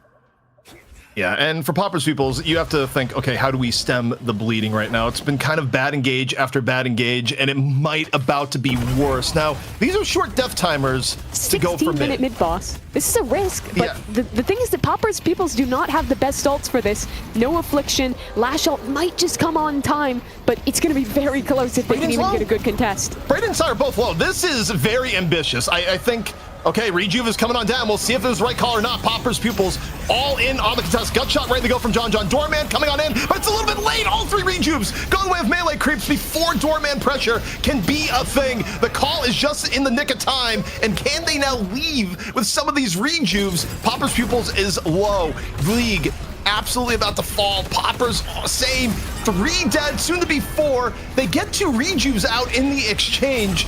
But the shot call for early mid-boss working out once more for Melee Creeps, and yeah, all the Rejuves are gone, Mimi. That's the only silver lining here so far for Popper's Pupils. But it really isn't that much. This went from a nearly even game to now a 10k advantage for the Melee Creeps. They get massive uptime on the map as it's a near complete team wipe onto Popper's Pupils. And it's so impressive to watch this Melee Creeps ZP, because this is now back-to-back games where they go for a risky early mid-boss call, and it massively pays off in the schism between the two sects of the Melee Creeps that split off here. This Saya John one, they definitely kept the leader in Saya. The shot calling, even with this new team, has looked impeccable tonight, and they now have a pretty big advantage to play with in map 3. I mean, it's 2 back-to-back just breaking shot calls when you think about the last map to now, where once more Popper's feels like, oh, we're down 10k, and wait, why mid-boss? It actually could be a lot worse. Like the fact that they were still able to contest to the point to get the Rejuve crystals out, like you are happy the trade out lives for that. Yes, you get further behind in the soul count, but it prevented this from turning into a Rejuve push onto middle or right. So, I mean, there is comfort here. And okay, Saya, sometimes, you know, looking for a little bit of gambling, gets thrown off to the side. He just has so much health, though. How do you even kill this guy? You don't really. He's a 21k Abrams, and you're getting hit from, you know, an 18k Doorman. It's just, Saya can live long enough that other people are going to be able to rotate to help him. And Saya's still throwing hands with low main, by the way. You look at the minimap, like, Saya never actually truly left, as League just gets run down in the fire off on the other side. Oh, and he's reeled in another big fish to catch here onto average. Movement pretty good to get away, but the flame dash to chase him down. Orb Stone still available to continue to try and follow onto this one. Now very low HP, out of cooldowns, out of stamina, and out of this game. Average taken down, and now back towards the rift. Poppers will get it, but at what cost? 2 kills elsewhere, and now Melee Creeps even engaging for a fight here. Also, solo affliction directly on the side. One way to get Abrams a little bit more out of the fight. Wait, is that on Saya? Low main just went super deep at low HP, hungry for something, but, you know, maybe again, a little bit too deep. Brayden looking to clean up the easy kill, and does. and what has been, again, a little bit back and forth in some of these fights, but Saya gets away, the affliction is cleared, and just a full heal up courtesy of the Rift Troopers, stealing whatever their space essence may be. Yeah, welcome to Abram's spirit. Just insane lifesteal. Pretty much always when he's got all those items online. Melee creeps now extending out to a 15,000 soul advantage here, but it's not just that. It's Saya still a massive problem. It's John and OC's both becoming problems into this late game as well. And it's still Goober seemingly hitting every hook. It was him who initiated onto those last 2 kills. Also, in terms of big moments, I mean, granted, the mid-boss surprise definitely blunted a lot of the impact, but... Oh, another hook. Tournament game, yeah, the hook comes on in, pulls in, and we'll see if the follow-through is going to be there. Parry comes out from low main, nowhere near enough to save, and Goober, once more, giving melee creeps an edge. Mid-boss still down for 3 minutes. And you look at Earn, should be an easy dunk being set from Sai here, where Popper's Pupils, I mean, already having to take a step back, given the overall game state, but it's going to be an even further step back while you're down low main for the next 15 seconds. Yeah, every time it seems like the game is at least getting to a neutral place where Popper's Pupils have some time to breathe, have some time to farm. It's one of these hooks connecting, it's a shoulder charge connecting from Saya, something like that, to force Popper's Pupils back into another fight. Oh my god, look at Saya. He's not just farmed, he has a gambling 52. addiction. This is nearly REM levels. His greed sickens me where we're at right now. I mean, not quite. Never stop gambling. He hasn't. That's the thing. Like, Saya actually has not. And that's adding to why it is 21 minutes into the game and Saya is at nearly 4k HP. That is so disgusting to see him at that level of health. Also, on the other end of farm, like, I mean, low main is homeless. Low main, this is not where you want a Yamato to be, and it's probably the biggest indicator that we are heading to a new champion here tonight, is that Yamato cannot be this broke and have effectiveness, especially not against Saya. I mean, Saya just chuckles, like sensible chuckle, when low main dives in on him, you know, without massive help, because low main can barely scratch Abrams at this point. And what is your value on the Yam if you're not able to dive in and fight? I think she's one of the worst feeling heroes to be massively down on farm, to feel like you can't initiate in that way. And you talk about that lack of agency, you see the complete agency on the other side. It's just Goober running around in the jungle, looking through every veil. He just wants any target at all. The fisherman looking for another catch here. And, you know, some days the fish aren't biting, but Xeno probably felt, you know, just a chill in the air at that moment, because getting a pick on the Xeno would be quite awesome. I mean, of all the people you can pick, because when mid-boss is going to be up in the next 40 seconds or so, okay, a little bit more, like 50. If you can get a pick on the Doorman, one of the biggest threats of contesting, you are feeling incredibly good about this. And, okay, we get the chase down to Saya, but nothing's going to happen in this instance. Like, Saya's not dying to this. Yeah, when are you ever going to deal, what, 4,500 damage before some of his teammates collapse and manage to defend him there? So they back behind scrimmage lines again. And this is now just the game of do not give a pick away before mid-boss. 20 seconds till it comes online. Any kill at this point in the game is for that key objective. And for Popper's Pupils, that means if you lose a fight now, that could just be the game. That's another hook to initiate. Do they have the follow-through, though? Not a huge amount of players to follow this up, and low HP on the Bebop. Average just got mugged in the middle of the streets. Affliction comes out. It's only on the side, but okay, if they get Saya, it'd be huge. Saya's HP is going down, courtesy of the Frogs. Super low HP, trying to take refuge. Down to 1 HP. Can anyone land the final shot on the Abrams before his HP goes back up? Low main taking advantage of the escape. And oh my goodness. He feels 1,000 from Locket. That is just despicable to witness. And suddenly, from him being an inch from death, he's back alive. And now it's Popper's Pupils losing key members instead. Down goes their Apollo. Maybe a little bit of trouble for Lefa as well towards mid. To take so many, even in this engage, this is an underfed Yam, really getting sent straight into the fire, trying to escape, but burning thanks to that Infernus.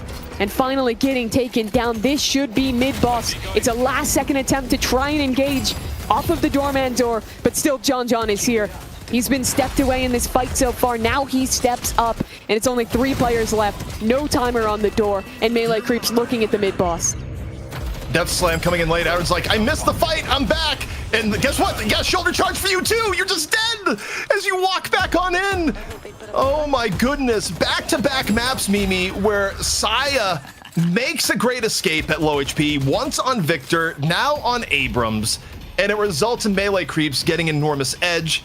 You gotta give Lomane some flowers for Lomane actually clearing up multiple kills in the time that Saya was away from the fight. But a back-breaking moment where, you know, it feels a little bit like deja vu when you compare the moments between both games, where just Saya escaping at the slimmest of margins, leading to a big win, in this case a 30k lead, just about 3 rejuves. And this one, we are very much heading to a new champion. Yeah, this is a huge advantage now. Massively ahead. Everything that they could ever hope for. And it's so cool to watch it happen 2 games in a row. This night started with an extremely interesting draft in the challenger match, with them playing that strange comp, locking in the Dynamo for John to close out. It stuck through, picking the McGinnis in every game to follow, only to come into this 3rd and final map of the night, return to a more normal Melee Creeps draft, and still look amazing at it. Also, I think things when you do soul searching for Popper's Pupils and you look at things here, like differences from last week to this week.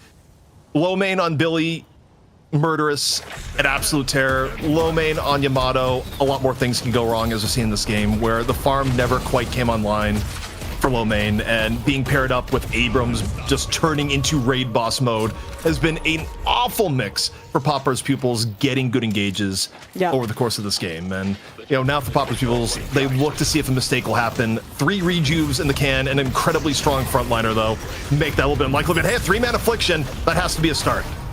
It could be the way back into this one. Popper's already down though, and the second you get any advantage into one of these fights, it's the arrival of the rest of the cavalry. Iridamini, execution onto the doorman, the pick that finally got into this game, but at the very tail end gets taken out of it. Rift gets taken, shrines are dropping, still 3 rejuves left to stand here for the Melee Creeps as they look to end in this fight, look to continue this advantage, and just no one can stand. Every player from Popper's Pupils trying desperately. Sure, you can death slam him towards spawn, but do you even have the damage to follow up? No way. You're dead instead, left with the last man standing. And I mean, this is decisive enough with respawns eventually long. Average isn't going to be back up after the shrine is dead. You still have 45 seconds on rejuve. And Lefa just got staggered. You got Lefa! This could just be it. We could be on the verge of a new champion here in North America. First stage patron about to fall. Melee Creeps. Do you end it here? You still got the rejuve on your side for 30 seconds. You could stay. But Mimi, when they got victory in their sight, they're still going to say, we'd rather play it safe. And respect to that. Saya's called an amazing game for the Melee Creeps so far. And while it's not maybe the most fun call in the world, it's probably the right call. Go back, get your buys online, reset the health, and look for this final fight to close out the night. Also, you know, for a hero that got permabanned all day long and has been lauded for basically his enormous effect on the game state has evolved in a way that you haven't really felt the impact of Doorman. And I'm not even saying that that's Lefa, or rather, that's Xeno playing bad by any means. It's just, in terms of game balance, Doorman is not necessarily auto-win. There are things that can impact that, but Custom Combustion on the average, who has just been getting the business repeatedly in this game, getting it once more into Hook and a final bomb. I mean, Average has spent the last, feels like 5 minutes of this game in Hook torture, one after another, and you know, the pain isn't ceasing for Popper's Pupils. No, that's a 50-second timer on average. And the entirety of Melee Creeps clumped up together here, starting their trek towards the last stage of that patron. They hear the Doorman showing on the wave here, might be looking to collapse onto him now. Trap between 2, shoulder charge could be really good here. Door, is that enough to get away? Saya just doesn't care. Runs under the walker, I don't mind. He's gonna take the fight right here, right now. And that's the end of Xeno. I mean, it's arrogance that's well earned at this point, because very little is actually capable of destroying Saya unless it's like an affliction, a little bit of time. But he got Seismic Slam, and Saya has a wealth of targets. Where's he gonna go? Goes on to the Apollo. Popper's instantly destroyed, and room to spare. Hands for everyone, says Saya, as melee creeps. They get hit with the 5-man affliction, and Luff is like, I got 5-man afflicted. Doesn't matter. Maybe for killing OCs, but beyond that, not too much. No, the rest of them should just back up here, reset right in? briefly, and if anything, it's just He's out. avoiding the inevitable for another minute or two. You know, Luff has actually hit quality. The last 2 afflictions have been very high quality. It's just, you know, better had in a game state where you're not already down players and down 30k souls. Yeah. Base Guardians getting taken out by the Winions here. Someone has to come back from Popper's Pupils to clean that up. They're trying to maybe push for another pick here. You saw them playing towards the middle of this map, but there's only 2 players here.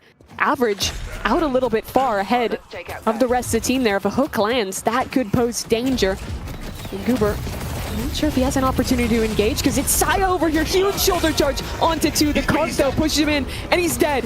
The Nightmare finally taken out of the server, but the rest of his team is here. That's a hook onto the Geist. Counterspell to avoid a knockaway, but a good punch out of Birdie keeps them away from the safety of the door. And now it's 2 players down on the side of melee creeps. They're the ones having to back up here for the first time all game, ZP. Midboss is about to be back up. I mean, look, if you're looking for a turnaround, Saya overplaying his hand, thinking he's invulnerable, and just getting absolutely bursted. Creating an opportunity. Saya's still down for another minute. Midboss is up now. You might be down your lash, but this is where if you're Popper's Pupils, you look for something in mid. You look to snowball your advantage. Melee Creeps is a very different team without Abrams taking a ton of aggro. This is where you have to go forward. Try and get the stagger. Right now, they're looking for John. Low main on the flying strike chase down. Geist in the back. We'll see if enough damage is gonna be had. Opportunity here for Popper's Pupils. Maybe the last one they'll have in this game. But Tani Losad coming on in. Does that take down John in full style? And no, it does not. Enough of a save was there. John hanging on by a thread. This all goes down to Walker. John finally falls, but Popper's Pupils starting to eat some deaths in turn. Losing low main is big. It's an extra stagger, but a 5v5 with Sai about to walk through the door may not be enough. The concussive is gone. Birdie taken down as well. This might be the inroads towards mid-boss, but it's still tough to commit to when you're down this massively. The Intom saving from a hook there. That was a Hyperline. I don't know if they're in the position to follow, but Zeno was just landing god shots right there between the bell that got Birdie, the Hyperline harass that could have led into more. You're up 2. Challenging mid-boss with Saya about to come through is dangerous, but if you're trying to do the miracle turnaround, now would be the time. Saya has shown up now in middle, but is absolutely getting hit from all ends. Can Saya be mortal once more? Saya needs help from the team, and for now, needs to take a bit of a retreat and wait for others to come in and display, but he's waited. Now's the time. Seismic slam through the door, finds Zeno! That's so huge out of Saya. He was the man who died initially, gave this door back in. Big affliction, that hits 4 of the melee creeps. This could be the turnaround, but there's not a lot of players left. Average with the death slam, connects onto 1. Popper low on health. It has to just be average maybe in this fight. The affliction is good, but where are these players? Is there a follow through? Could Saya be the one to save it instead? Low main coming off respawn, but Poppers is the only one here to fight. He's low on health, he's dead, and the melee creeps. Now, only 1 stands in their way of a victory and a reclaiming of their title. I mean, Low Main was able to chase down OCs, but what about the Patron? The one who you fight for, melee creeps. They've made the call. Can they end it now? Patron down to half HP. Popper's Pupils. Low Main is not going to be enough to defend. We have a new champion here in North America. Melee creeps. A new roster and a new throne. An excellent game here from melee creeps. Have to run it all the way through the challenger match. But with the new roster tonight, they get their revenge. After losing to this Popper's Pupils roster last week, they take them down in 3. What a wild game. And honestly, Mimi, I just think back to the Saya great escapes that we had, and both this map and the last map were so close at times to going the other way off of just 1 or 2 plays. But you got to give credit to the shot calling that made a lot of the opportunities happen for melee creeps. And a draft in the end that, still got melee creeps a lot of their comfort picks and in the spot they want. And, for Popper's Pupils, I do wonder about a few things, not the least of which is, is Yamato that pick right now, especially post-nerf? The answer may be no. Yeah, a lot of really interesting things happened with the draft today, with the interesting melee creeps decisions going in for that McGinnis in every game up until this final one. And I think you saw the value. It was the perfect execution with the ultimates in the challenger match in map 2 of this series. I think you really saw Birdie come up with some of the big impactful moments on that Guinness. But in map 3, this felt really classic. It might be a new melee creeps, but sometimes you still just get John Saya, those two having a hugely impactful match. Saya calling an expert game in both of these last two with the timings on those mid-boss takes. And an amazing follow-through from just everyone on this squad. In games where I think things could have been better, and I will give this player a good amount of slack because it sucks when you get designated the I have to fill role. But this was a tough game for Average. Like the other thing where you look at things were wrong for Popper's Pupils, Average was getting targeted first in a lot of these fights, was oftentimes the first pick, and would be stuck coming back into difficult team fights. And all in all, this is not one of the last games that you put up on your wall. This is one of the last games where, whether it be victim of circumstance, maybe not the right for the draft, or just, you're being asked to do too many things at once. Not the most ideal game on the Lash, but also a seismic slam through the door. Just, the cherry on top of what was a phenomenal game for Saya. Yeah, he played so well in this one. I love that he got the opportunity to get his redemption as well. Looking like there was maybe a world where Popper's Pupils came back in with that kill onto Saya with the mid-boss coming up. But his teammates stall enough for him to come out and get those last few kills. Looking at the stats as well, I want to give credit again to Birdie. I mentioned him at the beginning of this game, but I thought this Viscous game was really good. He had a lot of tempo early on. I think it was a 3 or 4 player kill streak alongside Brayden on a lot of these really early fights. And sure, he fell off later, as Viscous does, but I thought the impact with some of those cubes, even in the later fights, was also really key. Yeah, especially for Birdie, a player coming in under pretty high scrutiny, where the legacy of melee creeps in the previous incarnation, very difficult to follow. And John inside just did the recruiting blitz, pulled on a bunch of new players with very big shoes to fill. I mean, Ido, Dew, and Fishcake, all legendary players in their own right, and not easy to replace. But they went to the well of talent in NA. Goober certainly fanged the bill, but also Birdie, a name people may not have expected coming on in. We'll look at Popper's Pupils and some of the highlights in defeat. I mean, okay, we said the eye test looked bad for Lash. Well, the score kind of confirms that. 213, 20k damage, not an ideal Lash game. Also, the Lefa end, where I feel like a lot of this damage had to have come from the last few team fights, where even in defeat, even when fights were going bad, Lefa just turned on the, I'm just going to 3-4 man affliction for the rest of the game. And did it turn things? No, but did it at least give Popper's Pupils a chance? It did. For sure. And it was in the last game as well, where he was on that, able to get those massive ults in on the pocket as well. So good work to Lefa there. Unfortunately, it was just too little too late in this matchup. I think it hurts, though, to see from them going from that previous draft where they brought in with these really high tempo picks with the Calico, with really getting those lassos online as well with the Holiday. I don't know why that word is eluding me. They looked so good when they were playing that tempo style, but here it was much more melee creeps getting out to the early lead with Goober being able to get so much value early on. He was landing those key hooks alongside Brayden, alongside Birdie, who were kind of that hit squad in the early game that kept this match even and even into a slight melee creeps lead early on.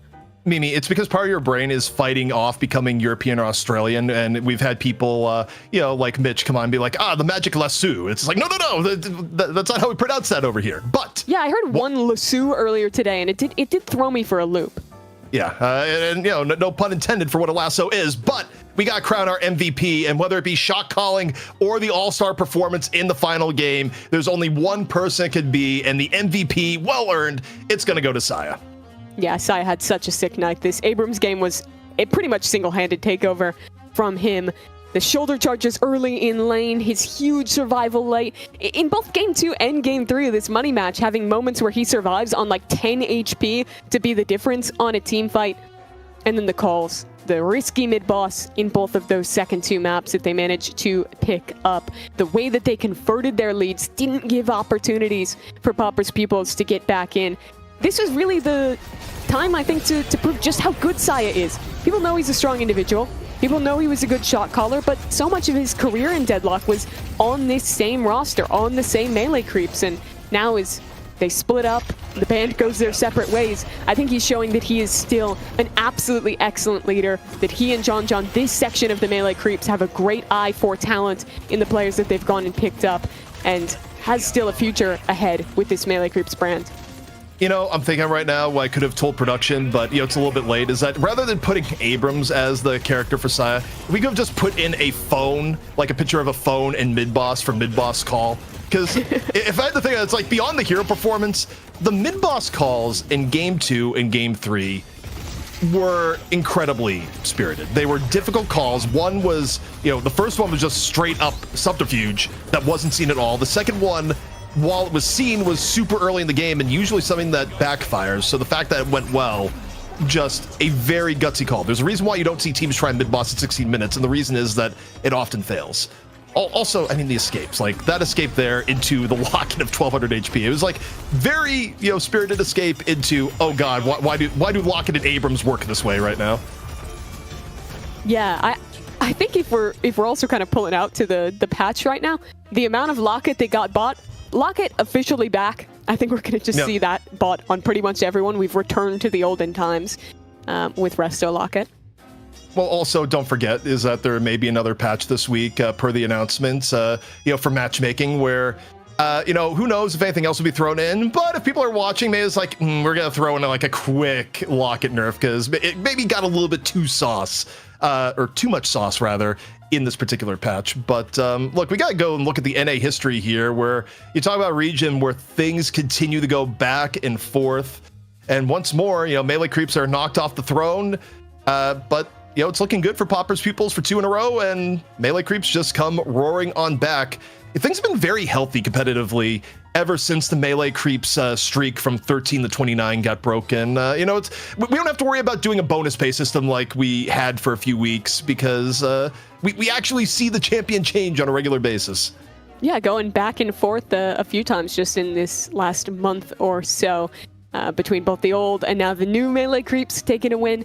I think now's just a time to be super excited for the future of competitive North American Deadlock. Really excited to see what maybe that Fishcake do Ido side of the melee creeps gets up to next, what that team could bring out. And even earlier today, well, they got caught by a weird draft and it didn't end up going super well. That Pulsar squad has some real talent on it, and I think with a little bit more time as well, could be an exciting challenger to watch in future weeks. Also, we got to talk about our hero priority before we sign off for the day because people are going to be like, wait, how much McGinnis? 3 McGinnis? 3 Mo and Krill? One of these elements of like, oh my God, this is some of the most variety we've seen in a while. Also, a quick moment that I have to address in chat. All this like back and forth Ido v Saya that's going on when Ido wasn't even playing today. There's going to be Civil War, Mimi, when Ido's new team finally takes the stage because, man, people have taken sides. You know, it's kind of like having a favorite band break up. It goes like, I'm on this person's side, on this person's side. It's kind of what we're seeing unfold at the moment. Yeah, there's 2 popes right now. We got to figure out which one is actually better with the new teams coming through. You know, I think if you're looking at the prio from this one, the top characters are still there. We're still seeing Doorman, Billy, Mirage getting picked in every one of these games. But I think things to look at, first of all, still a lot of prio on Pocket, but they ended up going later in a lot of drafts. Some teams valuing them slightly less, as well as Calico, who's been kind of like that 4th, 5th pick a lot, getting shot up earlier in some of the drafts today as well.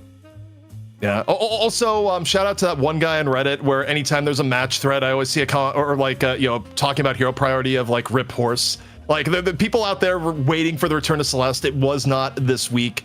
Warden was left off the table. We're also, by the way, talking about factors of like, hey, how did melee creeps retake the throne? Yeah, they didn't throw away a map with John and Warden because I don't think Warden is that hero at the moment from what we've seen. And clearly John has looked way better on other things, finally being able to play then again. But, you know, cool things here too in terms of bans. Mo and Krill, you know, not only coming in, you know, represented 3, but, you know, it was eating 2 mid-stage bans back in EU where, you know, again, the Mo and Krill nation's going to wake up and be like, we're back. And honestly, maybe a little bit.